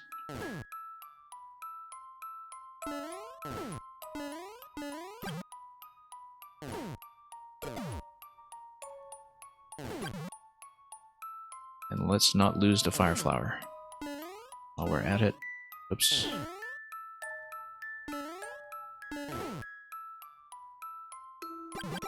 Oh, nope. I shouldn't have shot that. That was a bad idea. Let's reload.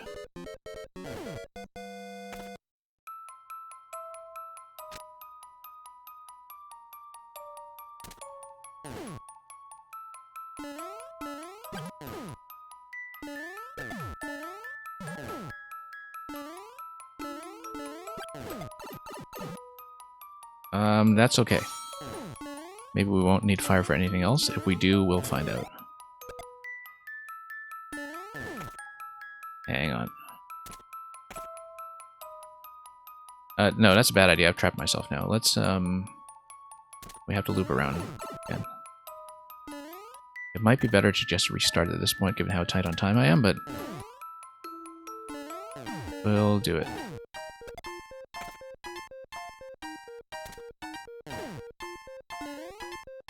And no Fire Flower, because we've already taken it once. Okay, so...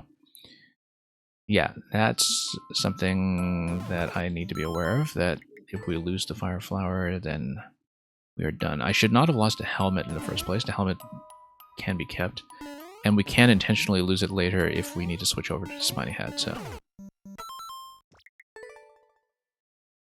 but I have most of this mapped out.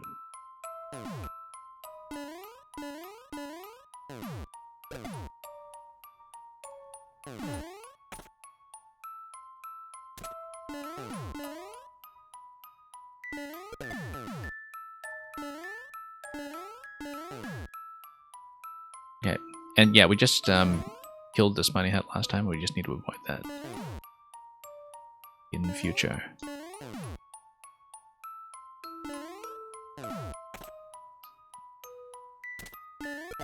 Toss this on the left, and then let's watch out here.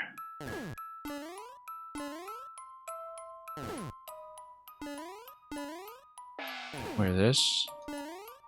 Reload, which is not necessary, but helpful.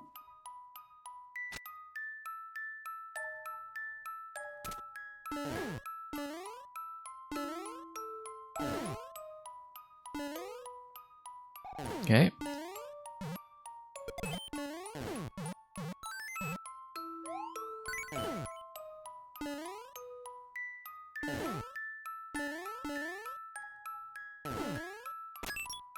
And eventually we'll make it back over here. Oh.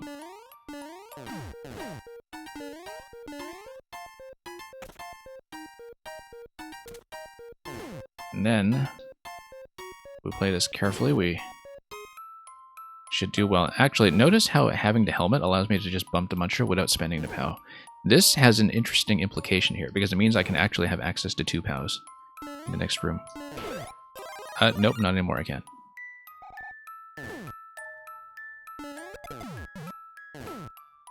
Yeah, because I'm totally able to raise that Muncher if I'm wearing a helmet and take 2 POWs in here. There's no benefit to doing so, I don't think, but it means that I'm able to survive in this level with an extra POW.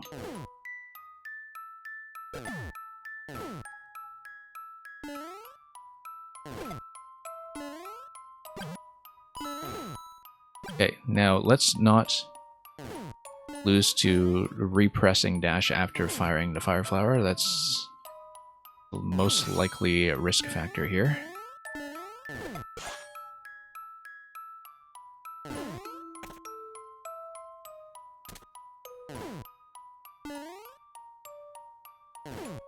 We can probably stand in the middle now, but let's not risk it.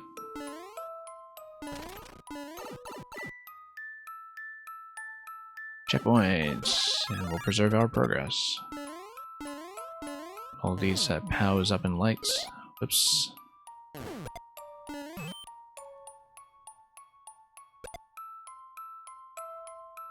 Well, that's going to give me some lights. And probably I'm supposed to take the POW through with me, but let's see. Yep. And state switch plus E plus a remote state switch. Okay, we messed this up completely because we need a spiny hat. But now we know. No, whoops. Tried to put on the hat, but I'm on top of the pipe, so that did not go well. Always a bit of a risk when you put spiny and buzzy hats directly in those locations. Also, we no longer have to deal with this first interaction here because we respawn with the on switch. Interestingly enough, you can go through to the next room with the off state if you just drop the POW, but obviously that's not going to do much for you. Or is it?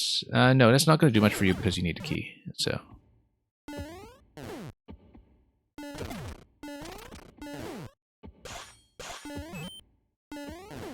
So how about that key then? I see, okay, there we go.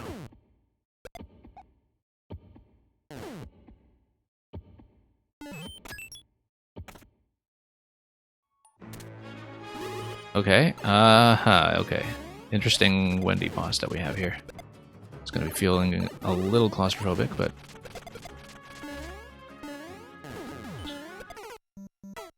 That's Touhou for you. We'll need to figure out where the safe zones are going to be, perhaps.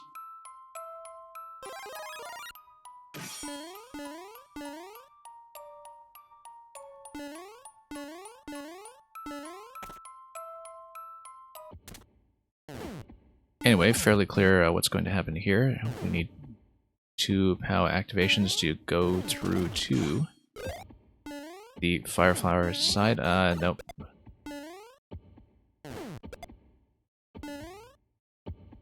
And if we had not done that... Yeah, no, we need to take the death here, because if you take a hit at all, I think that's the end of your time in that room. Okay, let's get off the pipe, put on the hat, and go through this way.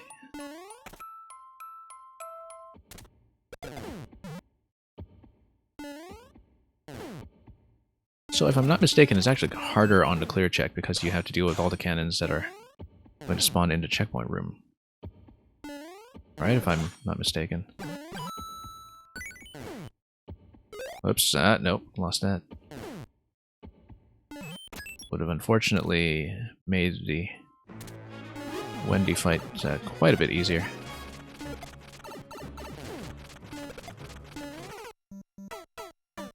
Yeah, because if I'm able to take an extra hit, I can just stand right next to her and just burn her down immediately, but... Or if I find a way to sneak a POW. But the P block here indicates to me that I can't actually go back.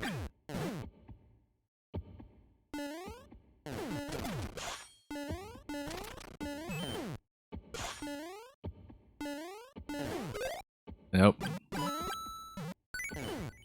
It's okay. Still survivable. Not ideal, but survivable. Oh boy.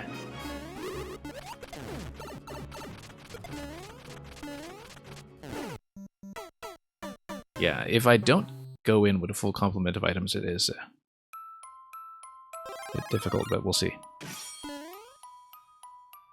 Also, if I respawn through here, I think my current Shelmet will take out the other one, right? So it will not give me anything extra. However, if I go through this door, that'll drop me through. Okay, so I don't want to do that. But... Oh, no, wait. Here's what we're going to do. Go here. Drop the POW. Come back in. And now we have a second shell. If we have a second shell, what can we do with it? We can probably bump this muncher. Like that. Okay, this doesn't actually help me then. It doesn't... Because you still need to get through the double POW stack. Okay. But what if you did that with the off states? No, you can't because you still need to go for the key. So there's no particular benefit to doing it that way.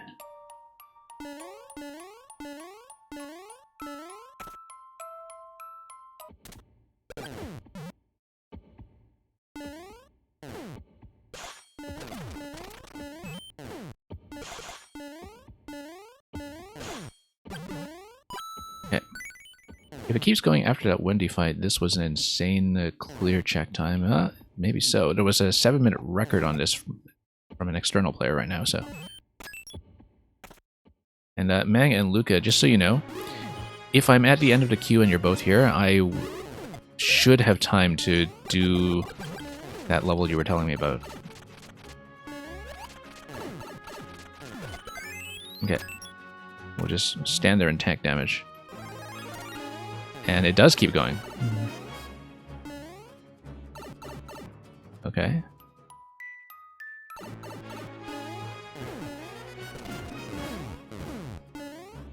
And we made it. So yeah, I closed the queue at the moment, but if we get to the end of the queue, Mang and Luca will take the level. And I was off the record. That's unfortunate. I was so close. Let's take a look at that clear check time, in fact. That is only 2 minutes. It's not really that bad if you know the flow of the level. And yeah, surprisingly, some of the things we tried with the item logic didn't really break anything, so seemed like a pretty well-tested creation. Thank you for that, Egoistic Flowers. I'm glad you could stay all the way here for that. Green Heroes, you are next.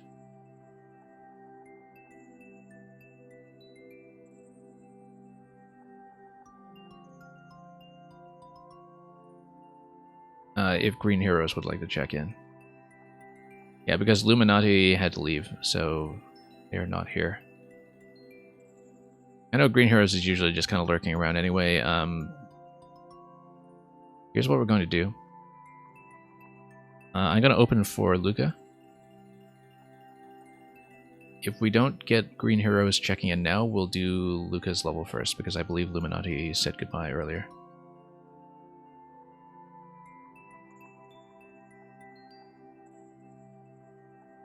And thanks for submitting, Egoistic Flowers.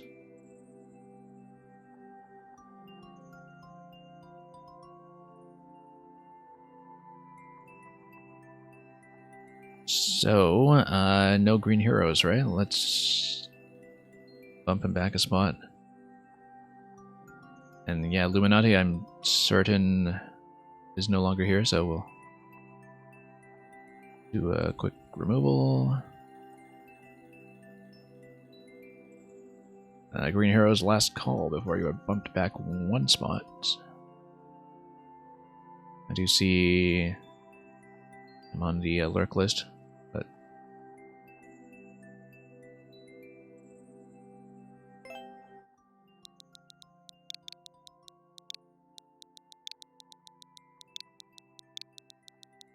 okay. Let's see this level. It is connected to something that we played last week. That's my understanding. Assuming that you want me to play cute Mecha Koopas in a jungle. But not as cute as Mang. So, for those of you who are unaware of the kind of backstory here, let's click through to Mang's profile without spoiling anything. A lot of people not clearing this yet, huh? so this is the level that we played last week. Where is it? 15 cute Mecha Koopas in a cloud. So Luca has a record on this one, and Meng has the record on this one, and the times are actually quite similar, which is interesting. So this will be the other half, and we'll see whose is the better half. I suppose you are each other's better half when it comes to this duo level package.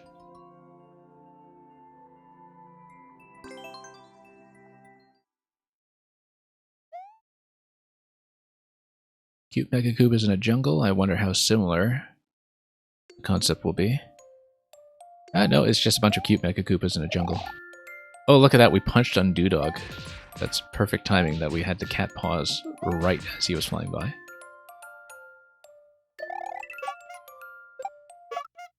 And, oh yeah, we just need to kick all the way across then. And do full jumps off of that.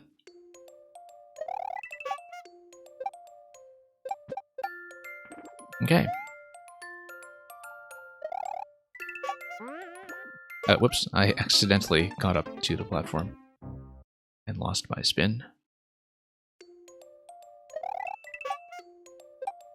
Oops.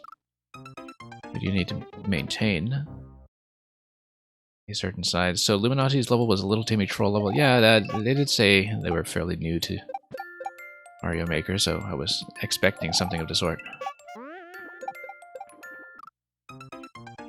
So congratulations, Hanzo, and bagging another world record. Oops.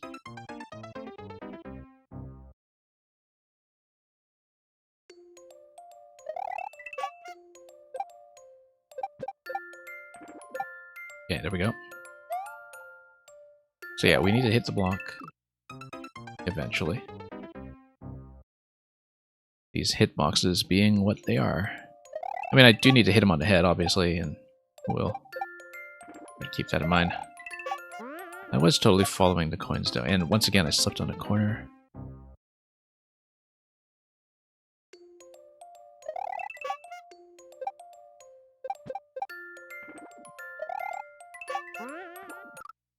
And this time, I thought I would get back up onto the platform, and I didn't, so that's some reverse psychology for you.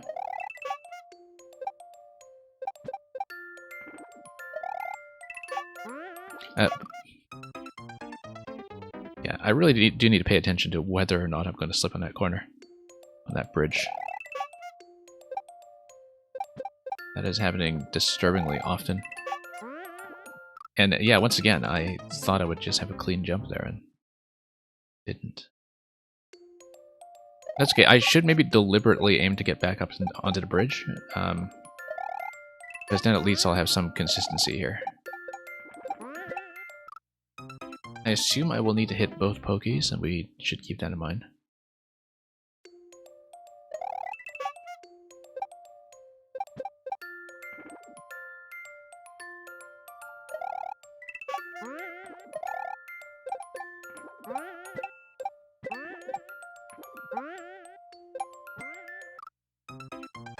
And yes, indeed, Electrodude. I guess he mice around fast.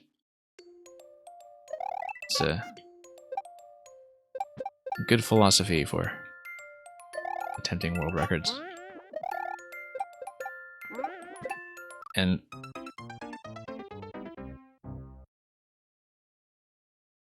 yeah, when I'm going for the question blocks, I'm occasionally not planning very well which direction I'm hitting the mecha from, but that's what happens when you're trying to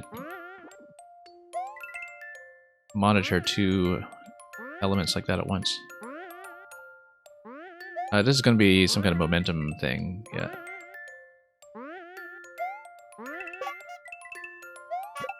That's okay, we can now spin, and then that bumps you up to a checkpoint. No, we need to kick it early. Perhaps. You think these hitboxes are pretty forgiving for the Mecha Koopa? Yeah.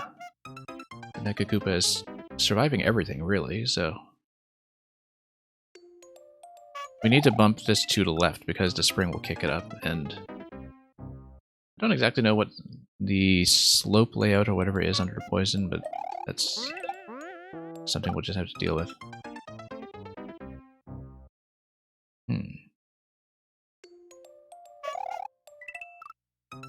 Nope, trying to go too soon.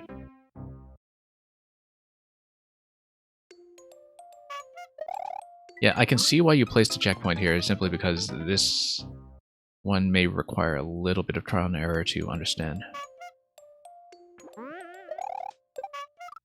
Okay, so it looks like you have something like a spike ball or something going on under the poison that is going to kill everything past a certain point. Like past that point on the trunk. I assume it is something like a conveyor and spike ball that will just kind of take it out instantly. Or no, maybe not. Maybe it's just getting squished by something else. So I do want to hit it on the left side. So the coin trail was kind of encouraging me to punch it back to the trampoline, but that's actually incorrect. I want to drop on it in a way that will sustain its position and continue maintaining it on the upper level. It is a belt and spike ball with a semi-solid on top of it. Okay, I guessed it was something like that.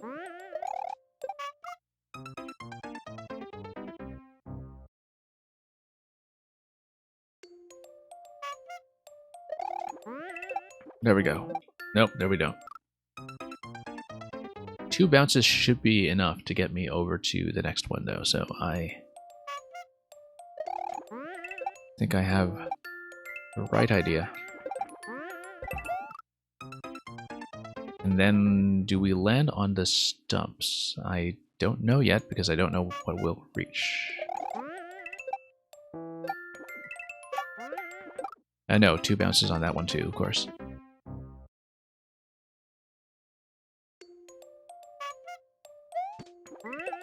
I know, spin jump, of course.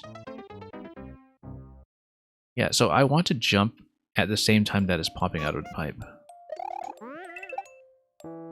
Once I figured that out, it was easier.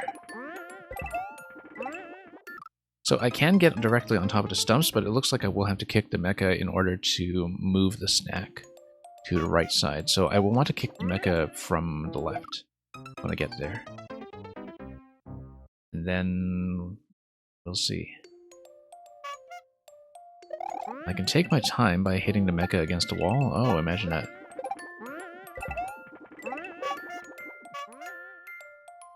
Okay, or we can do that.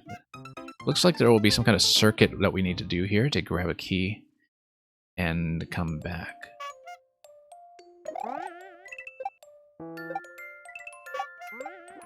Whoops.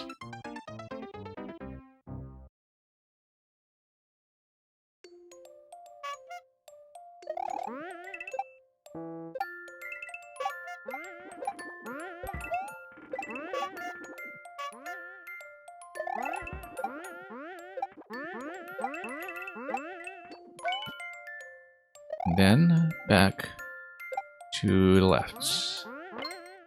Through the key door. And yeah, we'll have another segment to go before the goal. So notice that when we get through the goal, there is some kind of block on the bottom right.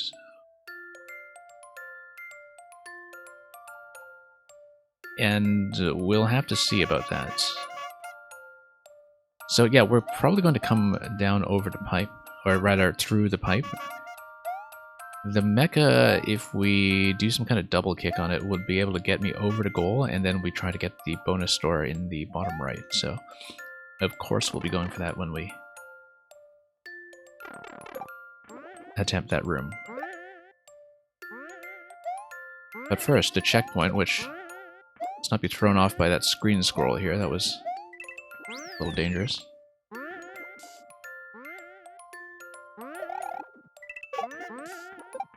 I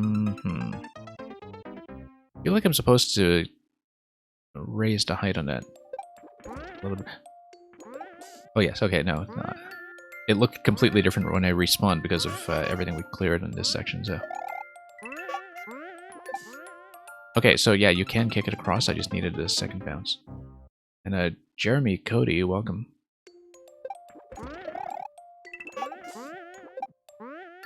Whoops.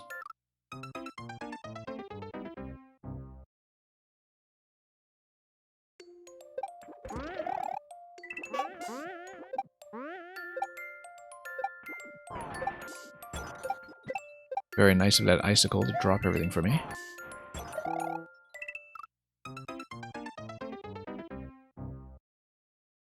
Sploosh. And thank you for the follow.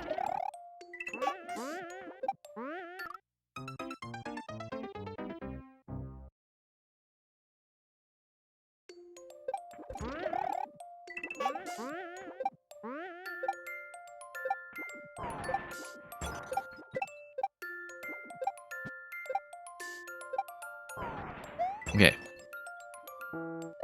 Planned around that icicle correctly, which is rather important.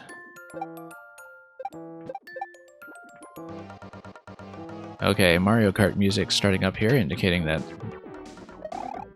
some mice are going to have to run fast. No, we need to bounce that and then kick it across. Yeah, because it's going to bounce up, obviously, and then we kick it across through the bumper.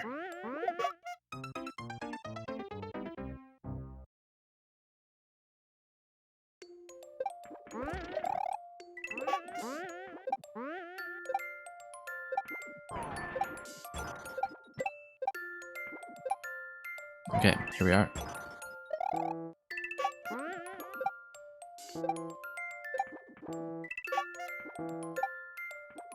I have to say the musical instruments here are a very well chosen touch.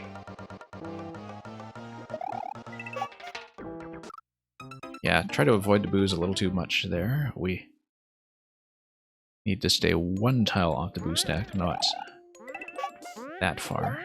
Whoops.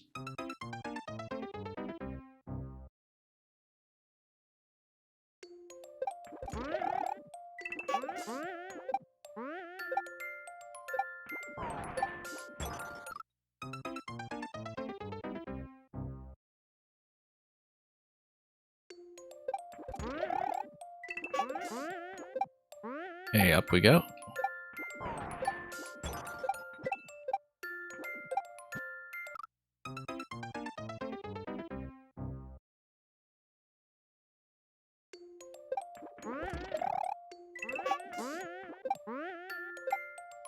And we'll just inch our way over, as we've done before.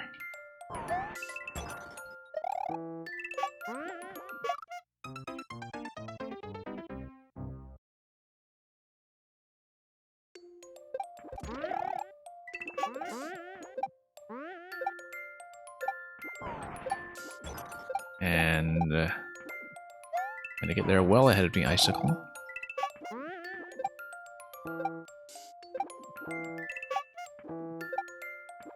Okay.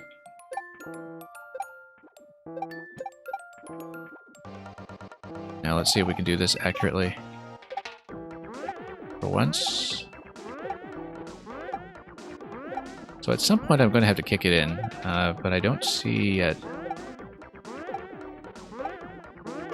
how to do that with my current timing. It's actually not going to go through, I don't think. Because even in its compressed form, it's still 2 tiles high, right? Or am I misreading that? Yeah, the bumper might be misleading me a bit here. Let's think about that. May have misread that.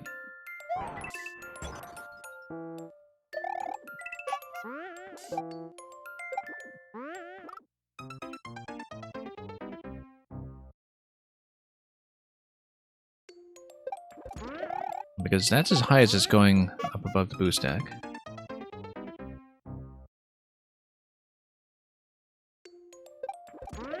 We'll have to think about this. But then what is the bumper conveyor for if not to get the Mecha Koopa across? It's got to be to get the Mecha Koopa across. Whoops. Let's wait for everything to rise.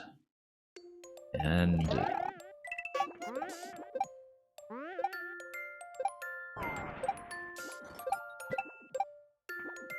yeah, this stuff is fairly straightforward, at least.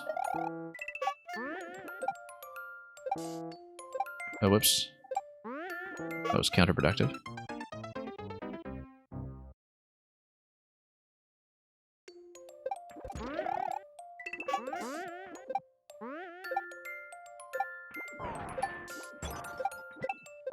Okay. Back. Try to do this accurately this time. Nope. Nope. Sometimes one little fluctuation is enough to kill the run.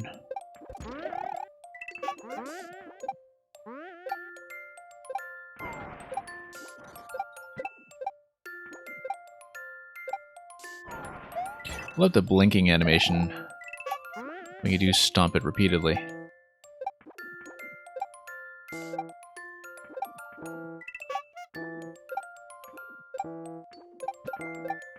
Yeah, it's very easy to get distracted by being transfixed by the Mecha Koopa's eyes.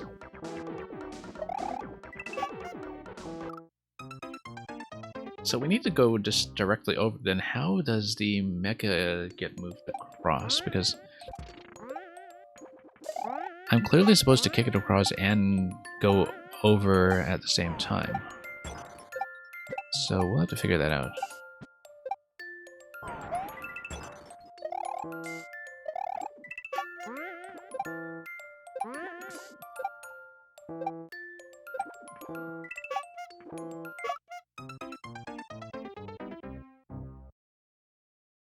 And yeah, Luca just looking left and right. It's precisely what the mecha is doing.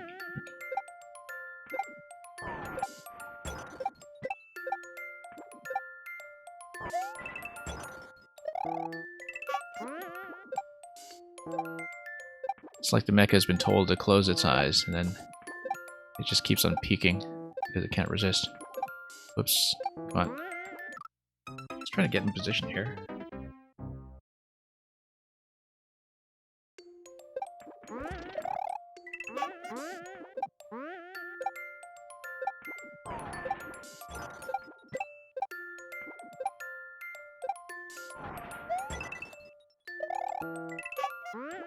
And Undo Dog always making a very timely appearance at the top of the screen.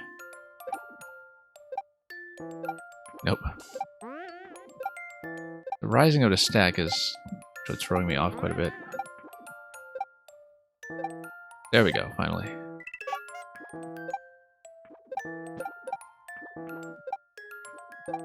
Yeah, because if you miss your opportunity to spin off the mecha when it has been elevated up high, it's actually quite difficult to get a second opportunity cleanly. And because the timing gets thrown off relative to the timing of the boost stack coming up. And so the first cycle is going to be the easiest cycle on any of those setups.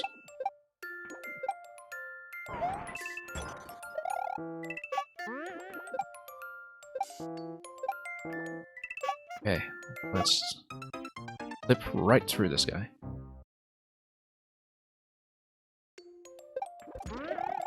That's how it goes sometimes.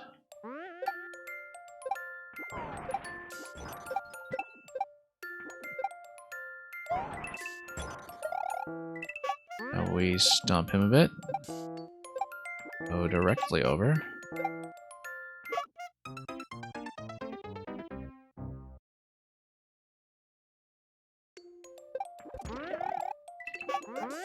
Yeah, in general, with any of the interactions in this game that require hitting things from a specific side, mainly things like the bombs and Koopas that you're ejecting out of shells and such, I tend to have quite a bit of trouble with that for some reason. Probably because, you know, there's just such a strong temptation to be centering everything all the time, and if you're accustomed to centering everything, then you're consciously avoiding that by going towards the edge. It's easy to overshoot.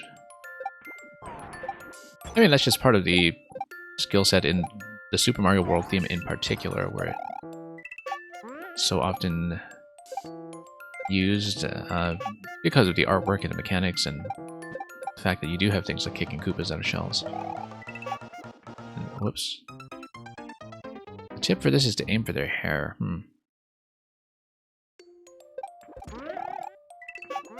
Yeah, that seems like it would be effective.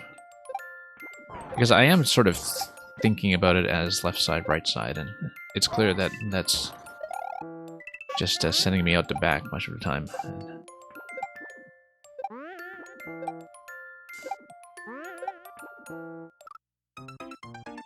But at least if you're aiming for the topmost protruding part of the artwork, and then at least you don't have to worry too much about clipping through.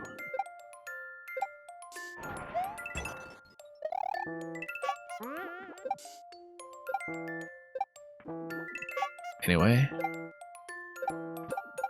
first cycle is the best cycle, as we know. I went for that too early.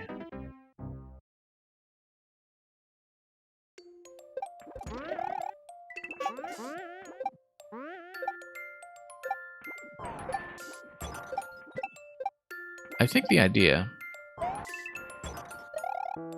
is that once the mecha is getting bounced on the stack, but you are no longer kicking it, like maybe it actually is going to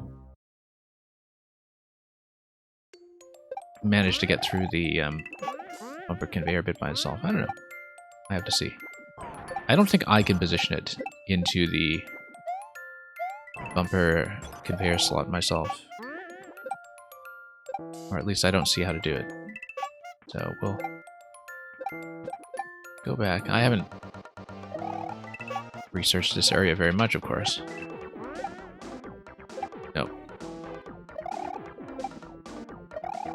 Come on.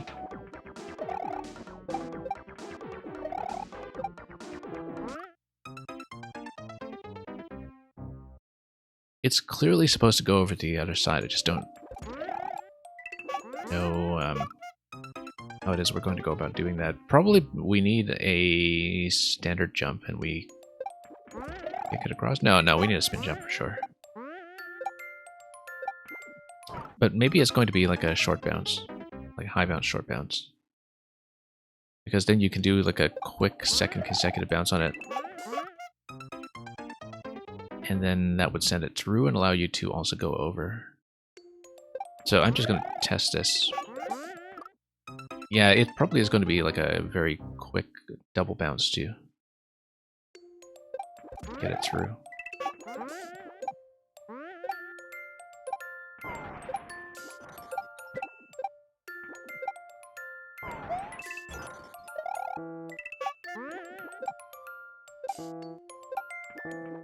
Okay.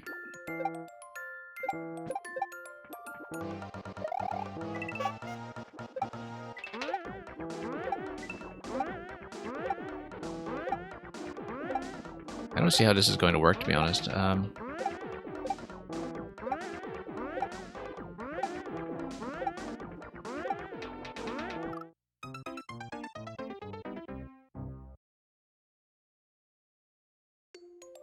probably should go back to the bridge so I can catch it at a different part of its bounce cycle. I think that's maybe the idea.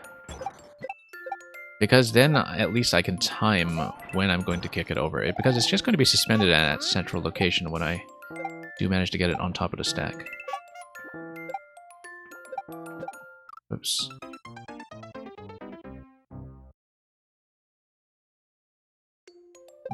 You're telling me bridges can be helpful. I mean, the ones that we've seen mainly have been tripping me over and ruining my spins. But yeah, we should actually reposition on that mecha instead of trying to get this continuous bounce like we're doing earlier in the level.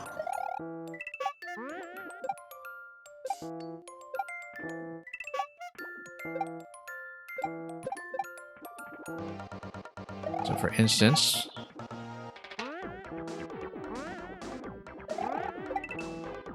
we do this and then we follow it across.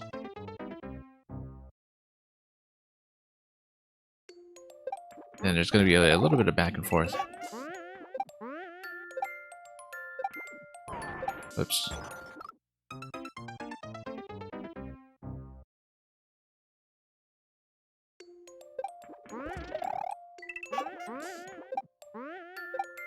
Yeah, so just needed to rethink my timing on that stack. And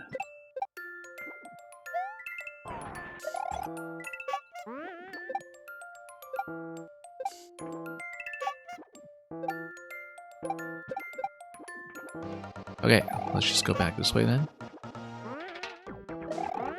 Nope. Really do need to catch it at the peak.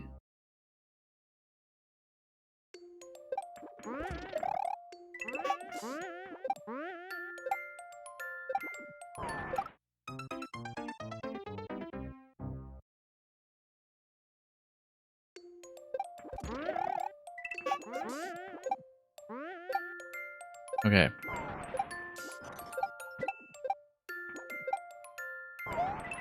We've got that.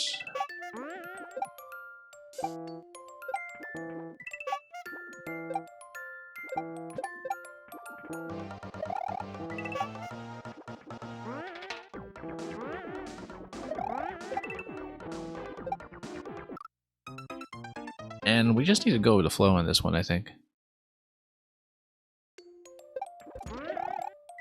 And hold all the way to the right. Don't know if that's also implying that I need to get short bounces on it and kind of surf across. It may be the case that we don't have time to do so many successive long bounces. Although maybe the low ceiling there solves part of the problem. We'll have to see, because currently I am up in the air just a little bit too long.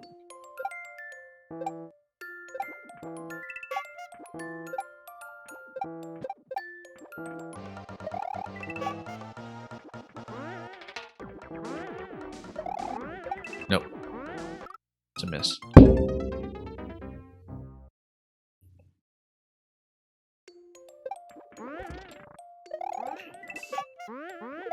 And yeah, pardon me, something just hit my microphone stand. That was a big burst of noise just now. Nothing is wrong on this end.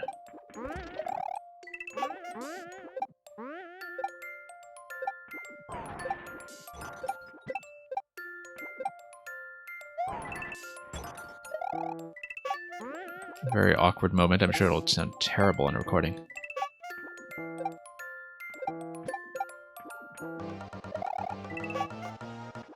Let's remember to get back on the bridge.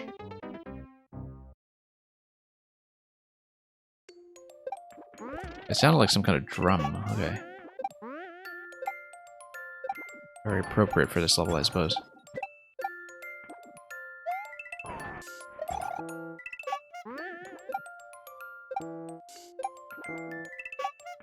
As long as none of your ears are bleeding or anything from loud events suddenly happening unannounced.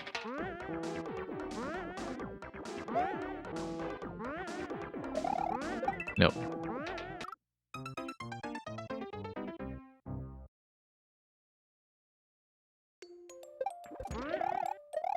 It's funny because I actually did get that on my first try, which I did not expect at all, given the issues I tend to have with timing distant jumps.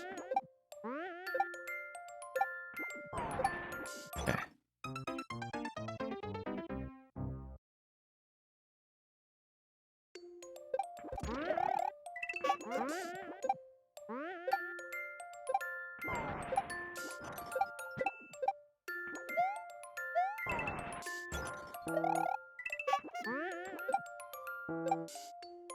Nope. Not quite.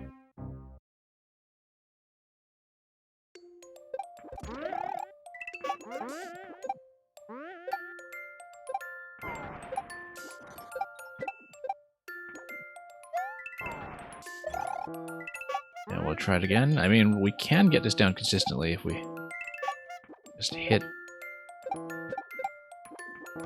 every jump. There is a very clear pattern for me to follow. Nope. Timing is a bit tight there, so the rest works more consistently. We'll see. Because not only do I need to kick it through, but I do need to react properly to succeeding at doing that and making sure I get back onto the spin in the correct position.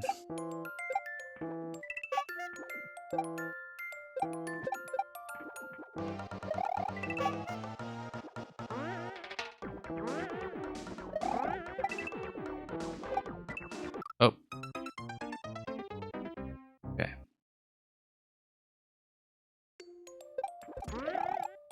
Yeah, I was expecting it to kick it to the right that time like I had done previously, and that was not what happened, obviously.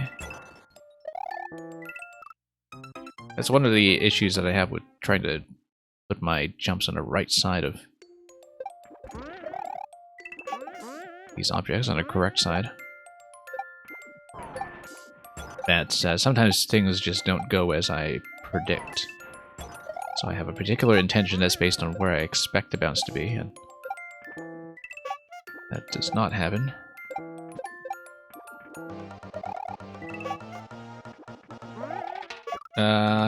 Too far to the left. And right through.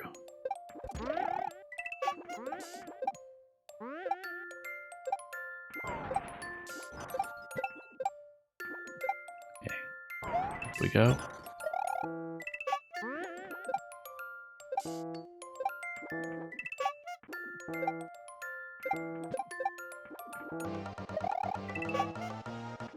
And let's see this. Nope.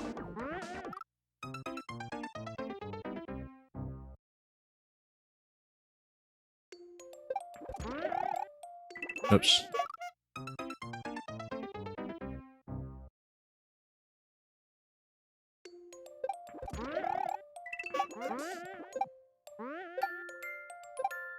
And we'll gradually work our way back.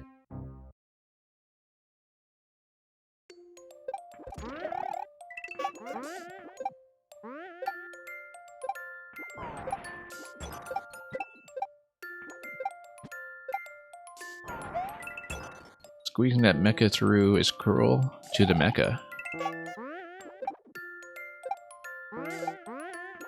Oops. It's kind of cruel to us both. I think it balances out. Matt enjoys bread. Welcome.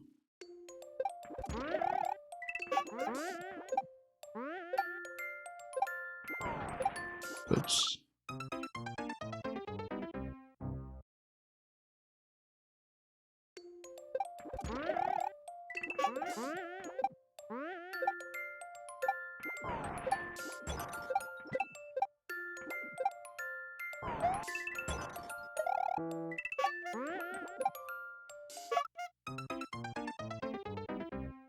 And yeah, still having some kicking issues here and there, but we'll make it eventually, I'm sure.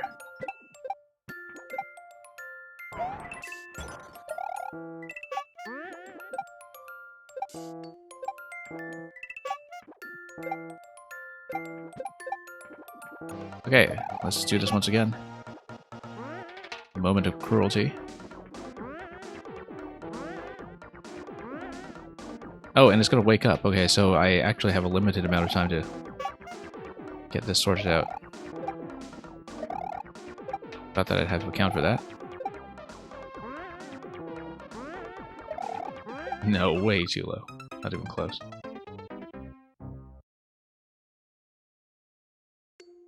Enjoy precision SMB 1 levels? I mean, clearly there's a market for that. I can't necessarily say that I'm in it, but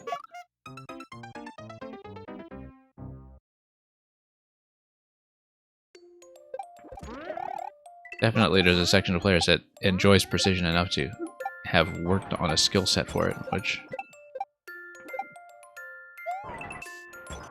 you know, in order to enjoy it, I think you do need to have that sense of being able to improve at it as you go, which is not the case for all people who try precision, for sure. But Yeah, let's kick this guy again. So that was going to go through. I was just too far to the left. That is a tricky jump. A lot of different factors you need to consider at once. Whoops.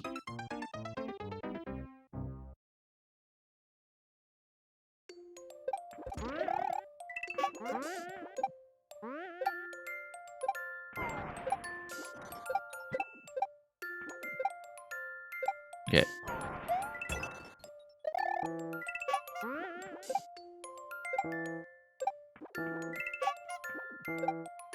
I have to say, I've really appreciated the semi-solid tree trunk placements in this level, just from an artwork perspective. So yeah, once again, if I do manage to hit it successfully on the left, I do need to hold right from there to properly keep pace with it. Again, I was just unsure whether I was going to hit it in the correct location, and so I was backing out of that jump a little bit. That turned out to be unnecessary.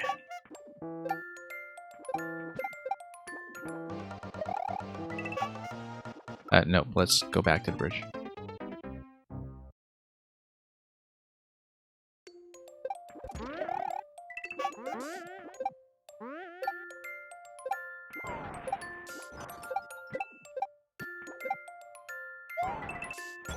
Up we go.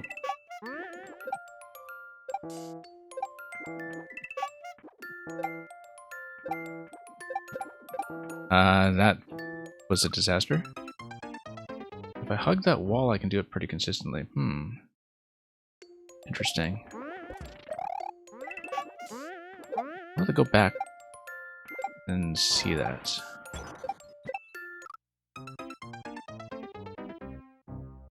Because I don't quite know how that's going to work. Whoops.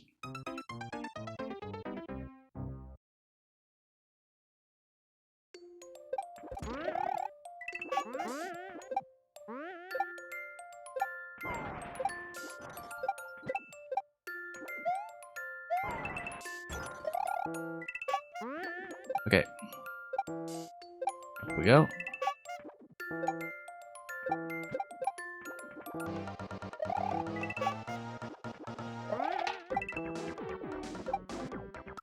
No, too high. I do need to have a controlled or a lower jump here. The reason that you added those arrows...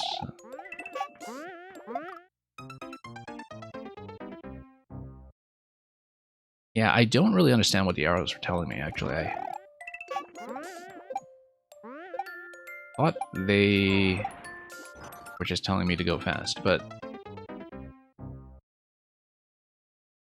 I guess that doesn't explain some of the later arrows in that sequence, which we haven't really processed yet.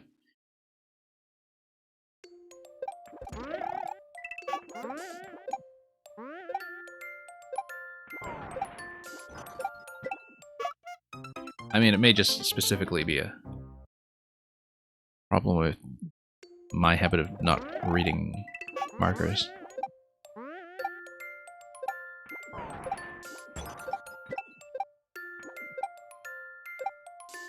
Okay, there we go.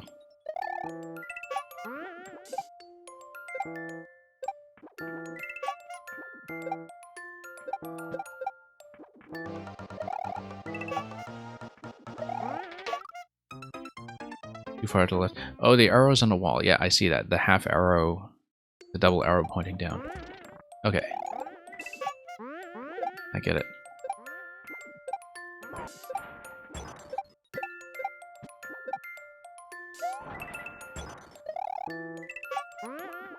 Whoops. I don't know why I thought I would get back up there. It was not the previous method we applied.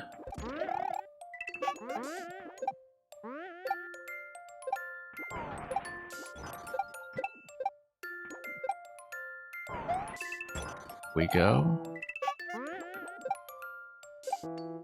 Nope.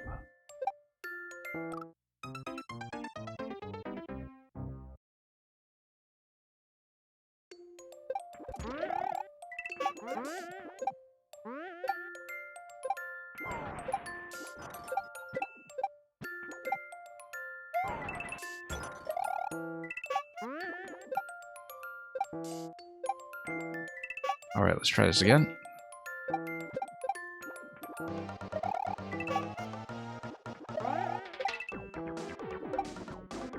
Okay, so we are landing consistently now when we hug the wall, but I do need to have a lower jump.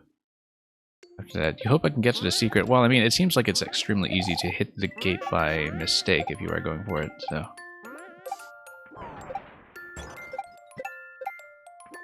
there is going to be a risk involved in attempting to get to it. However, there is a mantra at the end screen that I can just die on if we look like we're not on track for the secret. Nope.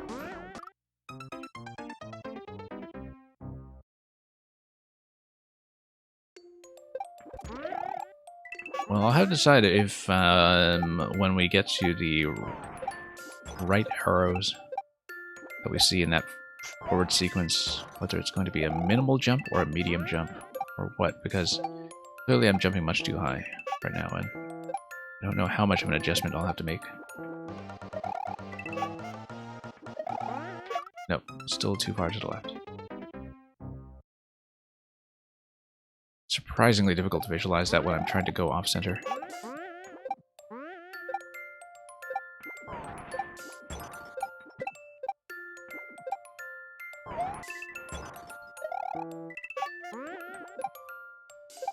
Nope. There we go. Managed to salvage that. Almost.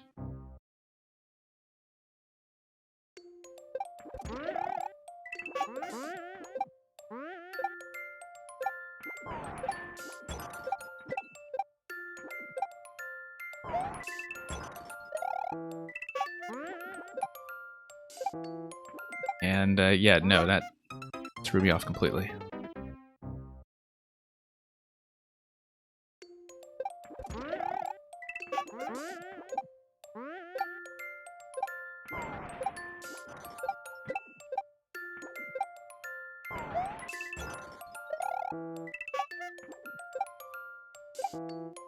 Okay. Worked a little bit better.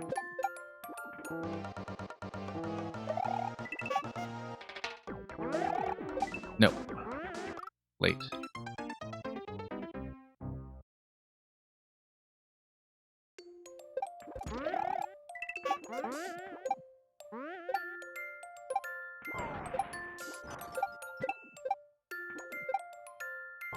Okay, back on the stump. I'm so distracted by Undo Dog in that moment every single time when there's that very consistently timed dog flight across the top of the screen.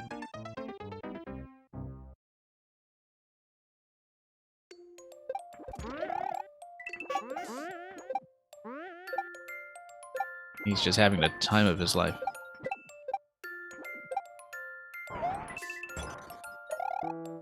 After being brought back out of retirement just for Mario Maker.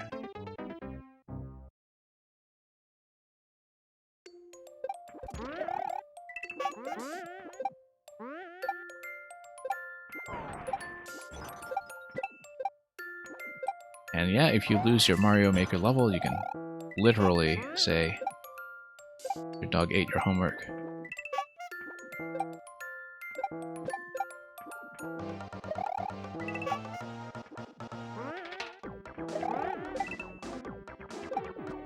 No, I forgot to lower the jump a little bit. I didn't even hit the wall that time. I sort of adjusted at the last minute to the fact that I was actually going to make it across.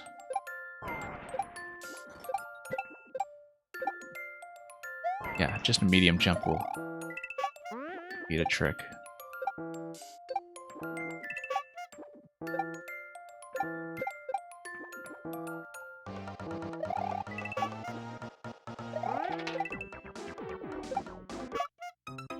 Okay, now I'm letting up a little too much. Like, I kind of got a second bounce, but you do need a bit of a medium bounce.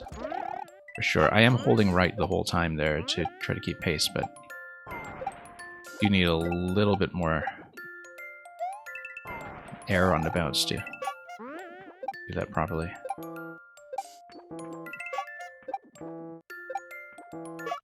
And the thing is, I haven't had too much practice with that. I'm sort of practicing it now in some unwise places, but I guess that's how you would have set the speed record as well, Mang. In terms of going for world record on this, is that you would be theoretically shaving a lot of these bounces to spend less time in the air compared to how I am approaching this.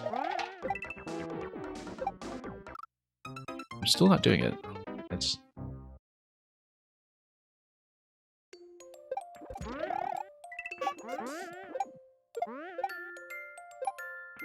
Yeah, it's difficult to kind of estimate how to keep pace with that.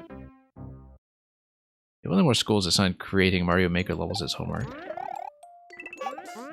Oh, I don't know.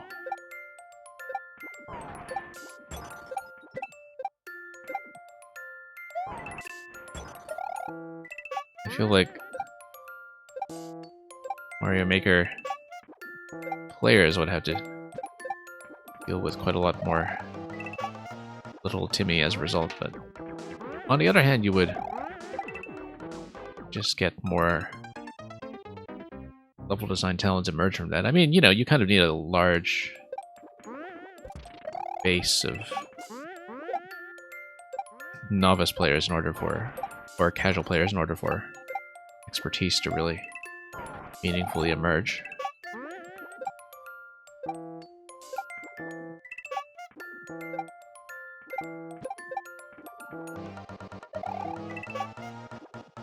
Okay.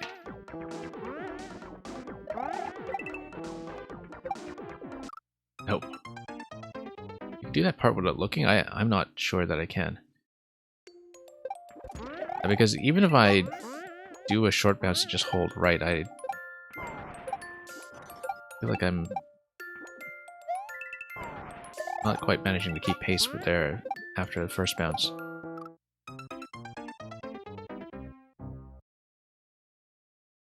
Maybe I am supposed to kick it left rather than kick it right.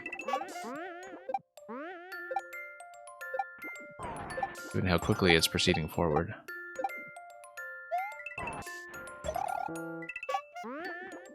Nope.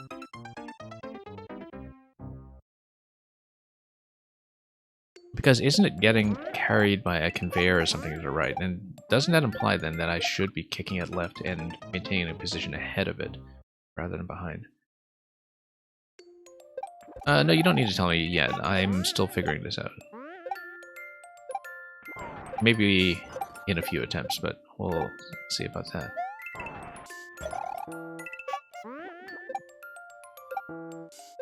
Do want to figure out how it's going to work.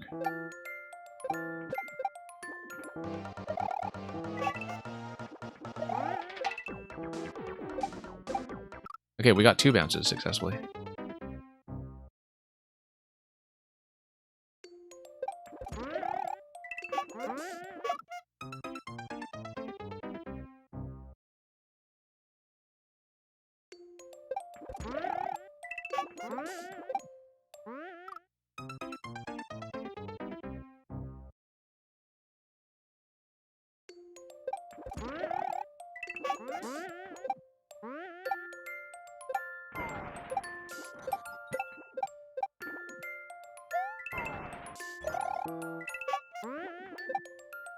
Yeah, it's possible to get good, short, successive bounces over these guys. I shouldn't do it here, obviously, because we have a consistent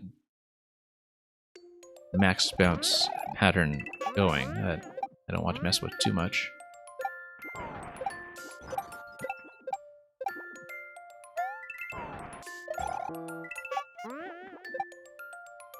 No.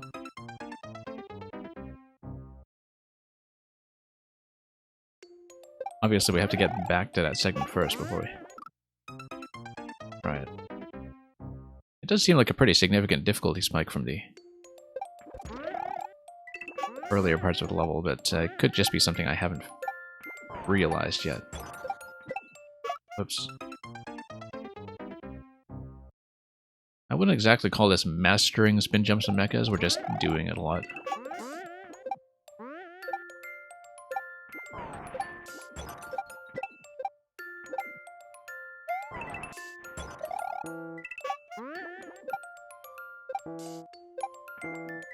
The patterns are getting a little bit more consistent though. Nope.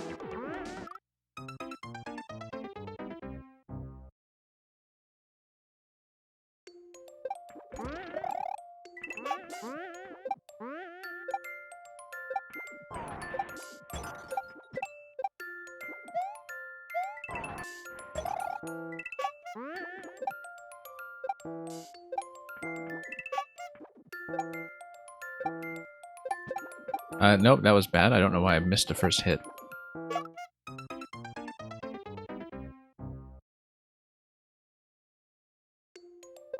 So much for consistency there.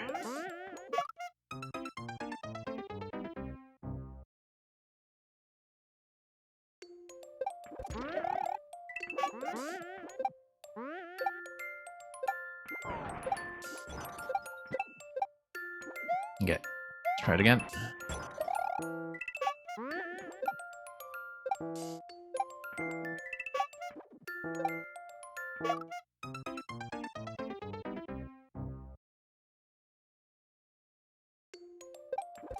Yeah, this might be lagging slightly.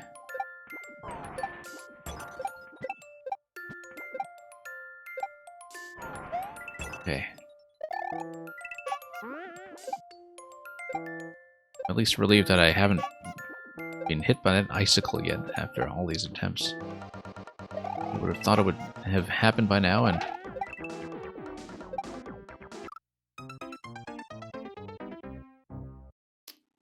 let me see, because I kicked to the left and it was maintaining position. It's clearly on some kind of conveyor there, I think.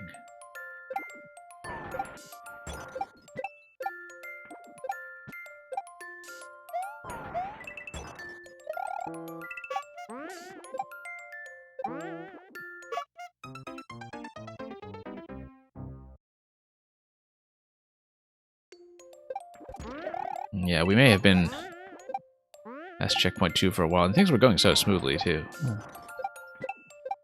Up to this point, and then now we've been having some issues.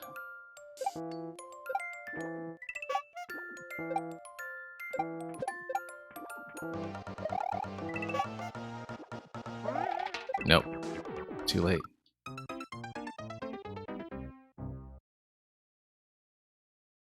But yeah, you hug the wall, you land directly on top, and then we have to see what happens after that.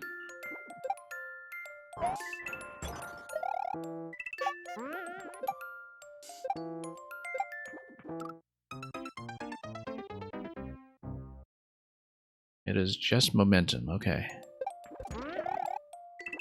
Yeah, maybe we're backing out of too much there.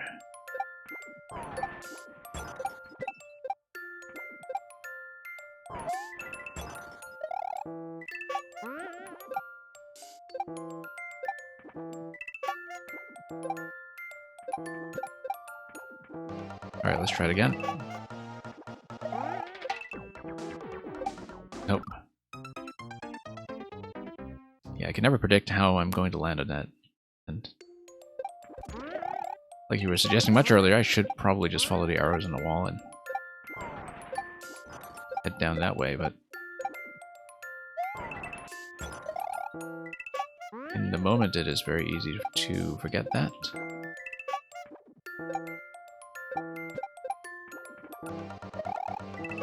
Whoops. Let's do this. Nope. Too far to the right, once again.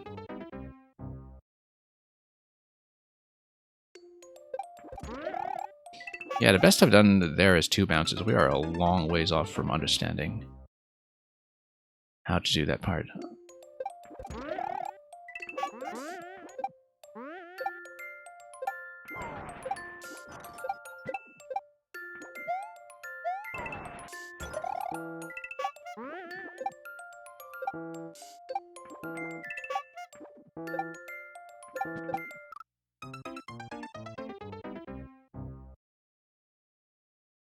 And of course, would help if some of the jumps leading up to that were a bit more consistent on my end.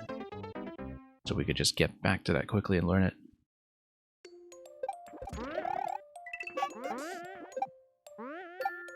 It's a lot trickier than it looks.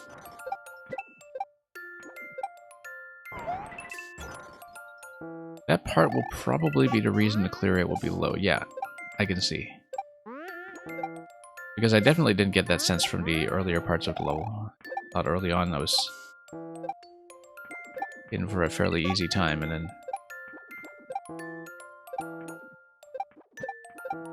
hit this segment, and now we know better.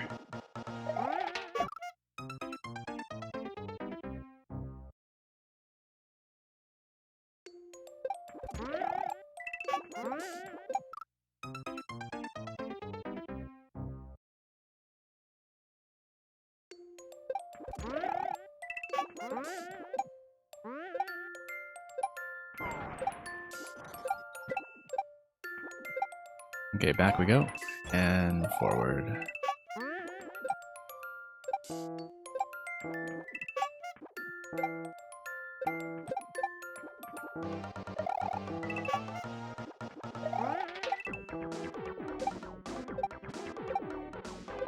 Okay, now I've successfully got on the belt, and then we lost track of it.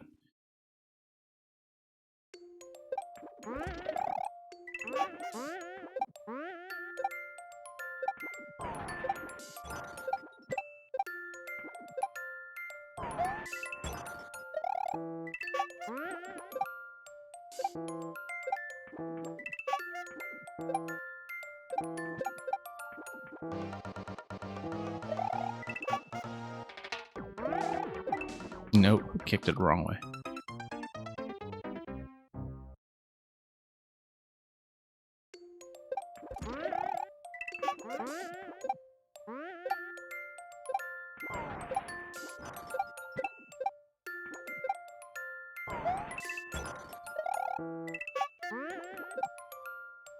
Oh, this may take some work.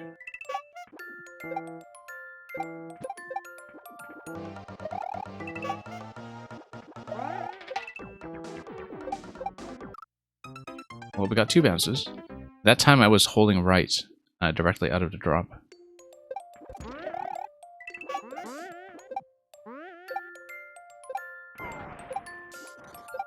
Maybe there's a particular pattern where you need to do like short bounce, high bounce, short bounce or something. Or short bounce, medium bounce, short bounce. Or just adapt on the fly, I don't know.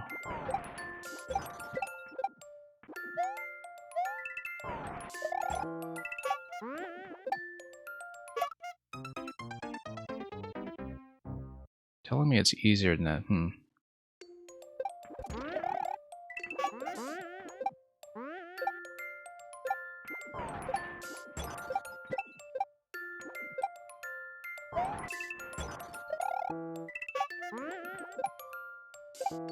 Nope, needed to remember. Let that get raised.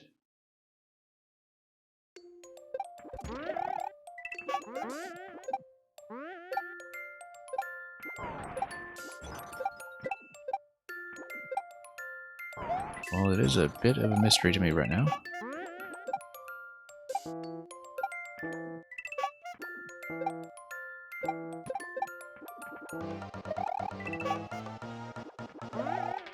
Nope. Bad kick. Yeah, because I see all those arrows, I see the Z markers. But every time I've actually successfully landed there, I haven't really been able to make it past a second bounce, so. Whatever it is, it's not obvious to me how to adjust towards it. If there is some kind of consistent technique to it.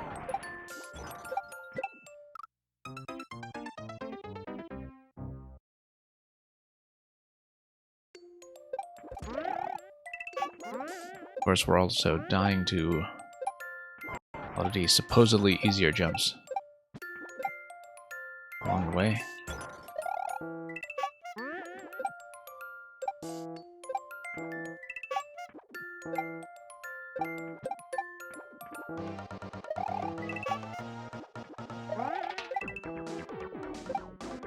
I don't see it.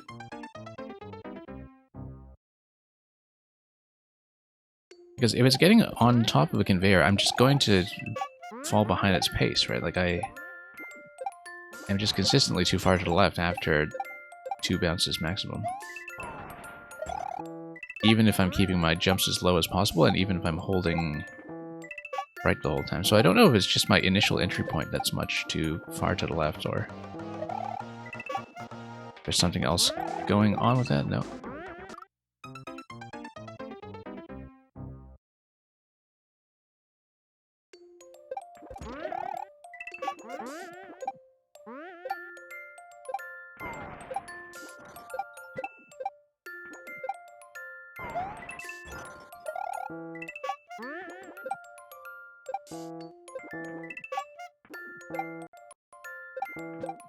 Okay, let's try it again.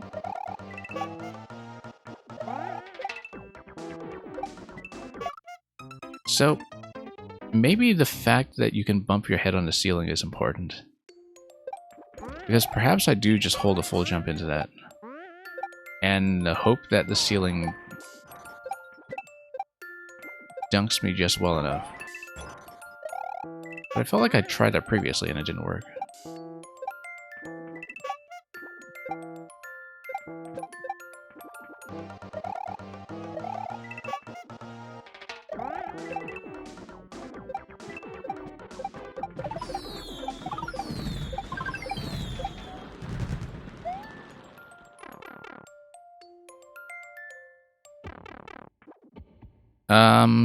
Nope.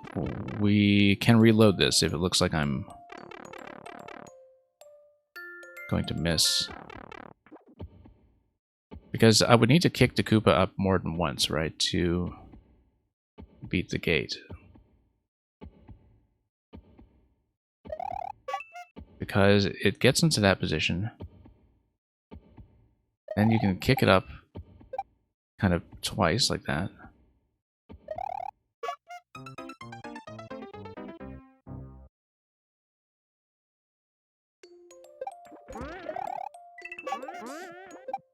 So if anybody is wondering about the secret sauce to this segment that we've been struggling with all this time, let's see if I can demonstrate it twice.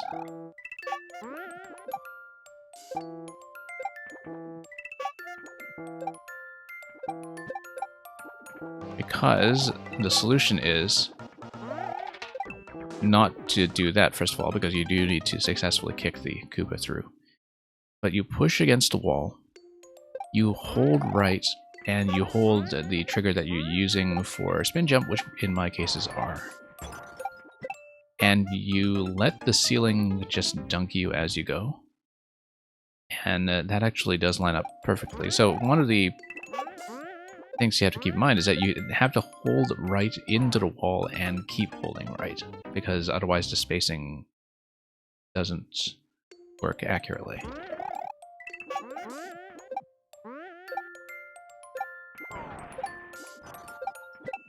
You know, look at oddly enough, this reminds me of watching some people struggle with some of the thwomp jank that was in the chase section of my 6mm level last year, because that was also a section where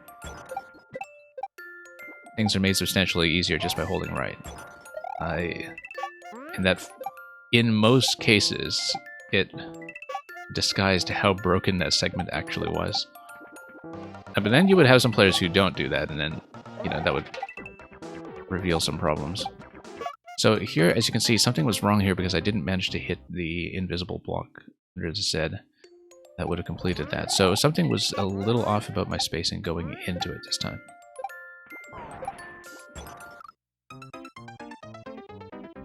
But if I hit that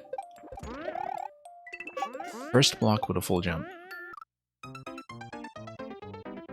then everything else should line up from that point.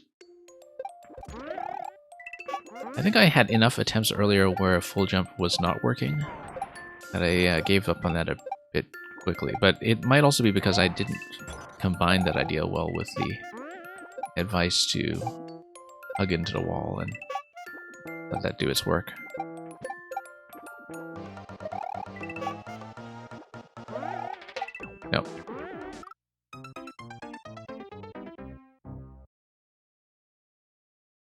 Trying to listen for a particular part of the audio cue for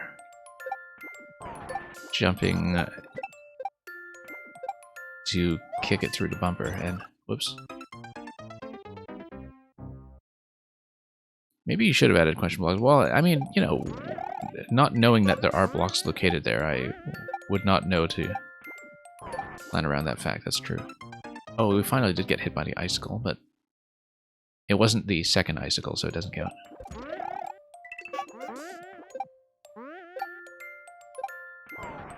Nope.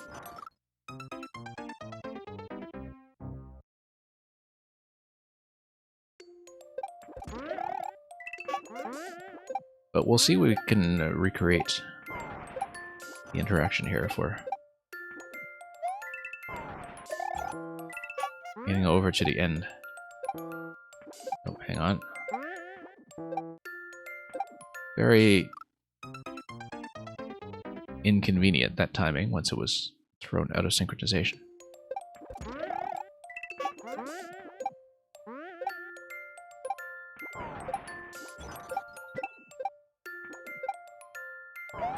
Okay, down we go.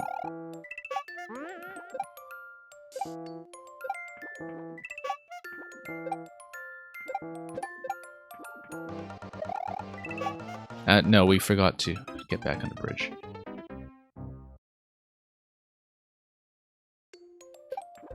So yeah, it seems like there is still a little bit of room for fluctuation in the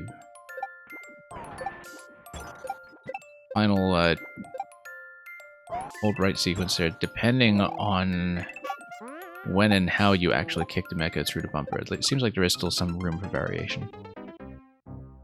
Whereas sometimes we kick it in such a position that I don't really fall on it in a way that would make the final interaction work perfectly. But we'll see. Whoops. Backed out of that one.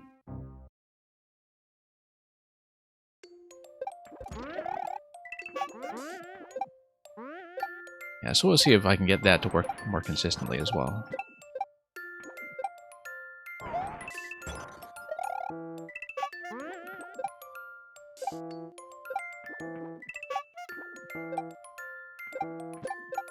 Okay, let's do this. Oh, whoops. No. That was completely thrown off.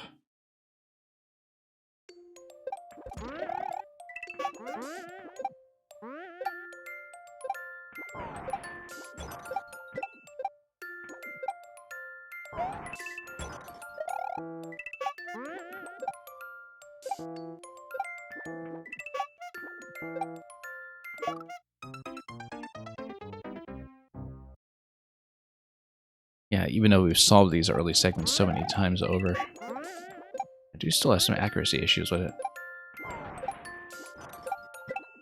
When it comes to actually hitting the bounce in the desired direction.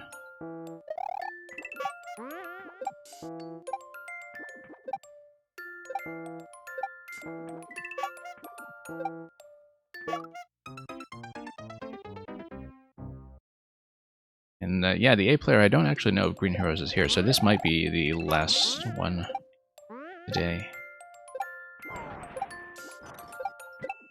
I will not really be able to take any additional levels.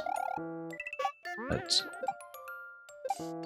we'll see. We'll try to push through this. We'll try to get that bonus door at the very end to see just how much content awaits.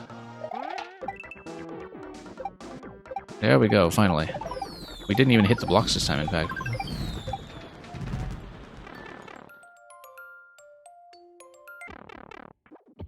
Okay. It does come up. It does rise and fall.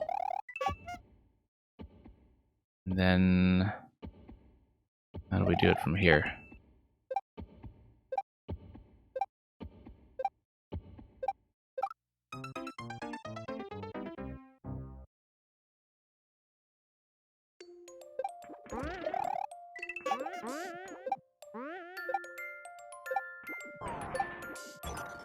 Not like that, apparently.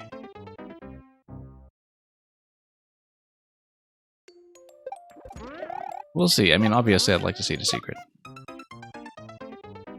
if not, we can see it on the preview screen, because since it's connected to that area by a door rather than a pipe, perhaps something about it will be visible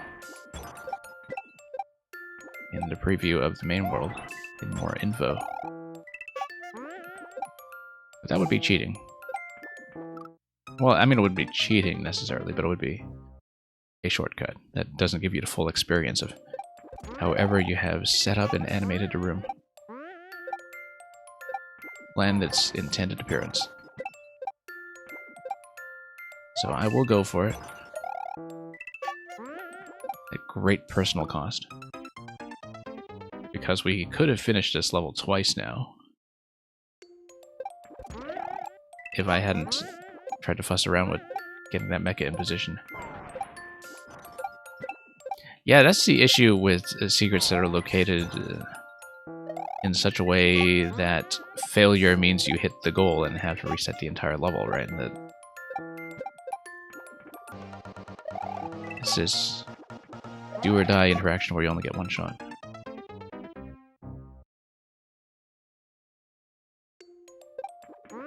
Yeah, so my current approach towards it was actually correct, then. If I understand you correctly.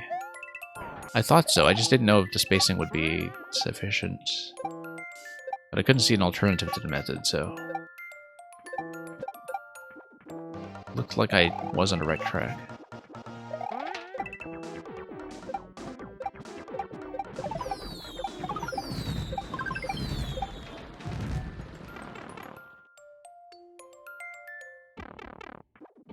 Okay.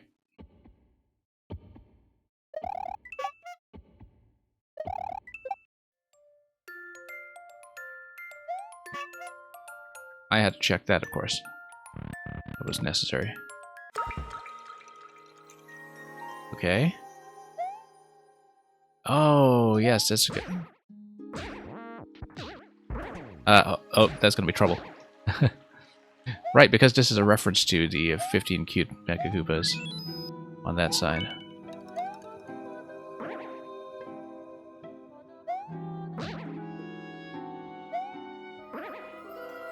I mean, I guess technically I didn't get the 10 coin, but let's see, and here's the 30 coin. This is such a bad idea. I was going for the jump on that missile to get the 30 coin, and I think I knew what was going to happen. We still haven't seen the key door. We have to do it.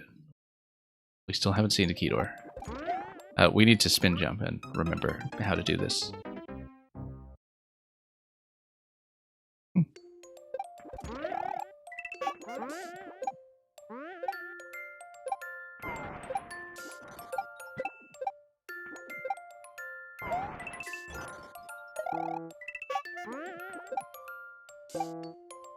This is the kind of nonsense that happens when it is effectively the last level of the queue, to my knowledge. We just take some time to mess around with stuff like this and think that surely the 30 coin isn't going to do any harm. Yes, I did realize the tracks are the faces, right? And I thought the tracks were the face design, and with the heart on top, right? Because this is the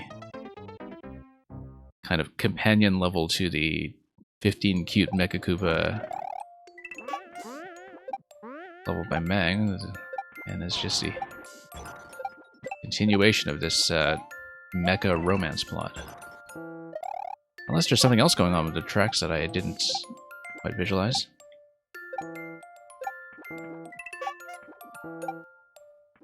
Like maybe a platform that allows me to traverse things easily. No, I assumed I needed to jump on top of the projectiles too. Whoops.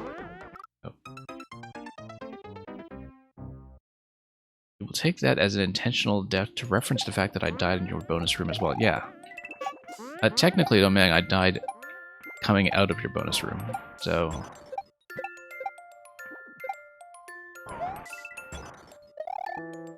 That's okay, at least these levels are even. No. Yeah, because once I fail to kick this over, it just gets blocked. It's just your faces, okay. I thought so. Gloriously designed as a secret.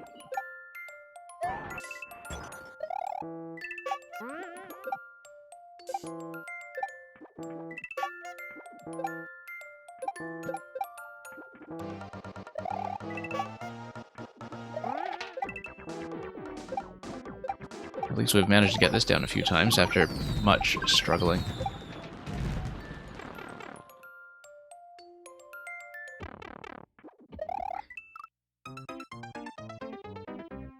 I have to remember that it sinks.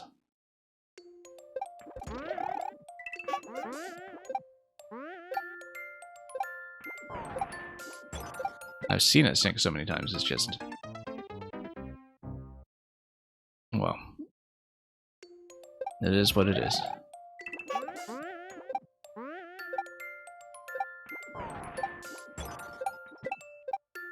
It's such an easy sequence, too, now that I know the intended spacing was going to be in my favor.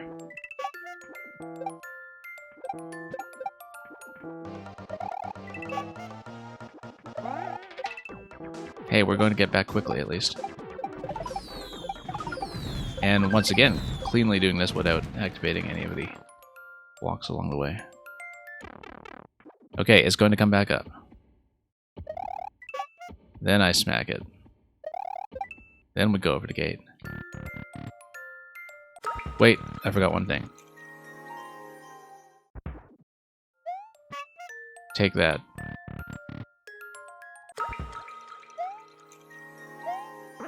Let's not bounce on top of the bumpers.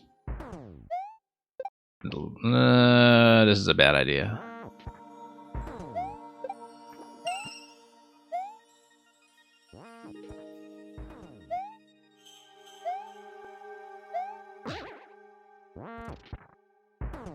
This is an awful idea. There we go.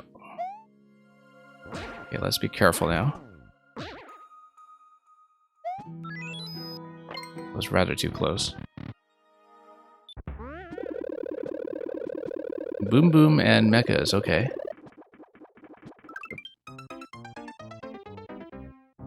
I thought that was the end of the cycle. I mean, they are boo rings, so...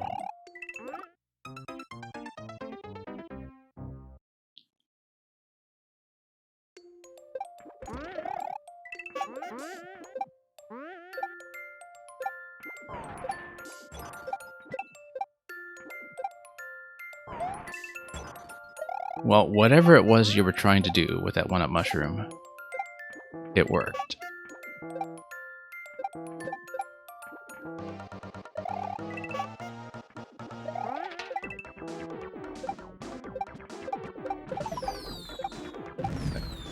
Hey, wait, no, that's not fair. That one. How did I outpace it that time? That was... and the thing is, if you outpace it, it was interesting that I actually managed to survive on the mechas after that, but then I was running out of mechas, right? Like, it seemed like after that second stack, I would not actually be able to proceed. Because if I were able to proceed through the small mechas as a contingency, that would have been extremely fancy.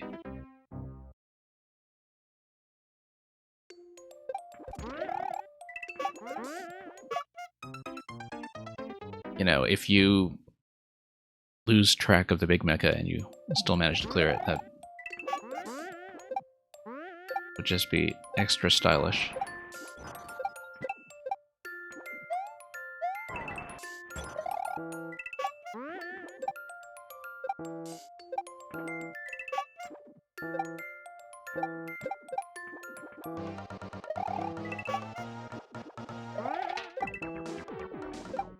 Okay, I don't like my spacing here, but we got it. Felt like I was a little bit off, but let's wait for this to sink. Come back up. Over and through.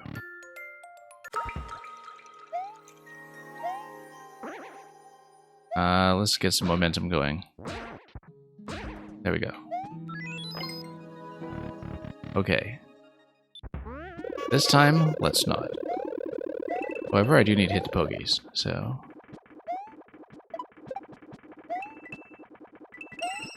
IZU.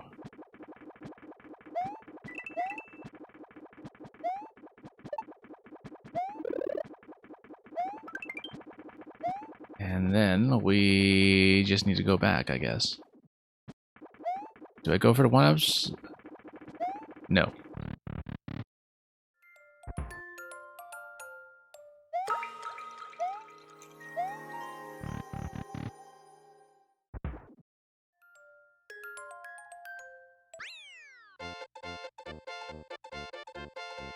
And look, you even have a sort of vaguely heart-shaped well on the left side. Those slopes. But we made it. I was maybe a few minutes off the world record, but we made it. In the end. Anyway. Lovely creation. We got clear number 3. And I can see why. I mean, these are some skilled players here, too, that have tried it. And not made it this far. But we saw it through. We got everything except the 1-ups at the end for Endless. In case anybody's batty enough to. Or that sort of thing. Let's mark that as a win.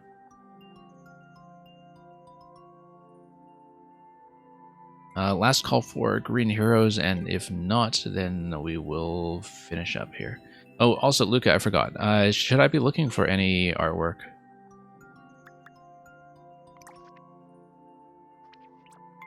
No, no artwork yet. Okay. But I did want to check. Yeah, Green Heroes may have crashed out again, so let's do a remove, and I think that's the end of the queue. So that's it for today's stream. Thank you so much for watching. This week, to the extent that I'm able to do it, we will be trying to finish up. We'll be trying to finish up the end game of Kirby and the Forgotten Land. I'm fairly close, I think. But it is going to be some of the hardest content in the game, so it might not be close after all, depending on how it goes. A lot of my streams have been kind of interrupted or rescheduled or delayed or whatever lately, and unfortunately that's just a function of a rough patch in my real-world schedule. But hopefully we'll work around it. We'll deliver streaming content at a fairly regular clip. And we'll be back, of course, for more Viewer Levels next weekend. In the meantime, though, enjoy Kirby on our other streams while it still lasts. We've got a lot of other interesting things lined up after that. And as always, thanks for watching. Stick around if you want to follow me to our next destination, whatever it's going to be. That will be all for me, so have a fantastic weekend. Enjoy the cuteness of even more Mecha Koopas. I'm sure you'll see many of them to come.